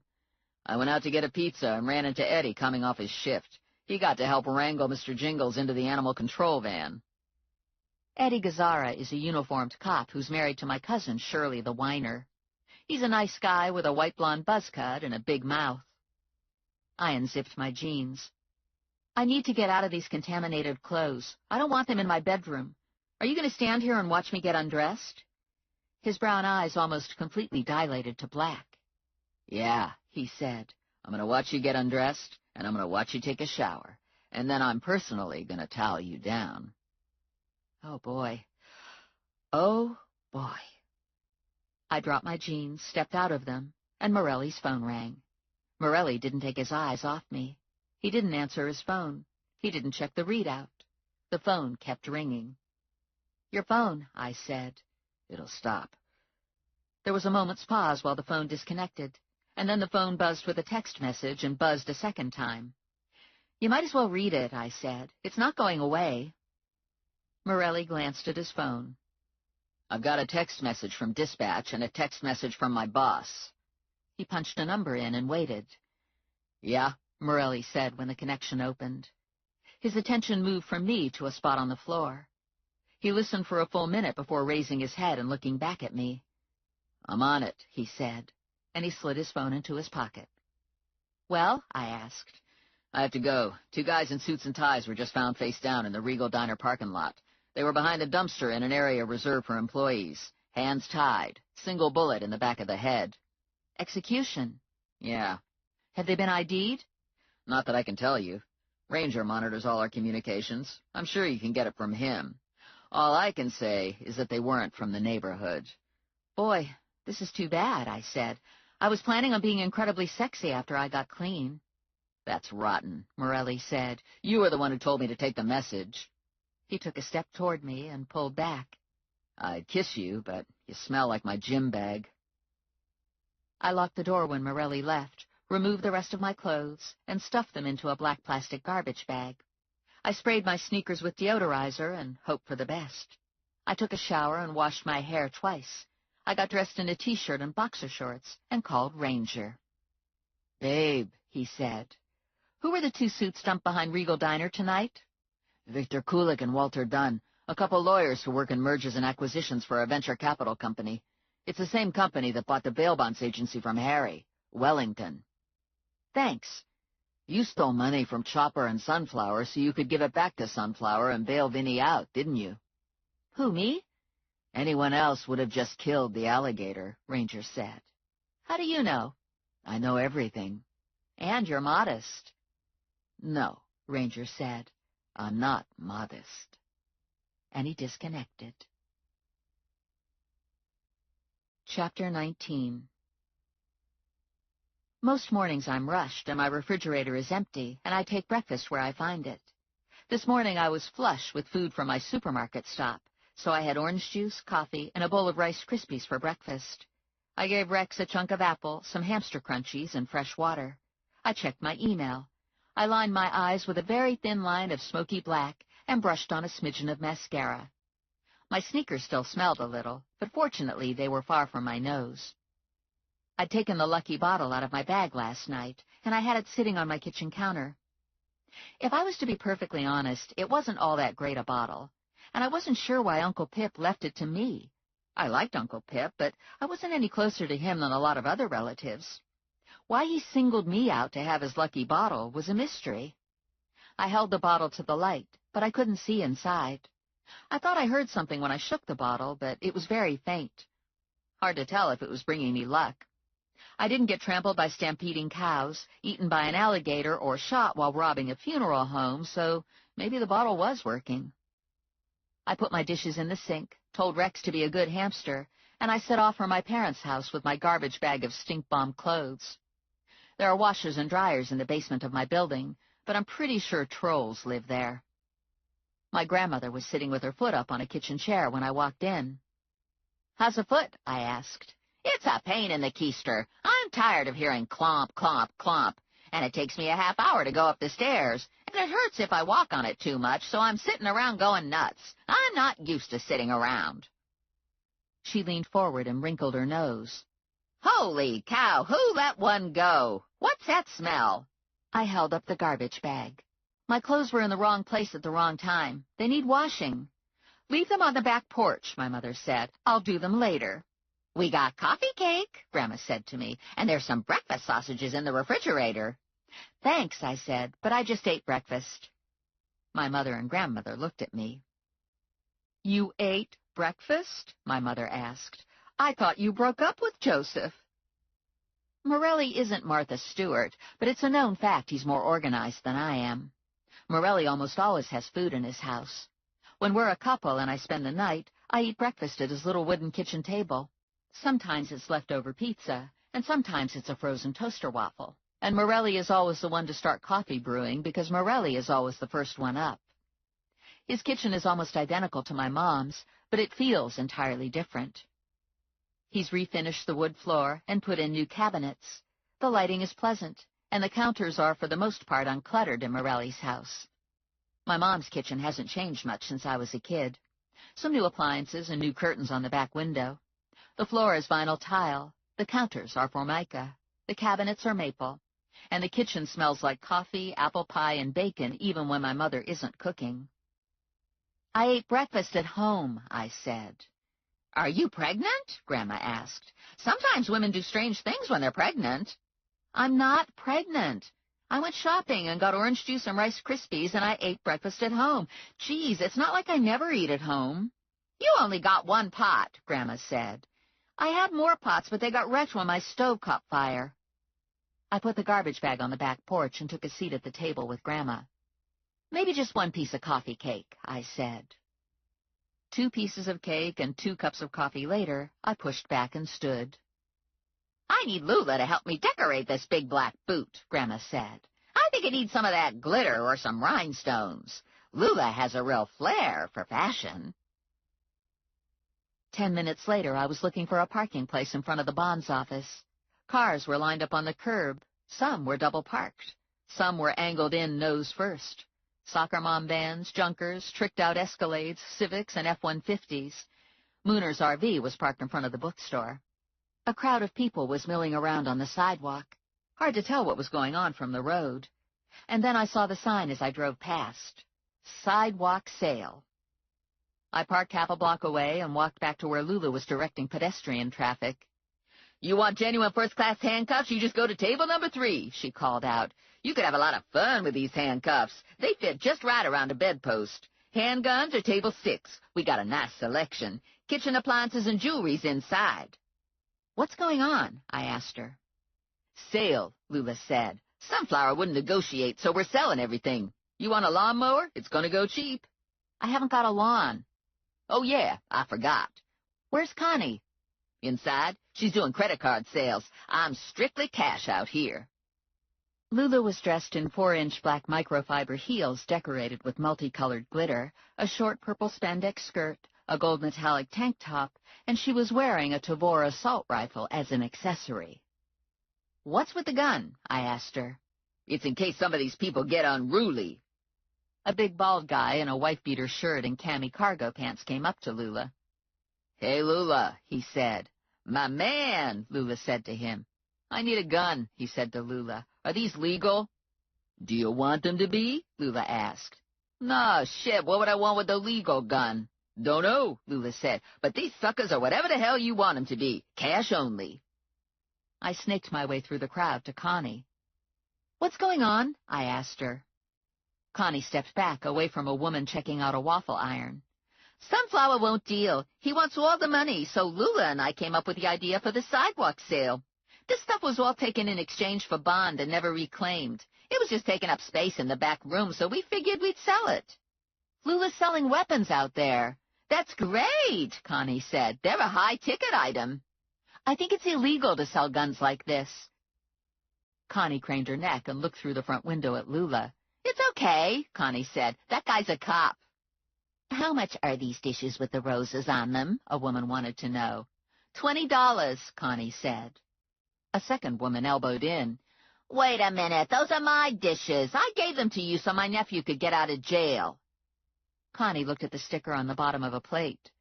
"We've had these dishes for a year and a half." "It don't matter, they're mine. Where's your nephew?" Connie asked. "Tennessee." The first woman handed Connie a 20 and started stacking up her dishes. "Police!" the second woman yelled. "There's a robbery going on here." Lula ran in with her gun. "Did someone say robbery?" "It was a misunderstanding," I told Lula. "Don't shoot anyone."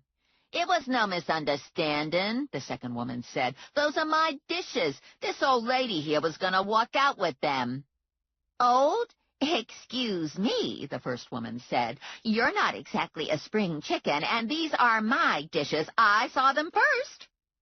They both had hold of a plate, and they were nose to nose, eyes narrowed. Mooner strolled over with a plate of brownies. "Ladies, have a bite of a Moon Man brownie. We're selling them out front, but these are free samples. I made these brownies in my very own test kitchen in the Love Bus." We all took a time out so the ladies and Lula could have a brownie. "These are real good brownies," Lula said. "These are donut-quality brownies." "I changed my mind," woman number 1 said. "I don't want the dishes. I'm buying brownies."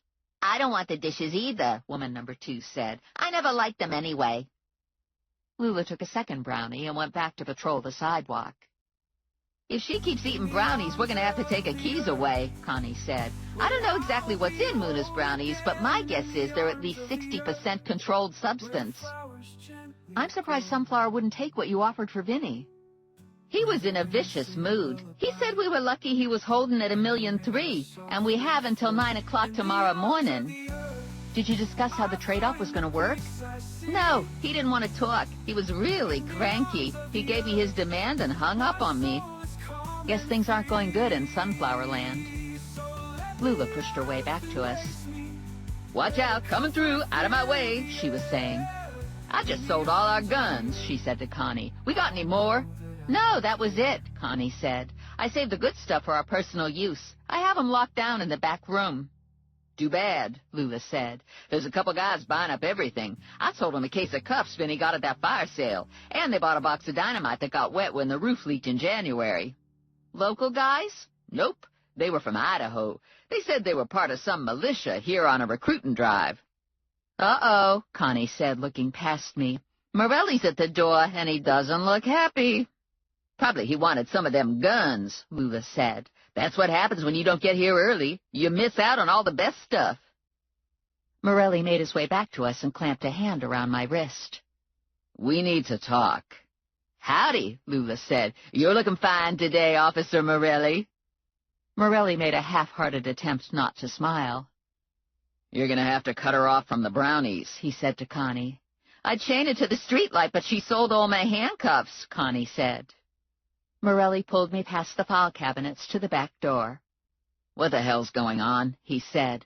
I was driving by on my way to the station, and I saw a couple neo-Nazis loading guns into the back of their van. They were neo-Nazis? And there's a line halfway down the block to buy Mooner's brownies. I don't suppose you checked the ingredients. Chocolate, eggs, flour, I said. There's not a person in that line who'll be able to pass a drug test. He leaned close to me, nuzzling my neck, his lips brushing my ear. You smell nice again. You too. You smell like brownie. Morelli grinned down at me. I don't know where he's getting it, but he's got some really good shit in those brownies. Are you going to shut him down? No. By the time I get back to him, he'll have sold out, and the problem will be solved. How'd it go with the dead lawyers? Complete clusterfuck. I didn't get home until 4 in the morning. I've had 4 hours of sleep. The feds had to come in and do their thing. The crime scene truck broke down and was 2 hours late. It took forever to get the bodies released to the ME. And now I've got extra paperwork. He looked to the front of the office. This is a zoo. It's like vultures fighting over a dead cow. I looked around. Yeah, getting to be only bones left. It's amazing what Connie sold in 2 hours. The brownies helped. Do you like being a cop? I asked him. Sometimes. Why do you ask? I'm not sure I like being a bounty hunter anymore. What would you rather do? That's a problem, I said. I don't know. I never had a passion for anything. I went into retail after college because I liked to shop, but I didn't especially like my job, and I'm not sure I was good at it. And then I became a bounty hunter because I couldn't get anything else, and I know I'm not the world's best bounty hunter. You make a lot of captures, Morelli said. Wow, are you being supportive of my job? No, I hate your job, but you're not horrible at it. That's a problem. I'm not horrible at it. I want to be wonderful at something. I know a few things you're wonderful at. Good grief. Morelli hooked a finger under the shoulder strap on my tank top. Would you like me to list them? No. Tonight? Maybe tonight, I said. Morelli leaned into me and kissed me lightly on the lips. You're such a cupcake. I suppose that was good, but I wasn't sure. I watched Morelli walk away, and I had a rush of tenderness, and then I got a rush of lust. Morelli was flat-out handsome, and I knew a few of his talents, too. I went back to Connie. She was packing the service for 8 in a box while a woman waited. She gave the woman the box, and the woman left, elbowing her way through the crowd. I'm going to cut this off at noon, Connie said. We only have junk left, nothing that's going to bring any real money. Is there anything I can do? Yeah, you can get food. When I shut this down, we'll count everything up. Lula's either going to be passed out or have the munchies real bad by then. Chapter 20. When I returned to the office a little after noon, the tables were gone from the sidewalk and the cars and trucks were also gone. Mooner's RV was still parked in front of the bookstore, but Mooner wasn't in sight. Most likely he was inside the Love Bus planning out HobbitCon.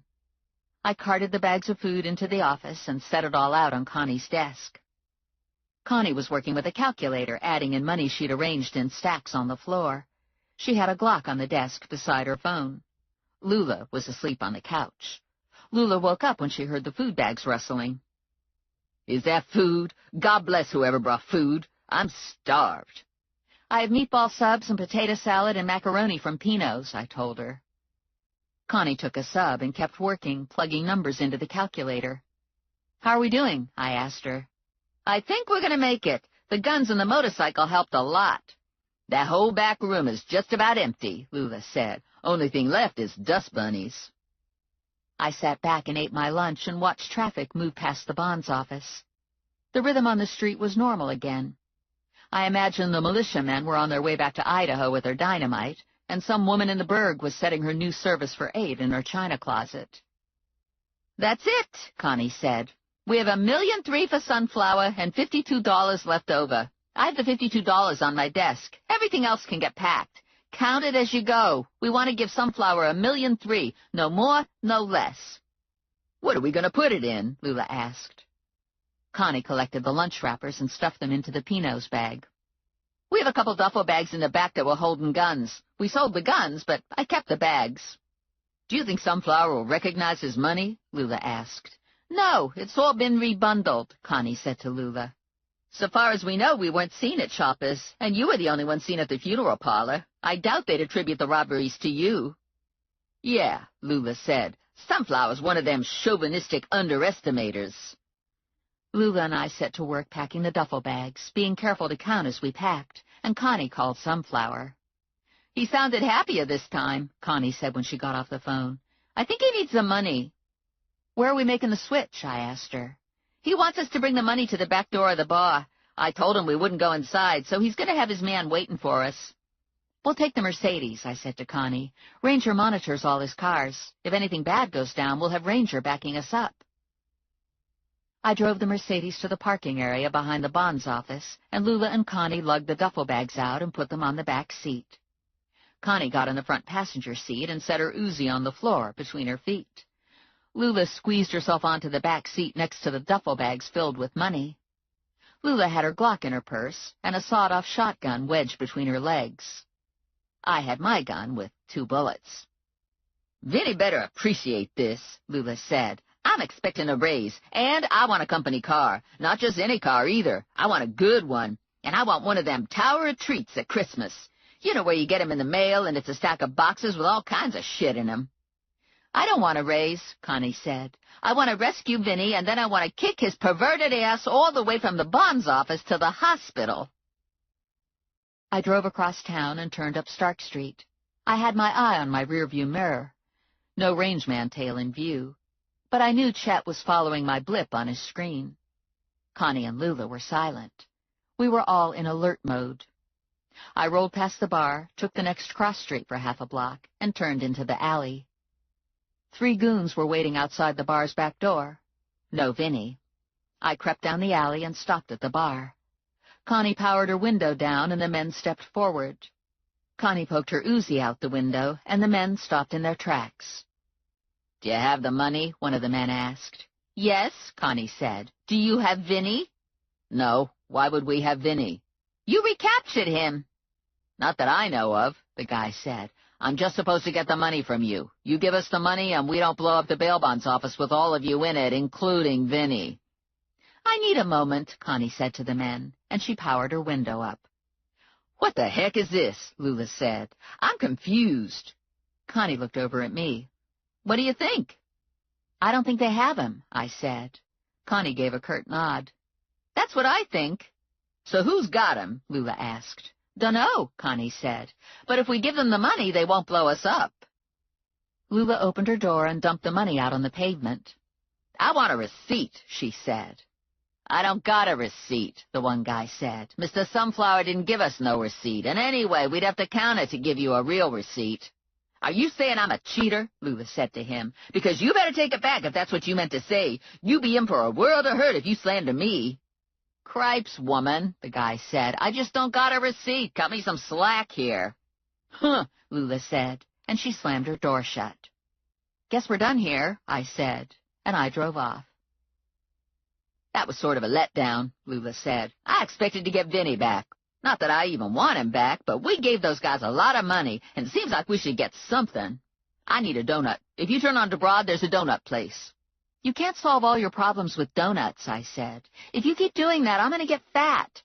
There's 4 ways to manage stress, Lula said to me. There's drugs, there's alcohol, there's sex, and there's donuts. I go with sex and donuts. I tried the other 2, and it wasn't any good. You being in a dry spell, you might have to rely on donuts. I turned onto Broad, and a block later I pulled into a Dunkin' Donuts drive-thru. Lula got a bag of donuts, and Connie got a bag of donuts. I took a donut from Connie's bag. So what do we think about Vinny? I think he's dead, Lula said. He hasn't turned up, Connie said. Lula finished off her first donut. He could be in the morgue. Connie shook her head. All the cops know Vinny. He'd get ID'd if he showed up dead. Then they must have shot Vinny full of holes like Swiss cheese and weighted him down with cement boots and thrown him off the bridge into the Delaware. Or they could have taken him to a butcher shop and chopped him up into little pieces and put him into the meat grinder, Lula said. I'm going to eat this jelly donut next. I love jelly donuts. So dead is one possibility, I said. What else? Somebody else could have snatched him, Lula said. Somebody other than Bobby Sunflower. Why? Connie asked. I guess to get money, like Sunflower. It could be a copycat snatching, Lula said. No one's gotten in touch with us, Connie said. Huh, Lula said. That's problematic. There's something else that I always thought was problematic, I said. If we're assuming someone took Vinny, how did they know he was in Mooner's RV? Mooner picked Vinny up at my parents' house, and Mooner said Vinny never left the RV. I see what you're saying, Lula said. This had to be one of them opportunistic crimes, like someone decided to rob Mooner's RV when Mooner went into the bakery, and they come across Vinny and decided on the spur of the moment to take him, and then they killed him and put him in the meat grinder. What's with the meat grinder thing? I asked her. I don't know. I guess I'm feeling like a burger for dinner, and I just keep thinking of meat grinders, Lula said. I drove down Hamilton and was happy to see the Love Bus was still in front of the bookstore. I maneuvered the Mercedes into a space at the curb and cut the engine. I want to talk to Mooner, I said to Connie and Lula. The pieces aren't fitting into the puzzle. Mooner was at the door to the RV before I knocked.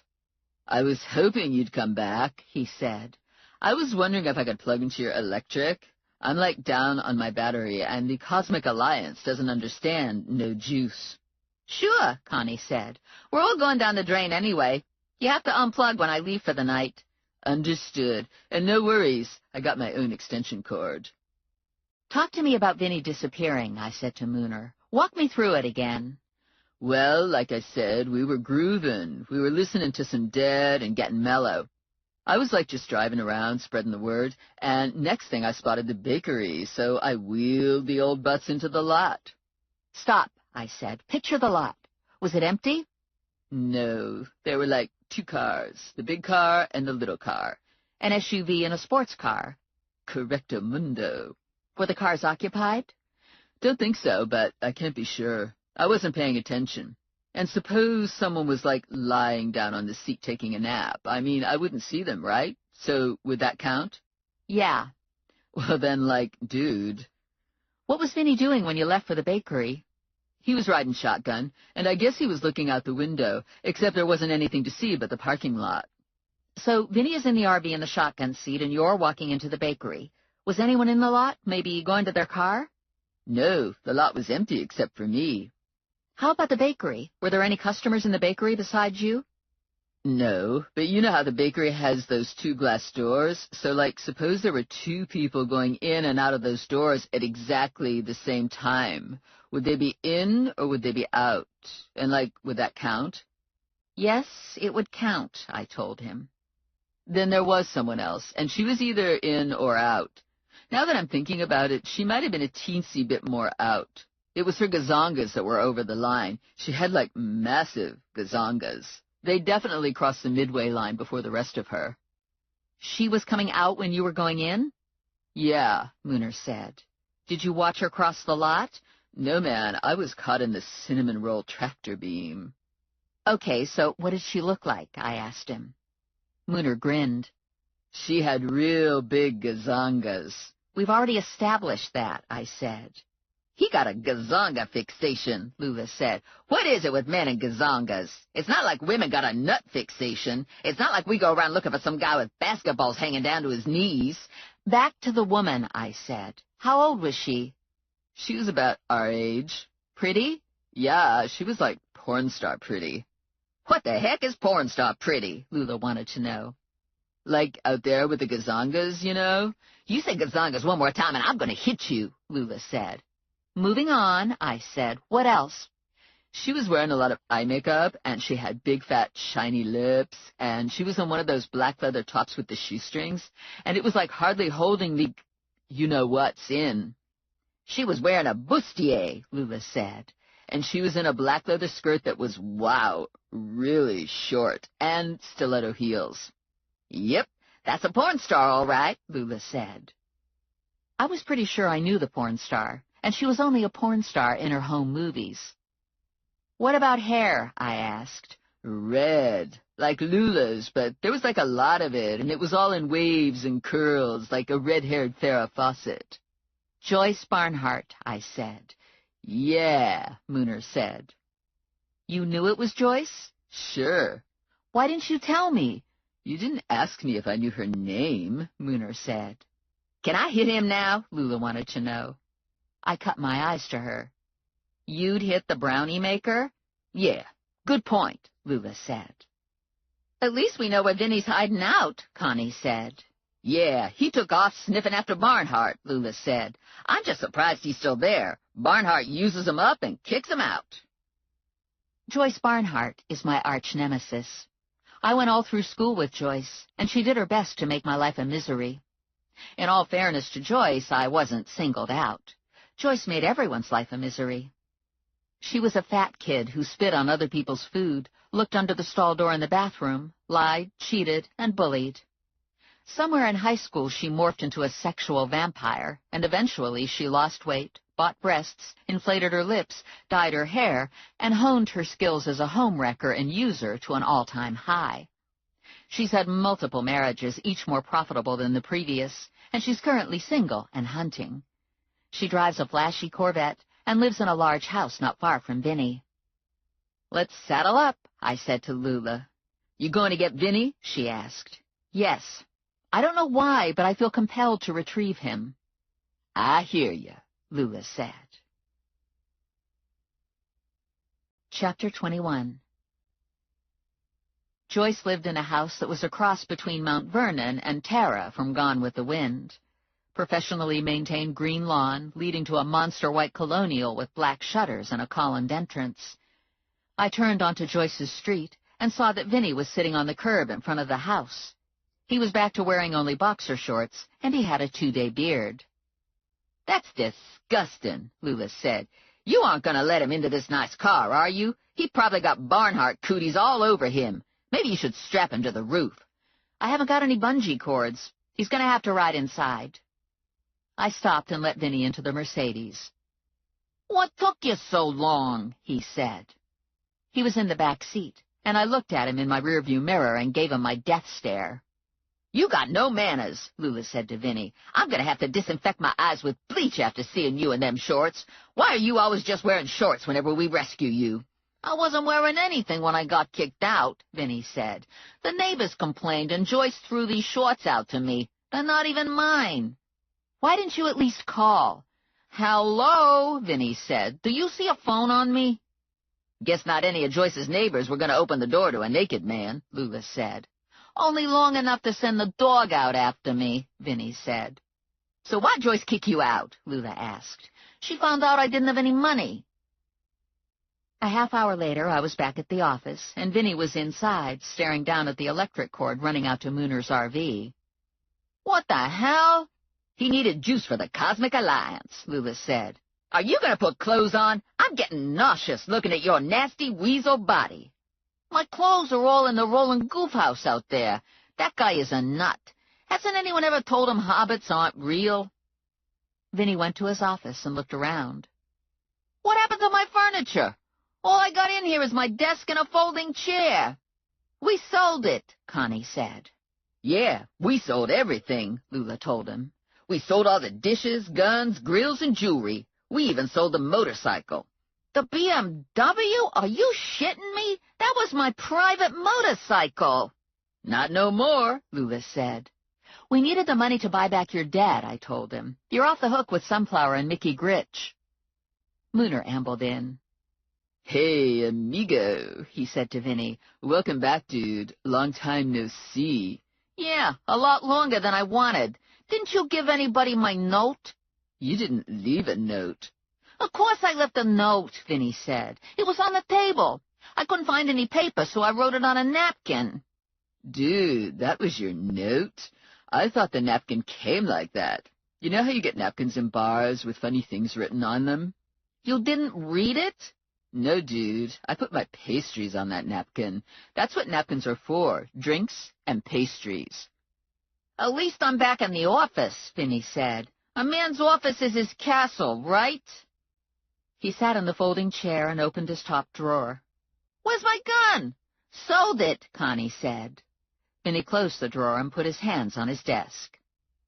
Where's my phone? Sold that too, Connie said. How am I supposed to work without a phone? You don't work anyway, Lula said, and now you can't call your bookie, who, by the way, probably isn't talking to you on account of you got no credit. Yeah, but you paid everything off, right? How much did it come to? $1.3 million, Connie said. Vinny froze, mouth open. You paid $1.3 million? Where the hell did you get that kind of money? We sold your phone, I said. Yeah, and your bike, Lula said. That's not nearly adding up to $1.3 million. Where'd you get the rest of the money? I'd rather not say, I told him. Stephanie's right, Connie said. You don't want to know. I came in to unplug, Mooner said. The Alliance wants me to go to the airport to pick up some hobbits flying in for the big event. Okay, so I don't have a phone, Vinny said. It's still good to be here. I tell you, I thought I was going to die. They were serious.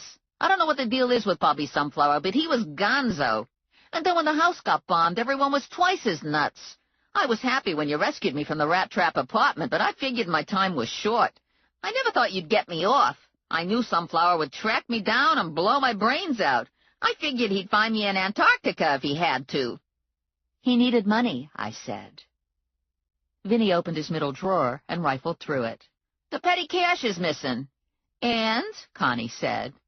Well spent, Vinny said. It's not like I'm not grateful.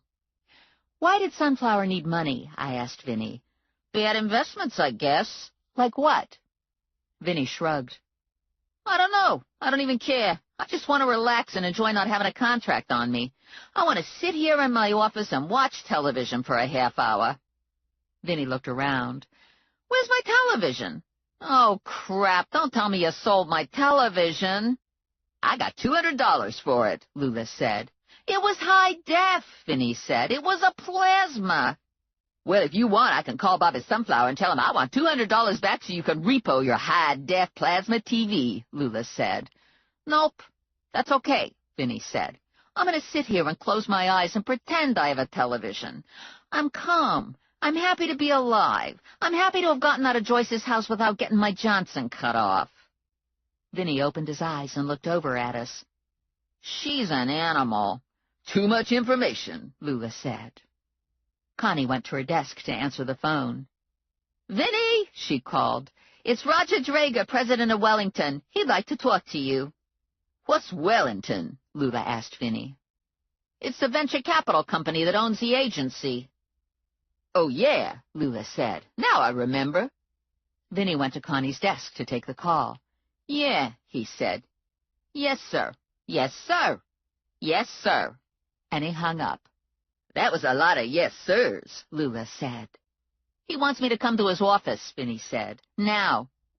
Be good if you put some clothes on, Lula said. He might not like little Vinny hanging out your shorts. I'll get them, Mooner said. They're in the love bus. What does he want to talk to you about? Connie asked. I don't know, Vinny said. Maybe it's the phantom bonds, Connie said. Vinny's eyebrows lifted. You know about that? We scoured the office looking for money, and I found the file. It started out small. I swear on my mother's grave I meant to pay Wellington back.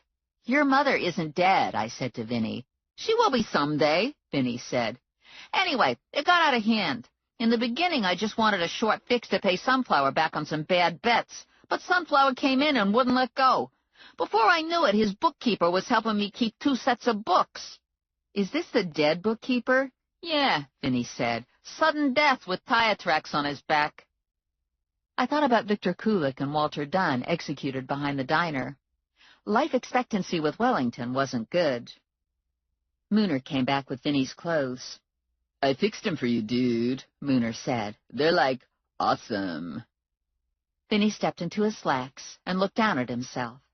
The slacks had been shortened to just below his knees, and his shirt had been turned into a tunic with a rope belt. It went well with his black dress shoes and black socks. Mooner had printed Doderick Bracegirdle with black magic marker on the shirt pocket. Vinny looked like a wino hobbit coming off a 3-day binge. His gelled hair was stuck every which way, his clothes were wrinkled and smudged with grass stains, his beard belonged to grizzly hobbit. "I'd kill him," Vinny said, glaring at Mooner, "but you sold my gun." "Probably this Drager guy wants to have you arrested for embezzling," I said to Vinny. "He's not going to care that you're a homeless hobbit."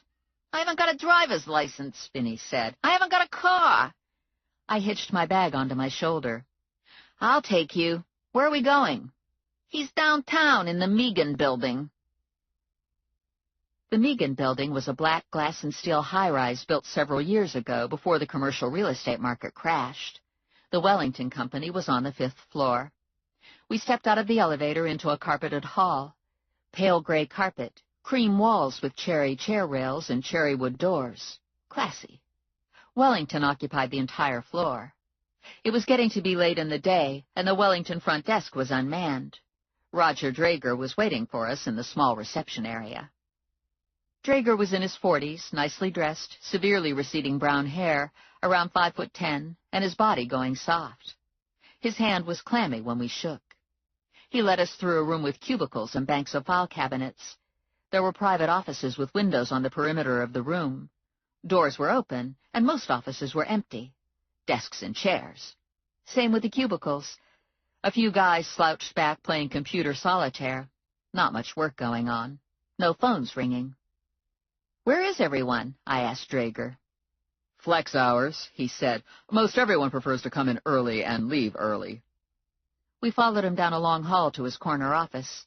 Large ornate desk and credenza on one side of the office. Seating area with a small couch and 2 chairs and coffee table on the other.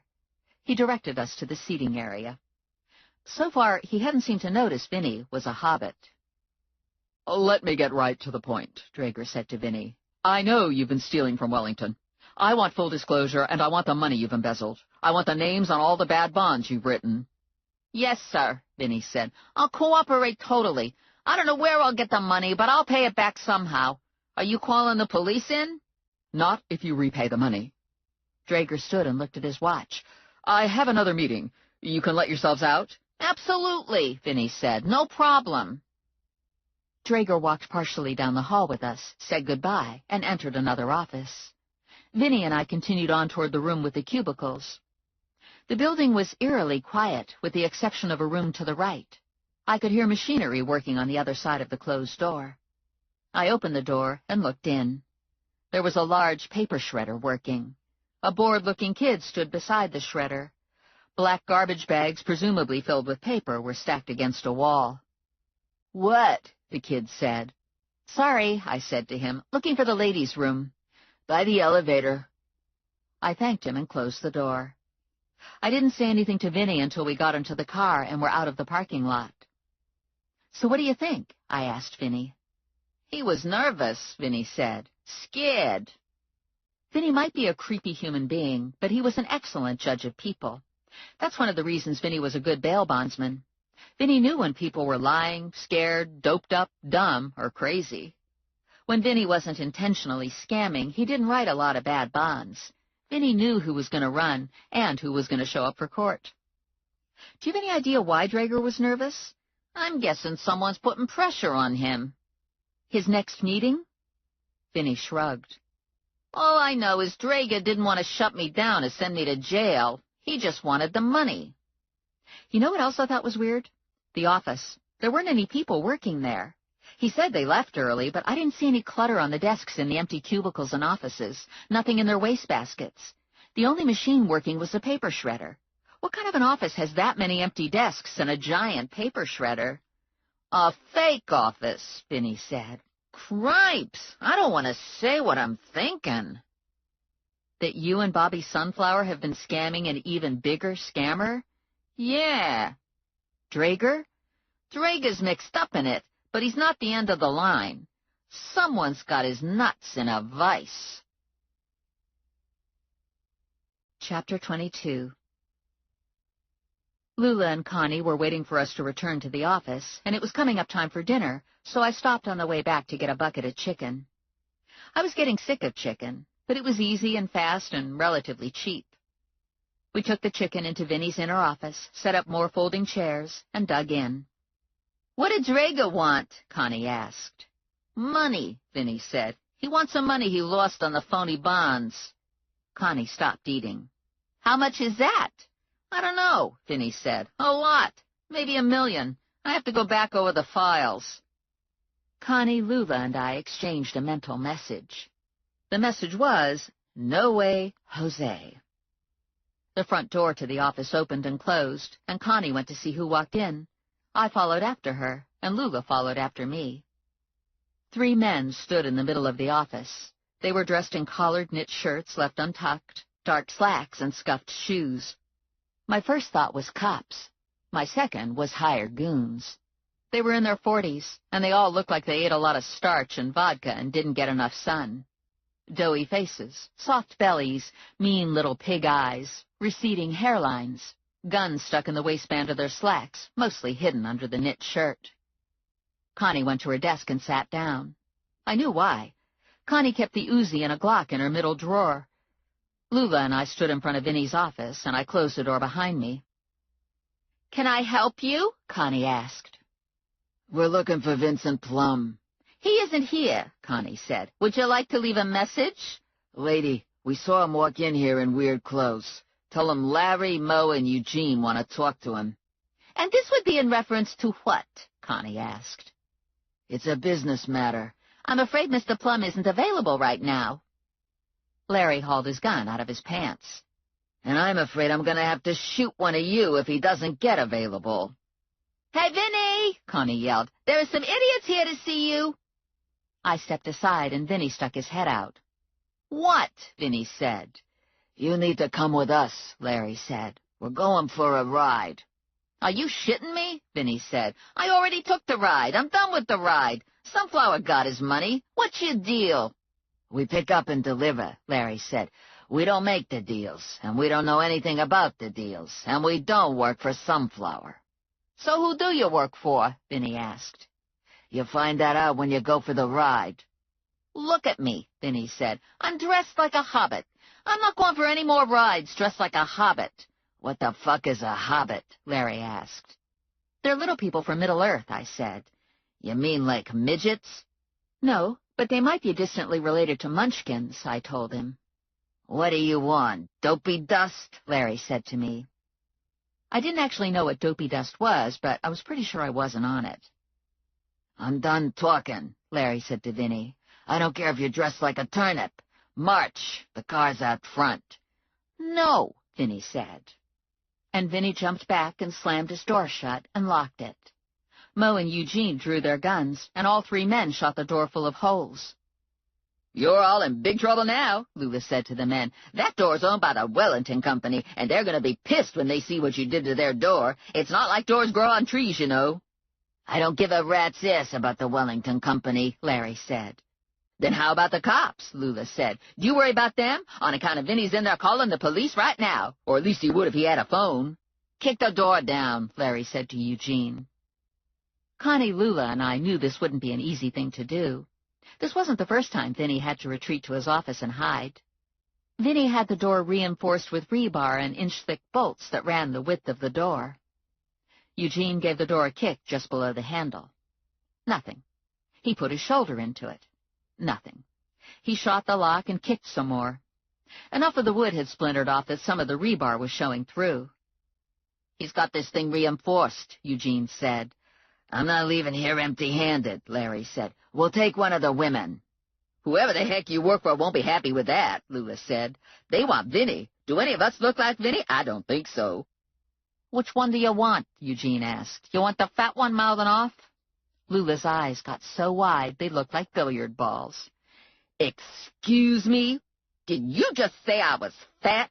Because you better not have said that. I am big and beautiful, but I am not fat. And I don't put up with that slander shit. And I would just like to see you lay one hand on me because I'll kick your ass from here to Sunday." "How about if we shoot you?" Larry said.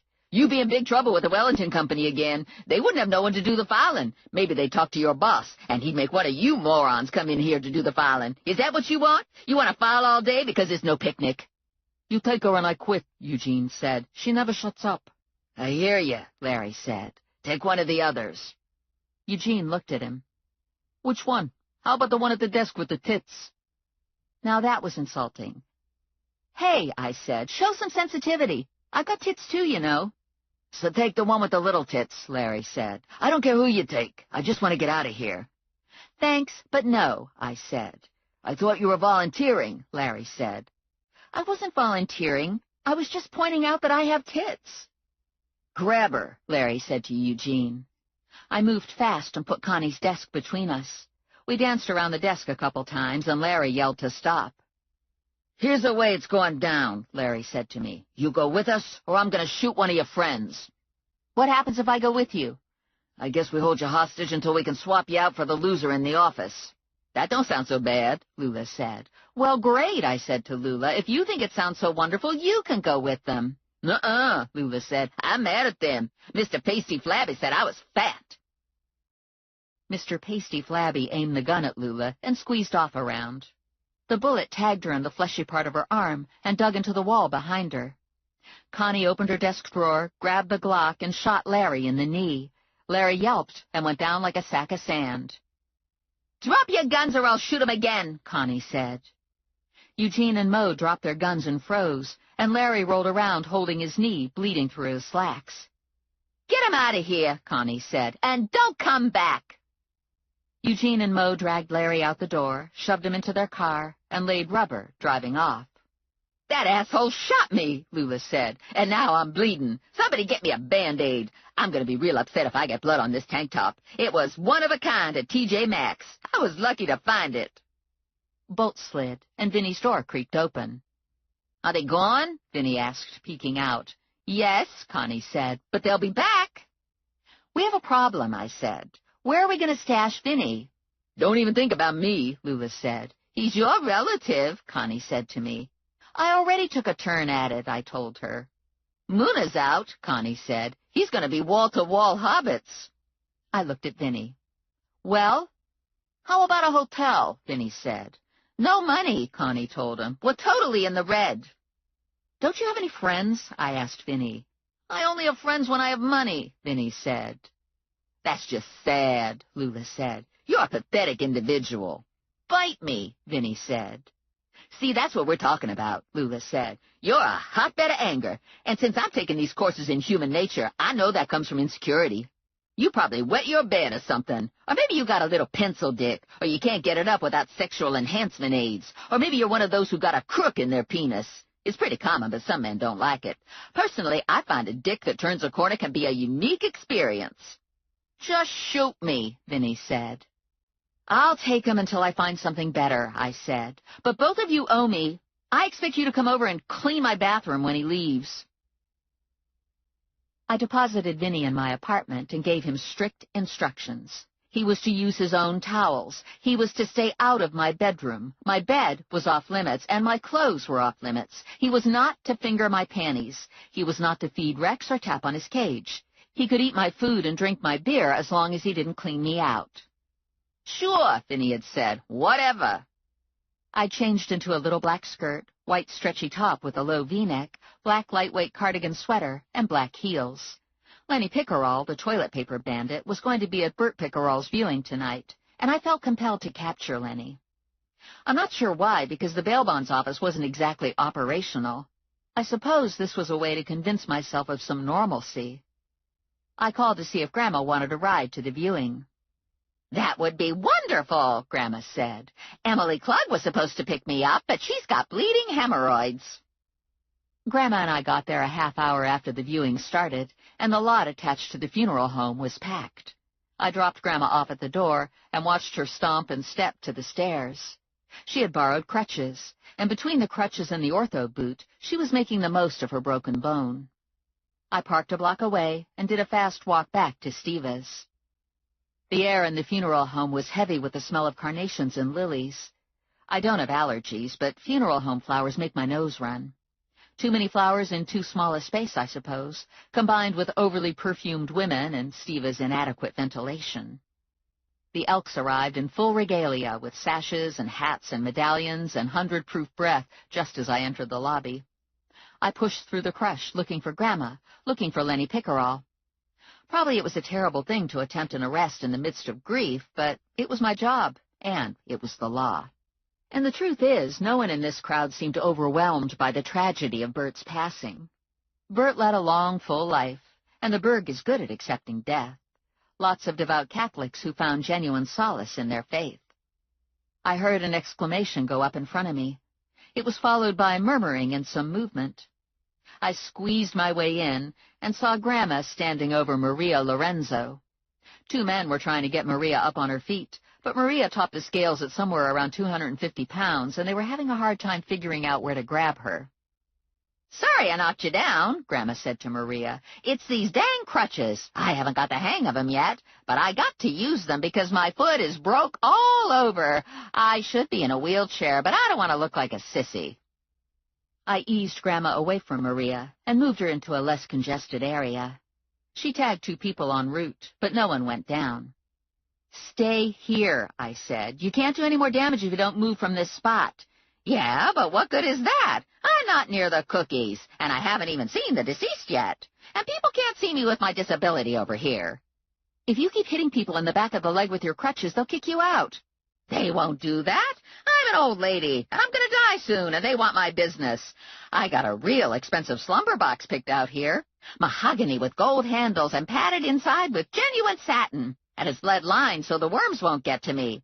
They could have buried King Tut in this slumber box, and he'd be good as new." I hoped the funeral home wasn't counting on collecting Grandma's funeral money anytime soon, because I was pretty sure Grandma wasn't ever going to die. "Maybe you could walk better without the crutches," I said to her. "I won't get as much sympathy that way. This is my big chance. Other people get heart attacks and kidney stones, and I never get any of that stuff. I'm healthy as a horse. I don't even get the flu. All I got is a broken foot. And it wasn't even broken enough to get us a handicap sticker for the car. I tell you, there's no justice in this world." "All right, let's compromise. You can hold the crutches, but you can't use them to try to walk." "I guess that would be okay," Grandma said. "I can't figure them out anyway. I think I swing when I'm supposed to clomp." "Where do you want to go first?" I asked her. "I want to see the deceased, and then I want cookies." Chapter 23.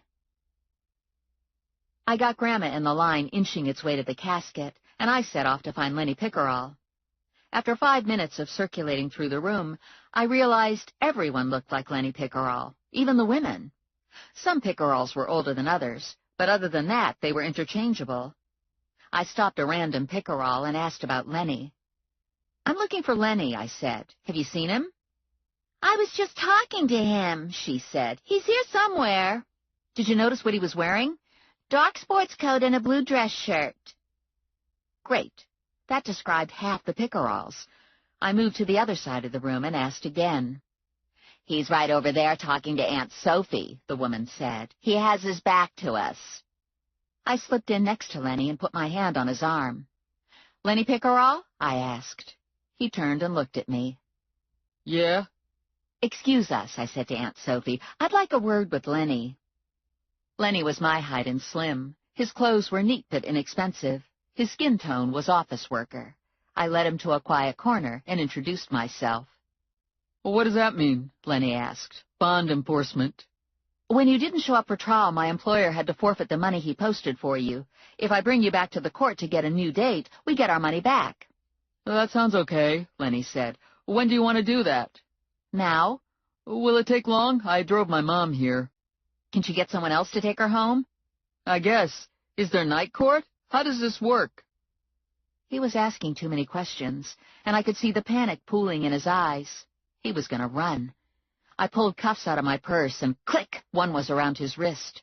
His eyes got wide, and his mouth dropped open, and he looked at the cuff like it was reptilian. "I don't want to make a scene. Just quietly and calmly walk out with me." "What's going on?" a woman said. "Why did you put handcuffs on Lenny? Hey, Maureen, look at this." In the space of a heartbeat, Lenny and I were surrounded by Pickerels. "Nothing dramatic going on," I said. "I'm just taking Lenny downtown to reschedule his court date." "Is this over the toilet paper?" a man asked. "Yes," I said. "It's not fair. He gave it all back." "And it was for a good cause," another man said. "He was protesting. You ever have to use one of them restrooms on the turnpike? The toilet paper's like wax paper." Okay, here's the thing. I actually hated the toilet paper in the Turnpike restrooms, so I understood the protest. Problem was, the only thing worse than the wax paper toilet paper was no toilet paper at all. An older woman bustled in. "I'm his mother. What's this?" she said, taking in the handcuffs. "It's about the toilet paper," someone said. "Oh, for goodness sakes," Mrs. Pickerel said. "It was toilet paper, and it wasn't even any good." "Besides, it's his life's work," a woman said. "He's a crusader. He's like Robin Hood." "Yeah," everyone murmured, "Robin Hood." "He still has to keep his court date," I told them. "There's no court tonight," Mrs. Pickerel said, "and I need him to give me a ride home. I'll make sure he goes tomorrow morning." I heard this a lot. No one ever showed up in the morning. "Look at him," Mrs. Pickerel said. "Does he look like a criminal?" My nose was running, and my eyes were feeling puffy from the flowers, and I was caring less and less about Lenny Pickerel and his stupid toilet paper crime spree. "Fine," I said, unlocking the cuffs. "I'm letting him go, but I'm holding all of you responsible. If Lenny doesn't show up at court tomorrow morning to get rebonded, you'll all be accessories to a crime." That was a crock of duty, but I felt like I had to say something. And it was at that instant that God rewarded me for showing compassion and letting Lenny walk. Or maybe it was the bottle that was back in my bag that brought me luck. I turned from Lenny, and from the corner of my eye I caught a glimpse of a head sticking up above the mourning masses. It was Butch Goody. Lenny's capture fee would have bought me a meatball sub. Goody's capture fee would pay my rent, and then some. Goody was up by the casket paying condolences to the family. I hugged the wall, coming at him from the rear. I had no clue how to take him down. I didn't have a stun gun or pepper spray. I wasn't about to shoot him. Even if I could get the cuffs on him, I didn't think I could stop him from fleeing. I stood to one side and waited for him to move from the casket area. "Yo," I said, stepping in front of him. "How's it going?" His expression was blank for a moment while he connected the dots, and then recognition slammed into him. "You again," he said, wheeling around, looking for an exit, fixing on the door to the lobby. "Wait," I said, grabbing the back of his jacket. "We need to talk. We can deal." "I'm not going to jail," he said, and he took off for the door. I still had my fingers wrapped into his jacket, and I held tight, trying to slow him down with my weight, not having any luck with it. He was knocking people over, pushing them aside, muscling his way to the lobby. Grandma was just inside the open double doors, standing beside the cookie station. "Hey," she said to Butch, "what the heck's going on with you and my granddaughter?" "Get out of my way," Butch said. "That's no way to talk to an old lady," Grandma said, and she whacked Butch in the shins with her crutch. "Oh," Butch said, stopping just long enough for me to bash him in the gonads with my purse. Butch sucked air, went down to his knees, and doubled over. I rushed at him with flexi-cuffs and bound his ankles, twice. "Boy," Grandma said, "you pack a wallop with that purse. What have you got in it?" "Uncle Pip's lucky bottle." Now I had Butch rolling around on the floor of the funeral parlor. I sort of had him captured, but I had no way to get him into my car. I couldn't drag him, and he couldn't walk with his ankles bound. If I cuffed his hands and released the shackles on his ankles, he'd run away. "I need help getting him to my car," I said to the crowd of people clustered around us. Everyone shuffled their feet. No one volunteered. "For goodness sakes," I said, "this man is a felon." The funeral director, Milton Shreebush, rushed over. "Holy cats," he said, looking down at Butch. "He's FDA," Grandma said. "My granddaughter just made a bond enforcement maneuver." "I see that," Milton said, "but he can't stay on the floor like this." "Then help me drag him to my car," I told him. Milton reached for Butch, and Butch growled and grabbed him. Milton slapped at Butch, and they rolled around, locked together. "Help!" Milton yelled. "Get the police! Somebody do something!" I stepped in and hit Butch in the head with my purse. Butch shook his head, stunned, and Milton scrambled away. "That didn't work so good," Grandma said. Butch was crabbing around, waving his arms, trying to grab people, and everyone was keeping distance. I figured my choices were hit him with a bottle and knock him out, call the police, call Rangeman, or let him go. I decided to go with Rangeman. It took Rangeman 5 minutes to respond to my call for help. 2 big guys wearing Rangeman black uniforms and full utility belts calmly walked up to Butch and looked at him. Butch was still on the floor, sweating and snarling and spitting and making threatening grabbing motions. One of the men gave Butch a bunch of volts with a stun gun. The rangeman guy didn't move fast enough, and Butch grabbed the gun and threw it across the room. "Huh," the rangeman guy said. "Yeah," I said. "Been there, done that. Are you sure he's human?" "Maybe you could hook a chain to the flexi-cuffs on his ankles and drag him behind your car," I said. "We tried that once, and Ranger didn't like it," the guy said. "You do something twice a Ranger doesn't like, and you're out of a job and damaged." "We need to clear the area," the other guy said. "Get rid of the audience." Most of the gawkers had gotten bored and moved on, and I was able to persuade the few remaining to think about refreshments. I was guiding them to the cookie table, and I heard a sound like a baseball bat hitting a sack of sand. The whack! I turned and saw that Butch was sleeping. "Is he okay?" I asked them. "Yeah," the rangeman guy said. "He'll be fine. He just had to calm down. Would you like us to deliver him to the police station for you?" "Yes, that would be great," I said. They cuffed Butch's massive hands behind his back and dragged him away. "They seem like nice young men," Grandma said. I took Grandma home and called Ranger. "Have you got a minute?" I asked him. As many as you need. I drove to the center of the city, turned onto Ranger Street, and parked in the rangeman garage. I took the elevator to the 7th floor and pressed the intercom button next to Ranger's door. I could have just gone in. I had a key, but I thought that might send the wrong message. Ranger opened his door and looked me over. Pretty. "Thank you. I was at a viewing." I heard. He was still dressed from work. Black t-shirt, black cargo pants, black running shoes. 5 o'clock shadow. His apartment was always cool and pristine. Subdued lighting in the hall. Fresh flowers on the narrow hall table. All the work of his housekeeper. I followed him to the kitchen, and he poured me a glass of red wine. His kitchen was small, but state-of-the-art. Stainless steel and black granite. "What are the minutes about?" he asked. "Is this visit personal or business?" "Business." I sipped the wine. "Nice," I said. Morelli would have offered me a beer. Ranger always offered me wine I couldn't afford to buy. Ranger knew the value of temptation and bribery. Ranger leaned against the kitchen counter, arms crossed over his chest. "I'm guessing this is about Vinny." "We managed to raise the money to buy back his debt, and we were all at the office, and the president of Wellington called and said he wanted to talk to Vinny." "This was today?" "Yes, this afternoon. So Vinny and I went to Wellington. The offices are in the Megan building, and the offices were empty. The president, Roger Drager, was there, and a couple guys in suits playing online solitaire, and a kid working a giant paper shredder. Drager said the company was on flex hours, but the cubicles and offices didn't look used to me. No clutter, nothing in wastebaskets, and Drager was nervous. His hands were sweaty." "What did he want?" "Money. He knew about the phony bonds, and he wanted his money back." "He didn't shut Vinny down? Didn't go to the police?" "No. Vinny said the setup looked fishy, like it was a shell company. He was worried he was scamming someone who was an even bigger scammer." "That's not good," Ranger said. "It gets worse. We got back to the office, and 3 goons came in and tried to snatch Vinny at gunpoint. One of them shot Lula, but it just nicked her, and then Connie shot one of them in the knee, and they left." Ranger smiled. "Connie's probably been shooting men in the knee since she was 12.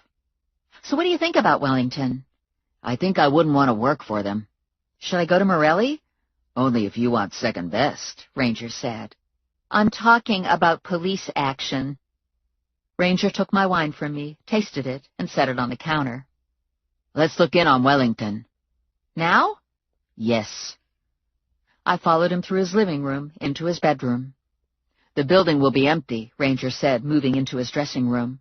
"The cleaning crew should be gone by now." "What about the alarm?" "Rangeman installed the security system in the Megan building." Chapter 24. Ranger's bedroom was masculine luxury. Dark woods, ivory walls, tans and browns, king-sized bed with expensive Italian linens. There was a large bath en suite, and a walk-in dressing room as big as my bedroom. He opened a drawer in the built-in dresser, removed a utility belt, and buckled it on. He selected a gun from another drawer. Handcuffs, stun gun, defense spray. He handed me a penlight and took one for himself. He shrugged into a windbreaker with the Rangeman logo clearly visible. He selected a second Rangeman jacket and handed it to me. Swap your sweater out for this. If someone sees us, I can say we're doing a security check. We rode the elevator to the garage where Ranger chose a fleet SUV. The Megan building was only blocks away, easy to find on-street parking at this time of the night. We parked directly in front of the door. Ranger used his fob to enter the building and to defuse the alarm. No need for the penlight. The lobby was dimly lit, as were the halls and elevator. 5th floor, I told Ranger.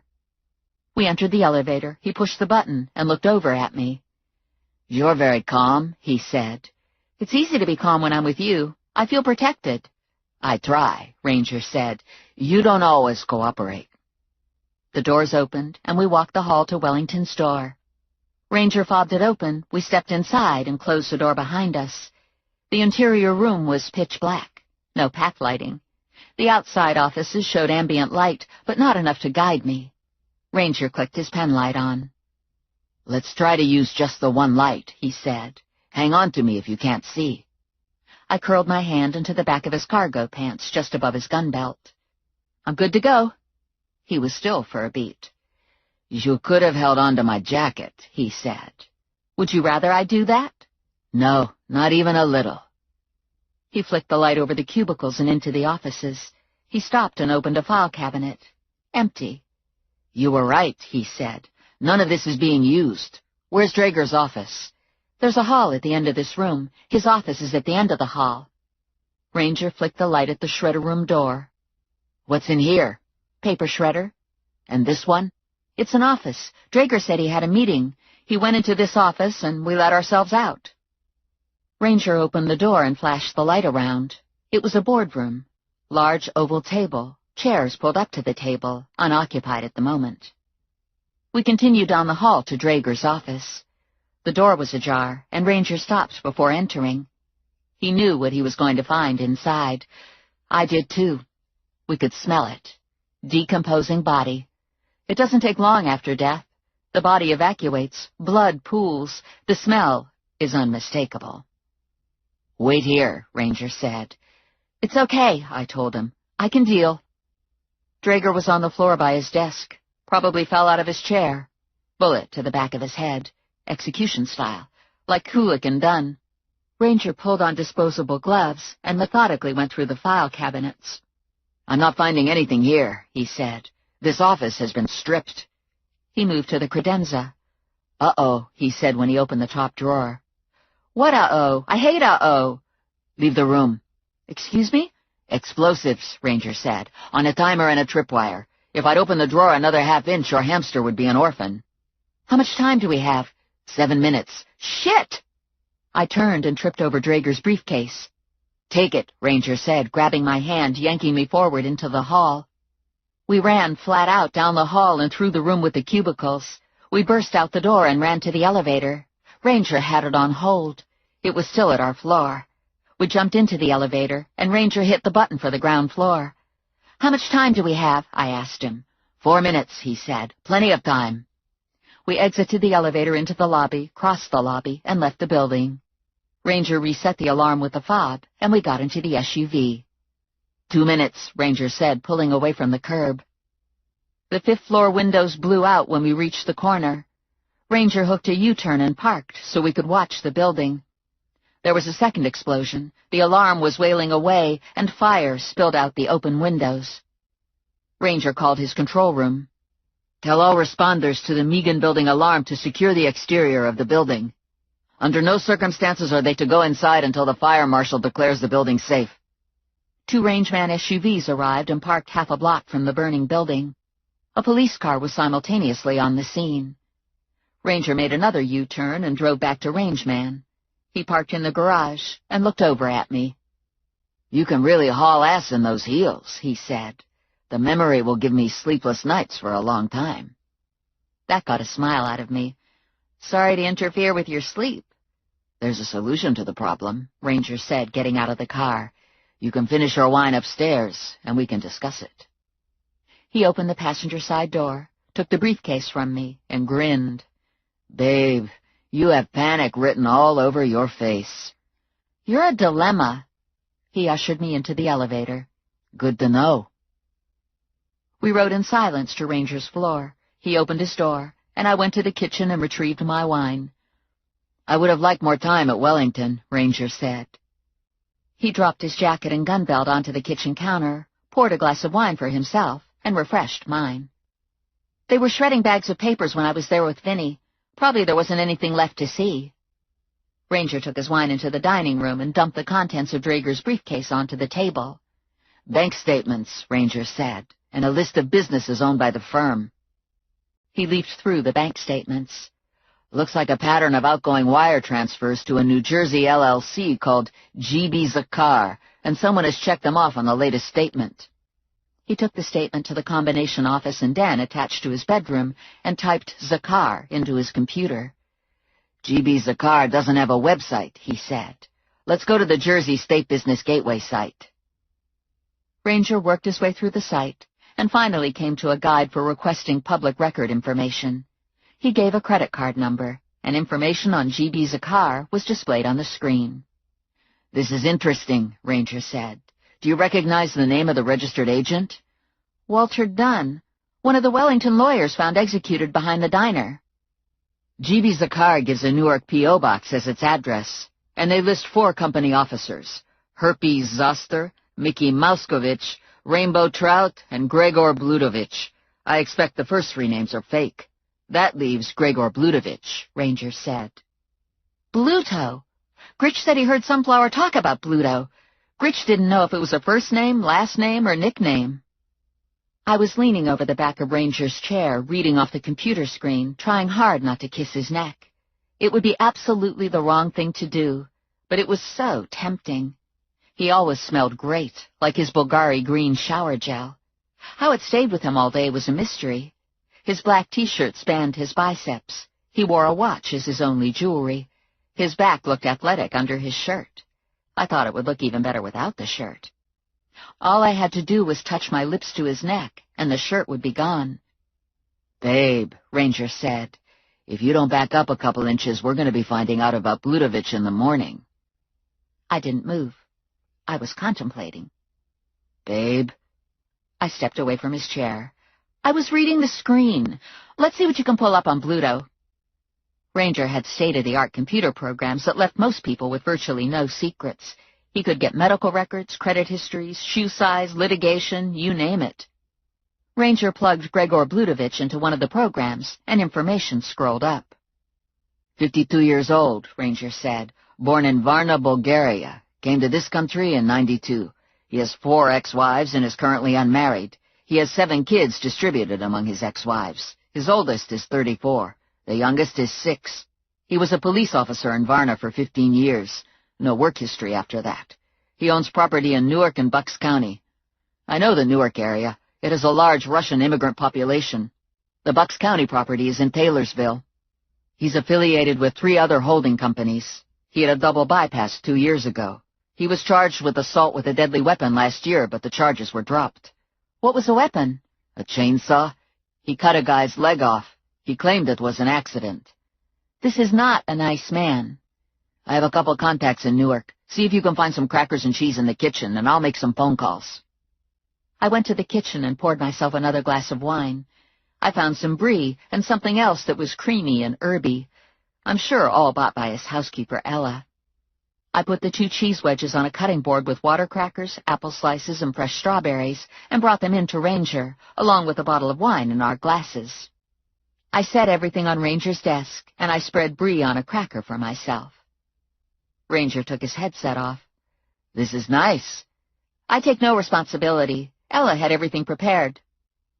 Ranger sliced off some mystery cheese and ate it with an apple slice. No empty calories cracker for Ranger. Ranger was into health. I talked to 2 people in Newark, Ranger said. The opinion of both is that Gregor Blutovich is dangerous. Bulgarian mobster, nicknamed Bluto. Large ego, terrible temper, probably criminally insane. Both contacts use the word psycho to describe Blutovich. He is a mid-sized operation, and he's overextended. Word on the street is that he's eliminating squeamish business partners. Like Wellington? Yes. Where would Vinny fit in this? Blutovich owns Wellington, so Vinny scammed Blutovich, and it's not healthy to scam Blutovich. How not healthy? As not healthy as you can get. Dead? Very dead, Ranger said. What am I supposed to do? Have another glass of wine. And then? Ranger's eyes locked onto mine. If I didn't know better, I'd think you were trying to get me drunk, I said to Ranger. Not drunk, Ranger said. Just relaxed and naked. I was distracted by an icon blinking on his computer screen. Why is the little flame flashing? I asked him. I'm hardwired to the control room. One of our systems just sent in a fire alert. He tapped a key, and an address appeared. Hamilton Avenue, I said. Oh, my God, that's the Bonds office. Ranger put his headset on and talked to the control room, verifying the fire. He took his headset off, swiveled away from his desk, and stood. I suppose this is the end of our romantic moment, I said to him. It's okay, he said.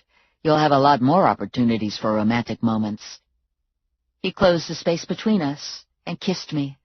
Our tongues touched, and I pressed against him. It's only a fire, I whispered. He paused for a beat. You've seen one, you've seen them all, he said, and he stripped my white stretchy shirt off.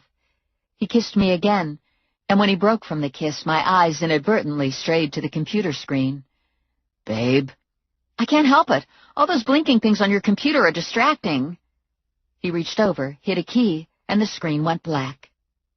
I know they're there, I said. Ranger tugged my shirt back over my head and smoothed it down.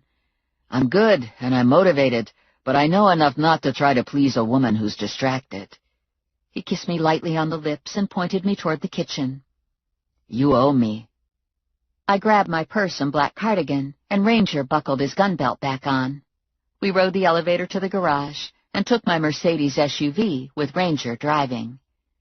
This car smells like fried chicken, Ranger said, and something else that isn't good. Connie's stink bomb, I told him. Chapter 25. Ranger turned onto Hamilton, and I could see the glow from the fire. My breath caught in my chest, and my eyes filled with tears. Call Connie and Lula and Vinny and make sure they're okay, Ranger said.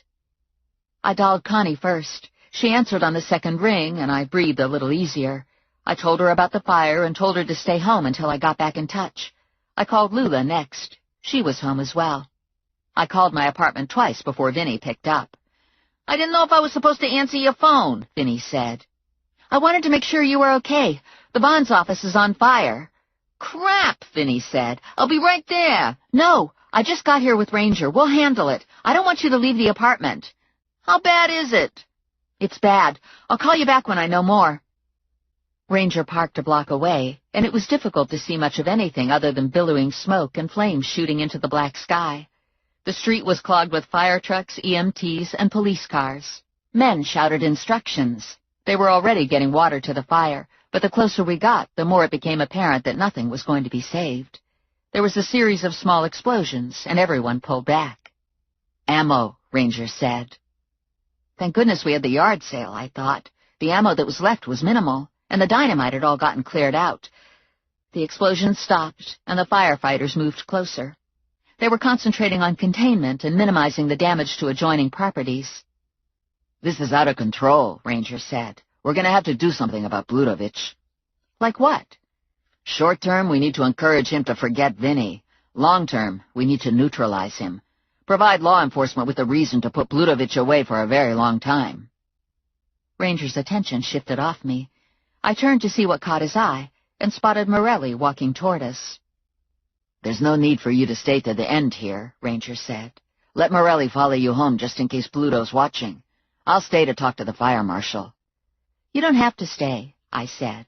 It's my job, Ranger said. Rangeman manages security on the Bonds office. Morelli ambled over.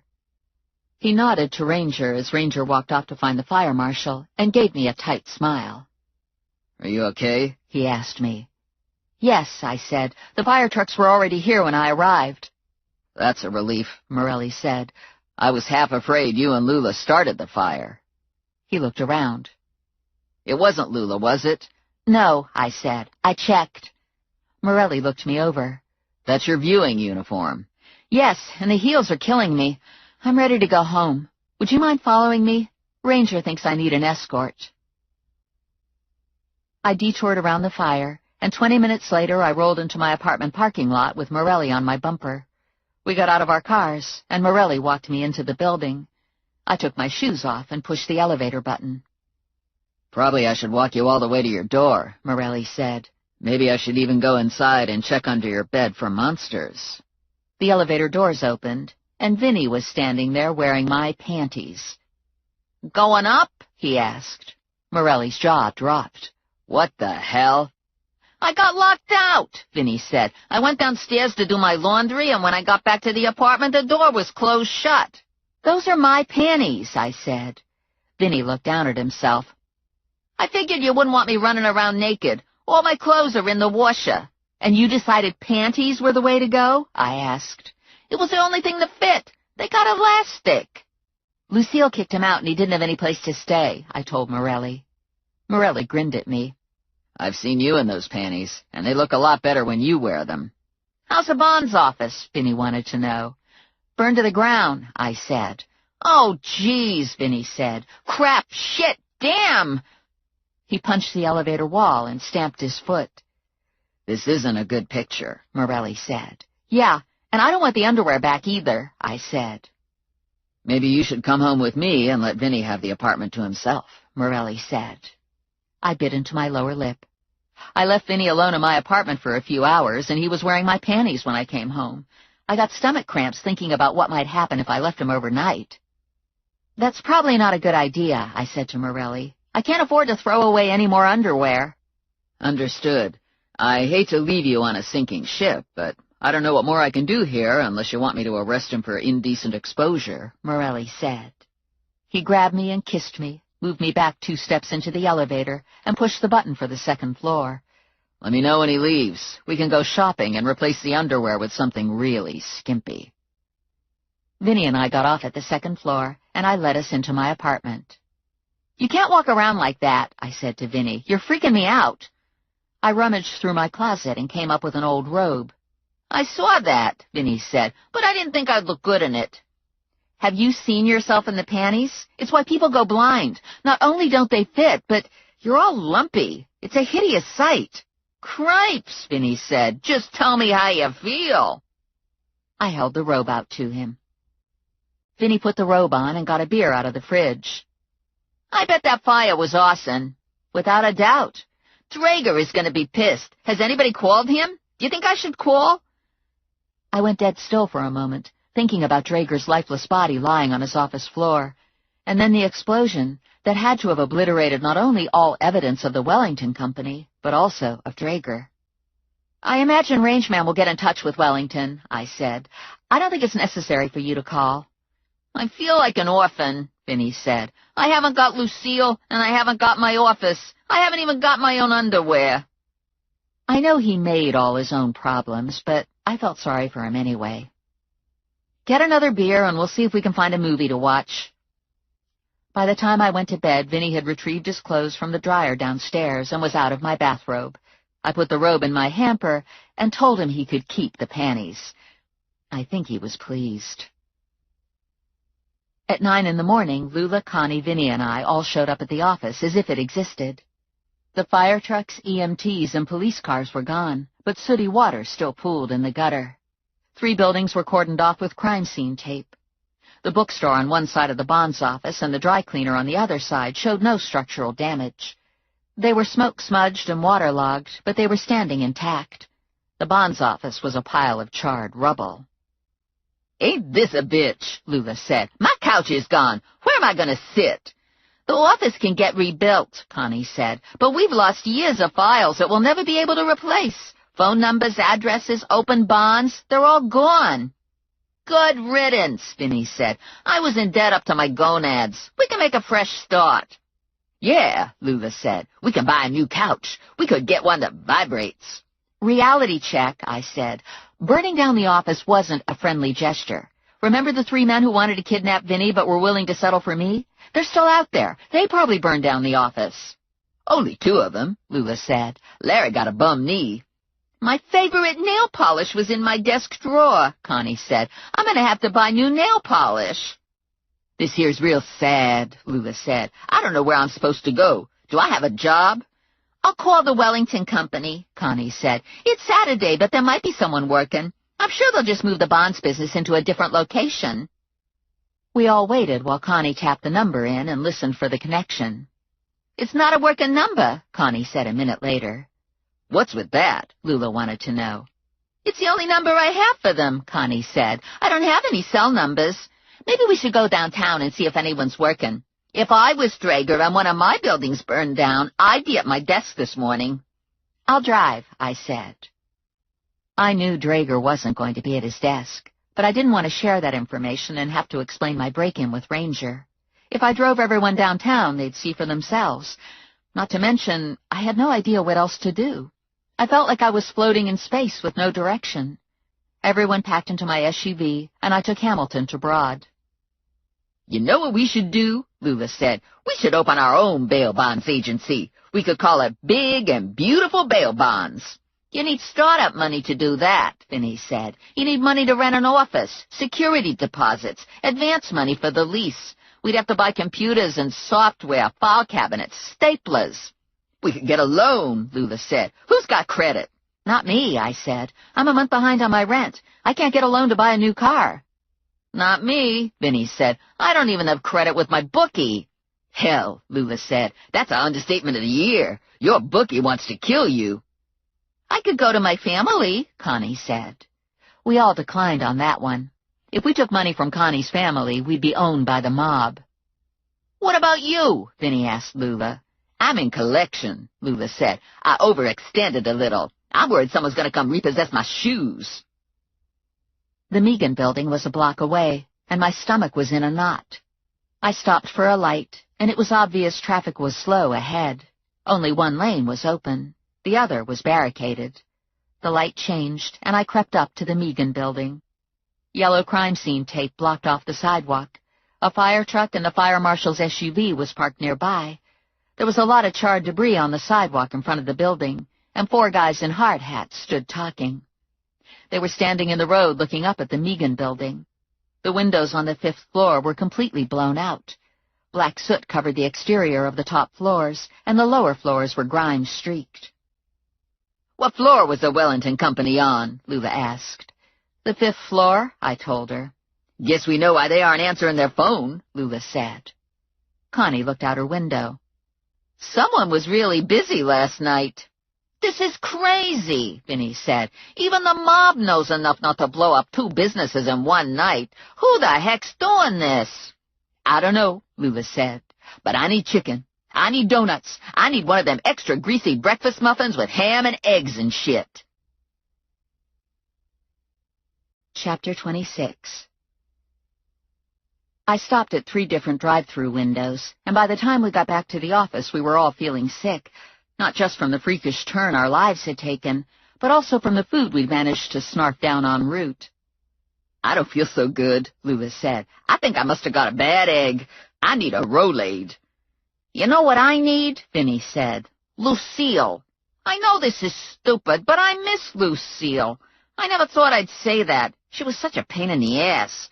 How can you miss someone that's a pain in the ass? My ex-husband was a pain in the ass, Connie said, and I don't miss him at all. Ditto for me, I said. My marriage lasted about 15 minutes.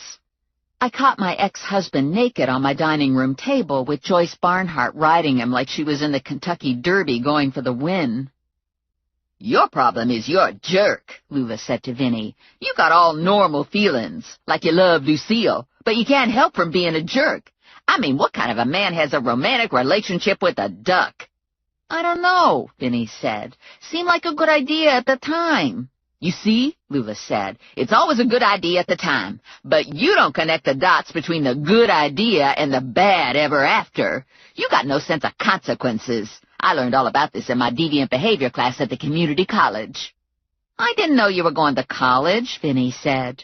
Of course you didn't, on account of you don't listen. You're not a listener like me. You'd be a better person if you were a listener. I'd listen more if you talked less, Vinny said. Huh, Lula said. Your ass. The crime scene tape had been stretched across wooden barricades placed close to what used to be the building housing the bonds office. The sidewalk was still passable, and there was still on-street parking. Lula's Firebird was at the curb, along with Connie's car and the Love Bus. Mooner and the hobbits were on the sidewalk looking at the rubble. I parked in front of the Firebird and walked back to Mooner. "Dude," Mooner said, "someone was smoking in bed."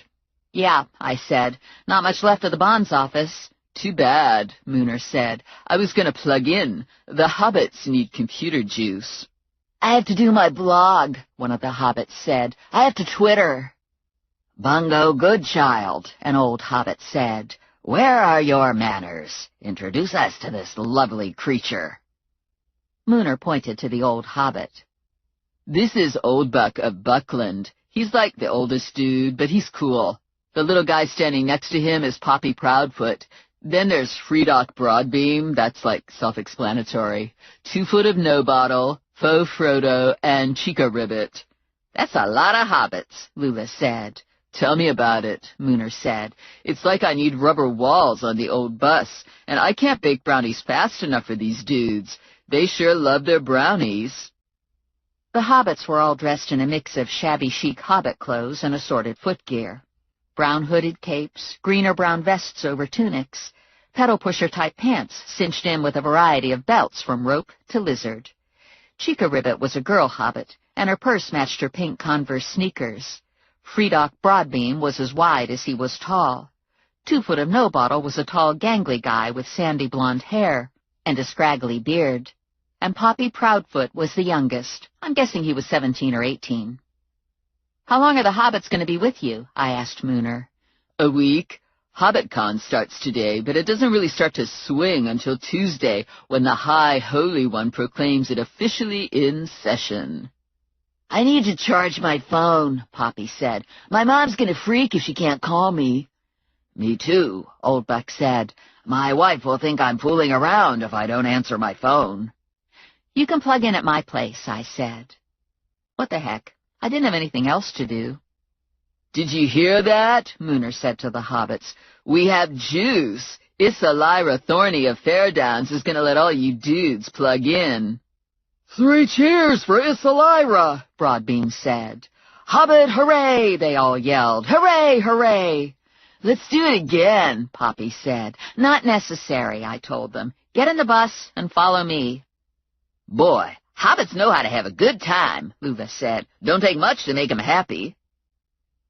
I drove across town with the Love Bus on my tail. I parked in the lot to my building, and we all trooped into the elevator.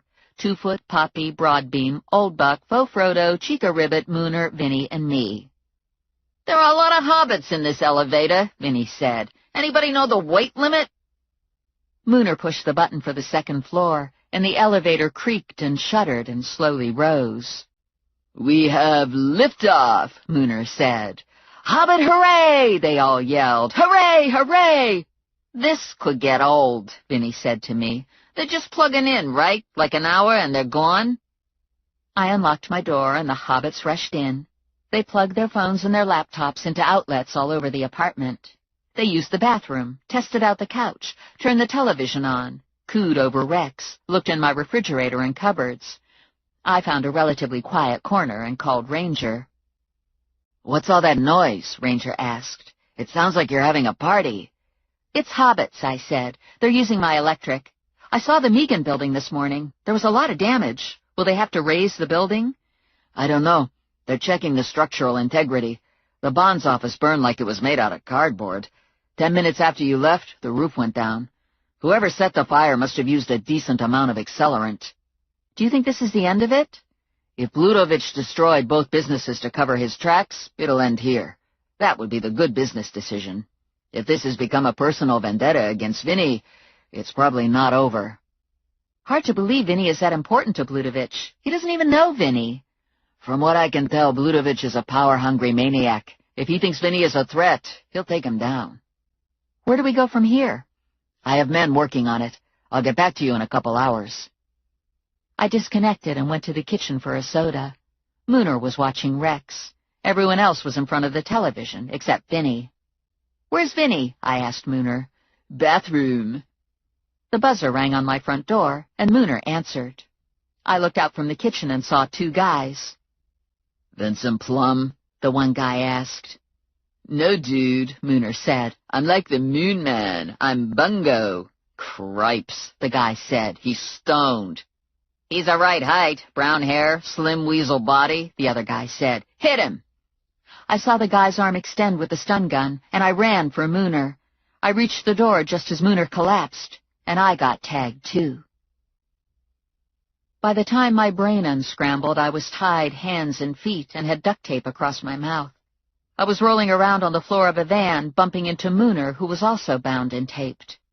It was a panel van with solid sides and 2 doors in the rear with small windows. The driver and his partner were up front. I didn't want to go there. I could mostly see sky through the windows. A streetlight flashed by. A tree. No way of knowing where we were going. The driver and his partner weren't talking. The van turned from a smooth road to a bumpy road, hooked a corner, and the road was smooth again. It came to a stop, and the rear doors opened. Mo and Eugene looked in at Mooner and me. "What the hell's this?" Mo asked. The driver came around. "What do you mean?" "It's Vincent Plum and some girl. She got in the way, so we took her too. She looks like fun." "That's not Vincent Plum, you moron." "How do you know? Have you ever seen Vincent Plum?" "I saw him when he stuck his head out of his office. We followed him and the girl from the bonds office to the apartment. That's how we knew where to find them. We would have snatched him then, but Larry was whining and bleeding all over the place." Eugene joined the group and looked in at Mooner and me. "What the fuck's this?" "Exactly," Mo said. "We took the wrong guy," the driver said.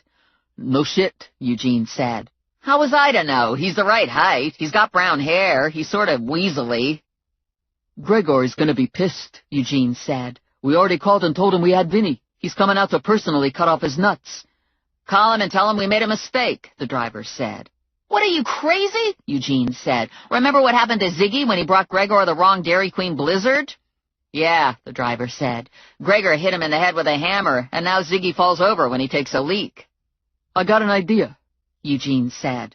"Why don't we douse the van with gasoline, set it on fire, and shove it off a cliff? Then we tell Gregor there was a faulty gas pedal, and the van went out of control and crashed, and we all just got out in time, except we couldn't rescue Vincent." "That might work," Mo said.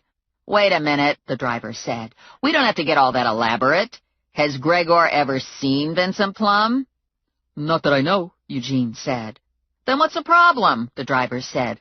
"We tell him this is Vincent Plum. That way Gregor gets to cut someone's nuts off, and he won't be disappointed that he made the trip out here." "Yeah, but this guy will tell Gregor he's not Plum," Mo said.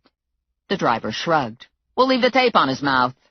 "Gregor won't like that," Eugene said. "He likes when people scream and beg." "So we wait until Gregor starts working on him," the driver said, "and then we take the tape off when Mooner's in the screaming stage." Everyone thought about that for a beat. "It could work," Mo said. Eugene agreed. "Okay, so we have a plan," Eugene said. "Let's haul these 2 into the house. We'll put them in the tower room. When Gregor gets here, we'll take this guy to the kitchen, because it has a tile floor for easy cleanup. And then we'll save the girl for ourselves for later." Mooner said. "Don't worry about it," Eugene said to Mooner. "It only hurts in the beginning, and then you faint." I was dragged out of the van, and Mo put me over his shoulder like a bag of sand. This was the first chance I had to see the house and its surroundings. There was a large lawn surrounding the house. Beyond the lawn there were dense trees, long paved driveway leading to the house. The house itself could hardly be called a house. It was a fortress. It was ominous gray stone and huge. It defied description. It had a tower with turrets like a medieval castle. If I had to imagine a house for a Bulgarian maniacal mobster, this would be it. Chapter 27. We were carried inside and up to the tower room. The bindings were cut away from our ankles, but left on our wrists. The tape was ripped off our mouths. "Gregor won't be here for a while," Eugene said, "so make yourself comfortable." And he closed and locked the door.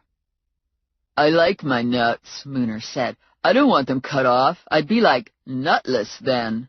"Don't worry," I said. "We'll get rescued." "Do you think?" "Sure." Truth is, I didn't have a lot of faith in a rescue. Time was too short. Ranger was good, but this would require a miracle. I looked around the tower room. Not a lot going on. Stone floor, circular stone walls, ringed by long, narrow windows without panes, thick wood door that didn't give when I kicked it. I went to a window and looked out. The house was on a hill surrounded by woods. I could see the Delaware River in the distance. I was pretty sure I was in Pennsylvania. I paced the room for an hour, burning off nervous energy. Mooner was quiet, sitting on the floor, chanting softly. "Om Moon," he said, eyes closed. "Om Moon." Another hour went by, and I saw a car turn into the driveway. It was a big black Lincoln town car. It rolled to a stop in front of the house, and the driver got out. Large man, dark wiry hair streaked with gray. Couldn't see much of his face from where I stood in the tower. I suspected it was Gregor Blutovich. Mooner was still convening with his inner self. I didn't want to disturb him. I think he'd made peace with the fact he was going to lose his nuts, and I don't think it occurred to him that death would follow. After a couple minutes, there were loud voices on the stairs, accompanied by heavy footsteps. The tower door banged open, jolting Mooner out of his contemplative state, filling me with renewed fear. Eugene and Mo rushed in, and the man who arrived in the Lincoln labored up the stairs behind them. "We would have brought them down," Eugene said to the man. "Shut up, you idiot," the man said. "I'm not an invalid. I'm a Bulgarian bull." The Bulgarian bull lunged into the room, and I thought he looked like a bull having a stroke. His face was purple, and he was sweating and breathing heavy. He was close to 6 feet tall and weighed about 250 pounds. His eyes were dilated black and glittered in his feverish face. His jowls shook when he talked. He had small, square yellow teeth behind fleshy, protruding lips. He was dressed in bagged-out dark dress slacks and a white dress shirt, open at the neck, showing a mat of graying chest hair. "So," he said, looking down at Mooner with his mean little pig eyes, "what have you got to say for yourself?" "Dude," Mooner said. The Bulgarian bull leaned over and got so close to Mooner their noses were touching. "Do you know who I am?" he yelled at Mooner. "I'm Gregor Blutovich. I'm the man you cheated." And before Mooner could say anything, Blutovich hit him open-handed on the side of the head and knocked Mooner over. "That isn't Vinny," I said. Eugene and Mo sucked in air and froze. Blutovich turned on me. "Who's this?" "She was with him," Eugene said. "We thought you'd like her." "They're lying," I said. "They took the wrong man, and they were going to keep me for themselves." Blutovich looked over at Eugene and Mo. "Is this true?" "She's trying to make trouble," Eugene said. Blutovich grunted. "I'll give her trouble." He turned away and powered himself to the door. "I'm hungry," he said. "I want something to eat, and then I'll deal with these two." Blutovich led the way down the stairs, and Eugene and Mo stumbled after him, closing and locking the tower door. Mooner was still stretched out on the floor. A trickle of blood oozed from a split lip. "Are you all right?" I asked. "He's a scary dude," Mooner said. I went back to the window, desperate to see Rangeman in the driveway. I was counting down to the moment when Blutovich was done eating, and the real horror would begin. I was staring so intently and wanting to see help so badly, I almost missed the movement in the woods to the right. There was no wind, but something was disturbing the undergrowth. Animal, I thought, and then more movement a few feet over. And next thing, the woods were alive with hobbits. They were everywhere, creeping forward out of the woods, onto the grass, inching up to the fortress. I ran around the room, looking out all the windows, and everywhere I looked, I saw hobbits. There were hundreds of them. "Hobbits!" I yelled to Mooner. "Get up! There are hobbits out there!" Mooner got to his feet, and we looked out at the hobbits.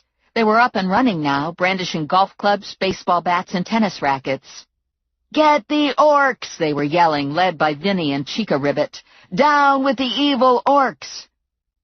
Vinny was back in his hobbit clothes, sprinting across the lawn, cape flying, pumping the air with his fist. Mooner yelled at them from the tower. "Go, hobbits!" The hobbits looked up at Mooner and cheered. "Hobbit ho!" they yelled, and they went into the house like hobbit SWAT. They hurled themselves through windows and doors. A cavalcade of black cars and one red Firebird raced up the driveway, and a chopper whirred overhead. Ranger was out of the first car. Morelli followed. They went in through the front door. Guys in FBI jackets poured out of the cars. Local police cars rolled in and parked on the grass. I heard footsteps on the stairs leading to the tower room, and Mooner and I pressed ourselves flat against the wall, praying it wasn't going to be Evanovich who came through the door. The door opened, and Chica Ribbit burst into the room. She went straight to Mooner and threw her arms around him and kissed him. "I was so worried, Bungo Goodchild," she said. Mooner grinned. "No problemo," he said. "And I've still got my nuts." Ranger was next through the door, followed by 20 or 30 hobbits who swirled around Mooner and looked out the windows and commented on the woods and how this would make a wonderful shire. Ranger cut the plastic cuffs off my hands. "Are you okay?" he asked. I nodded. "Yes. How did you find us so fast?" "Vinny and the hobbits got to the parking lot just as the van was leaving with you and Mooner. Vinny had your purse, so they were able to follow the van in the Mercedes." "What was Vinny doing with my purse?" "He thought you'd have a gun in it, and you did have a gun, but turns out you had something even better. You had car keys and a cell phone." "Vinny called you?" "Yes, and I called Morelli, and he did his cop thing. Turned out it was easy to organize. The feds have been following Evanovich for months." "Who called the hobbits?" "The hobbits called the hobbits. They were uncontrollable. The fear was that they would rush the house before Evanovich got here, and the police wouldn't be able to charge him with anything." Ranger grinned. "The truth is, the hobbits saved the day. They caught Evanovich by surprise, and no one got hurt." Lula and Connie came through the door. "Heart attack," Lula said. "I'm having a heart attack. How the heck many stairs is that? Give me room. Give me air." She spotted me and grabbed me and hugged me. "Connie and me were so scared for you." Connie joined in the hug. "It's over," she said. "They got all the orcs." "We were in communication with Vinny and the hobbits right from the beginning," Lula said, "so we know all about orcs." "They're the enemies of hobbits," Connie said. "I want to see Evanovich," I said to Ranger. "Babe," Ranger said. "Who's Evanovich?" Connie wanted to know. "He's the bad guy," I said. "He's the one who caused all the death and destruction." "Count me in," Lula said. "I want to see him, too." We found Evanovich in the kitchen. He was cuffed, along with Mo, Eugene, the driver, and the other guy who helped with my abduction. Even in cuffs, Evanovich was frightening, exuding anger like a toxic gas. "You!" he said, fixing his crazy eyes on me. I didn't say anything to Evanovich. I didn't have to. I just wanted to see him in cuffs and know I was in the power seat. I felt good. Lula was behind me. "What's with the bump on your forehead?" she asked Evanovich. "It's big as a baseball." Evanovich glared at Lula and snarled.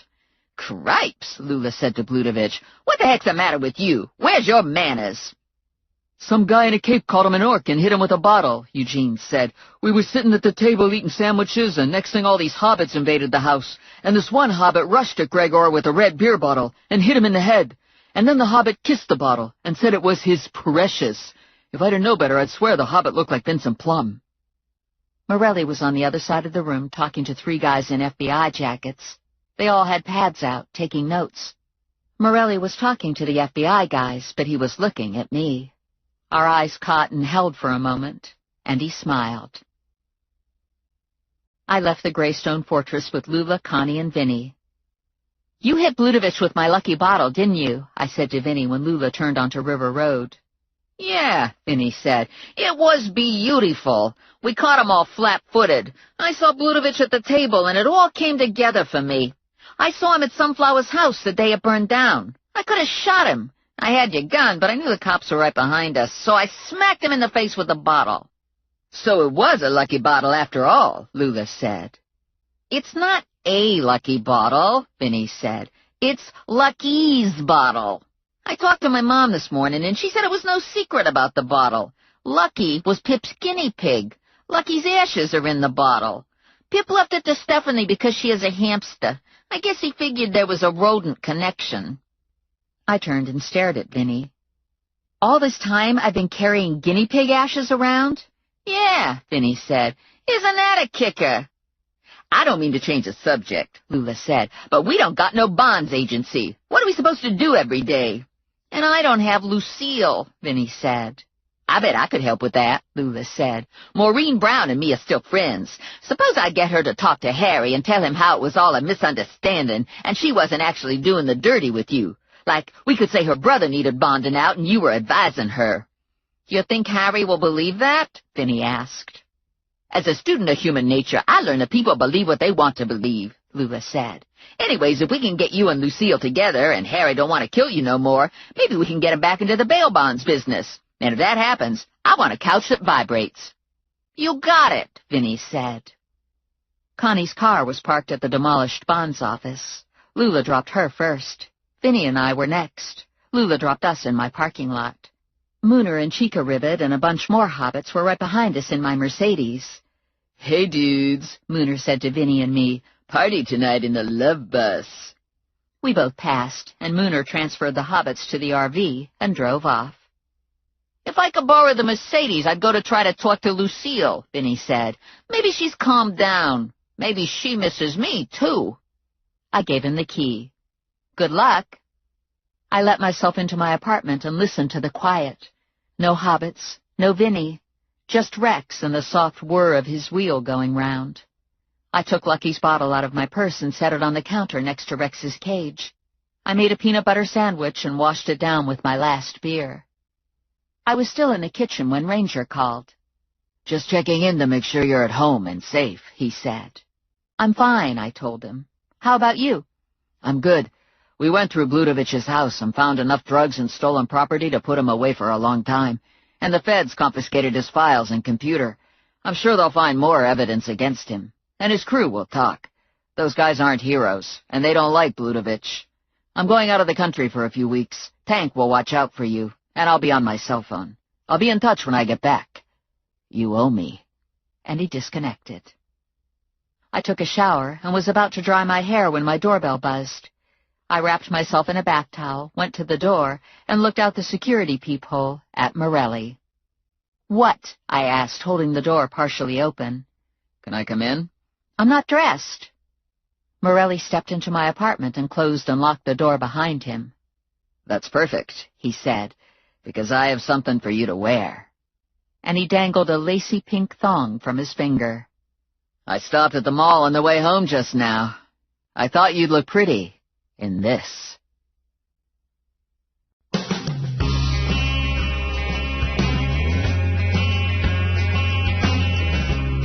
We hope you've enjoyed Sizzling 16, a Macmillan audio production from St. Martin's Press. Text copyright 2010 by Evanovich Inc. Production copyright 2010 by Macmillan Audio.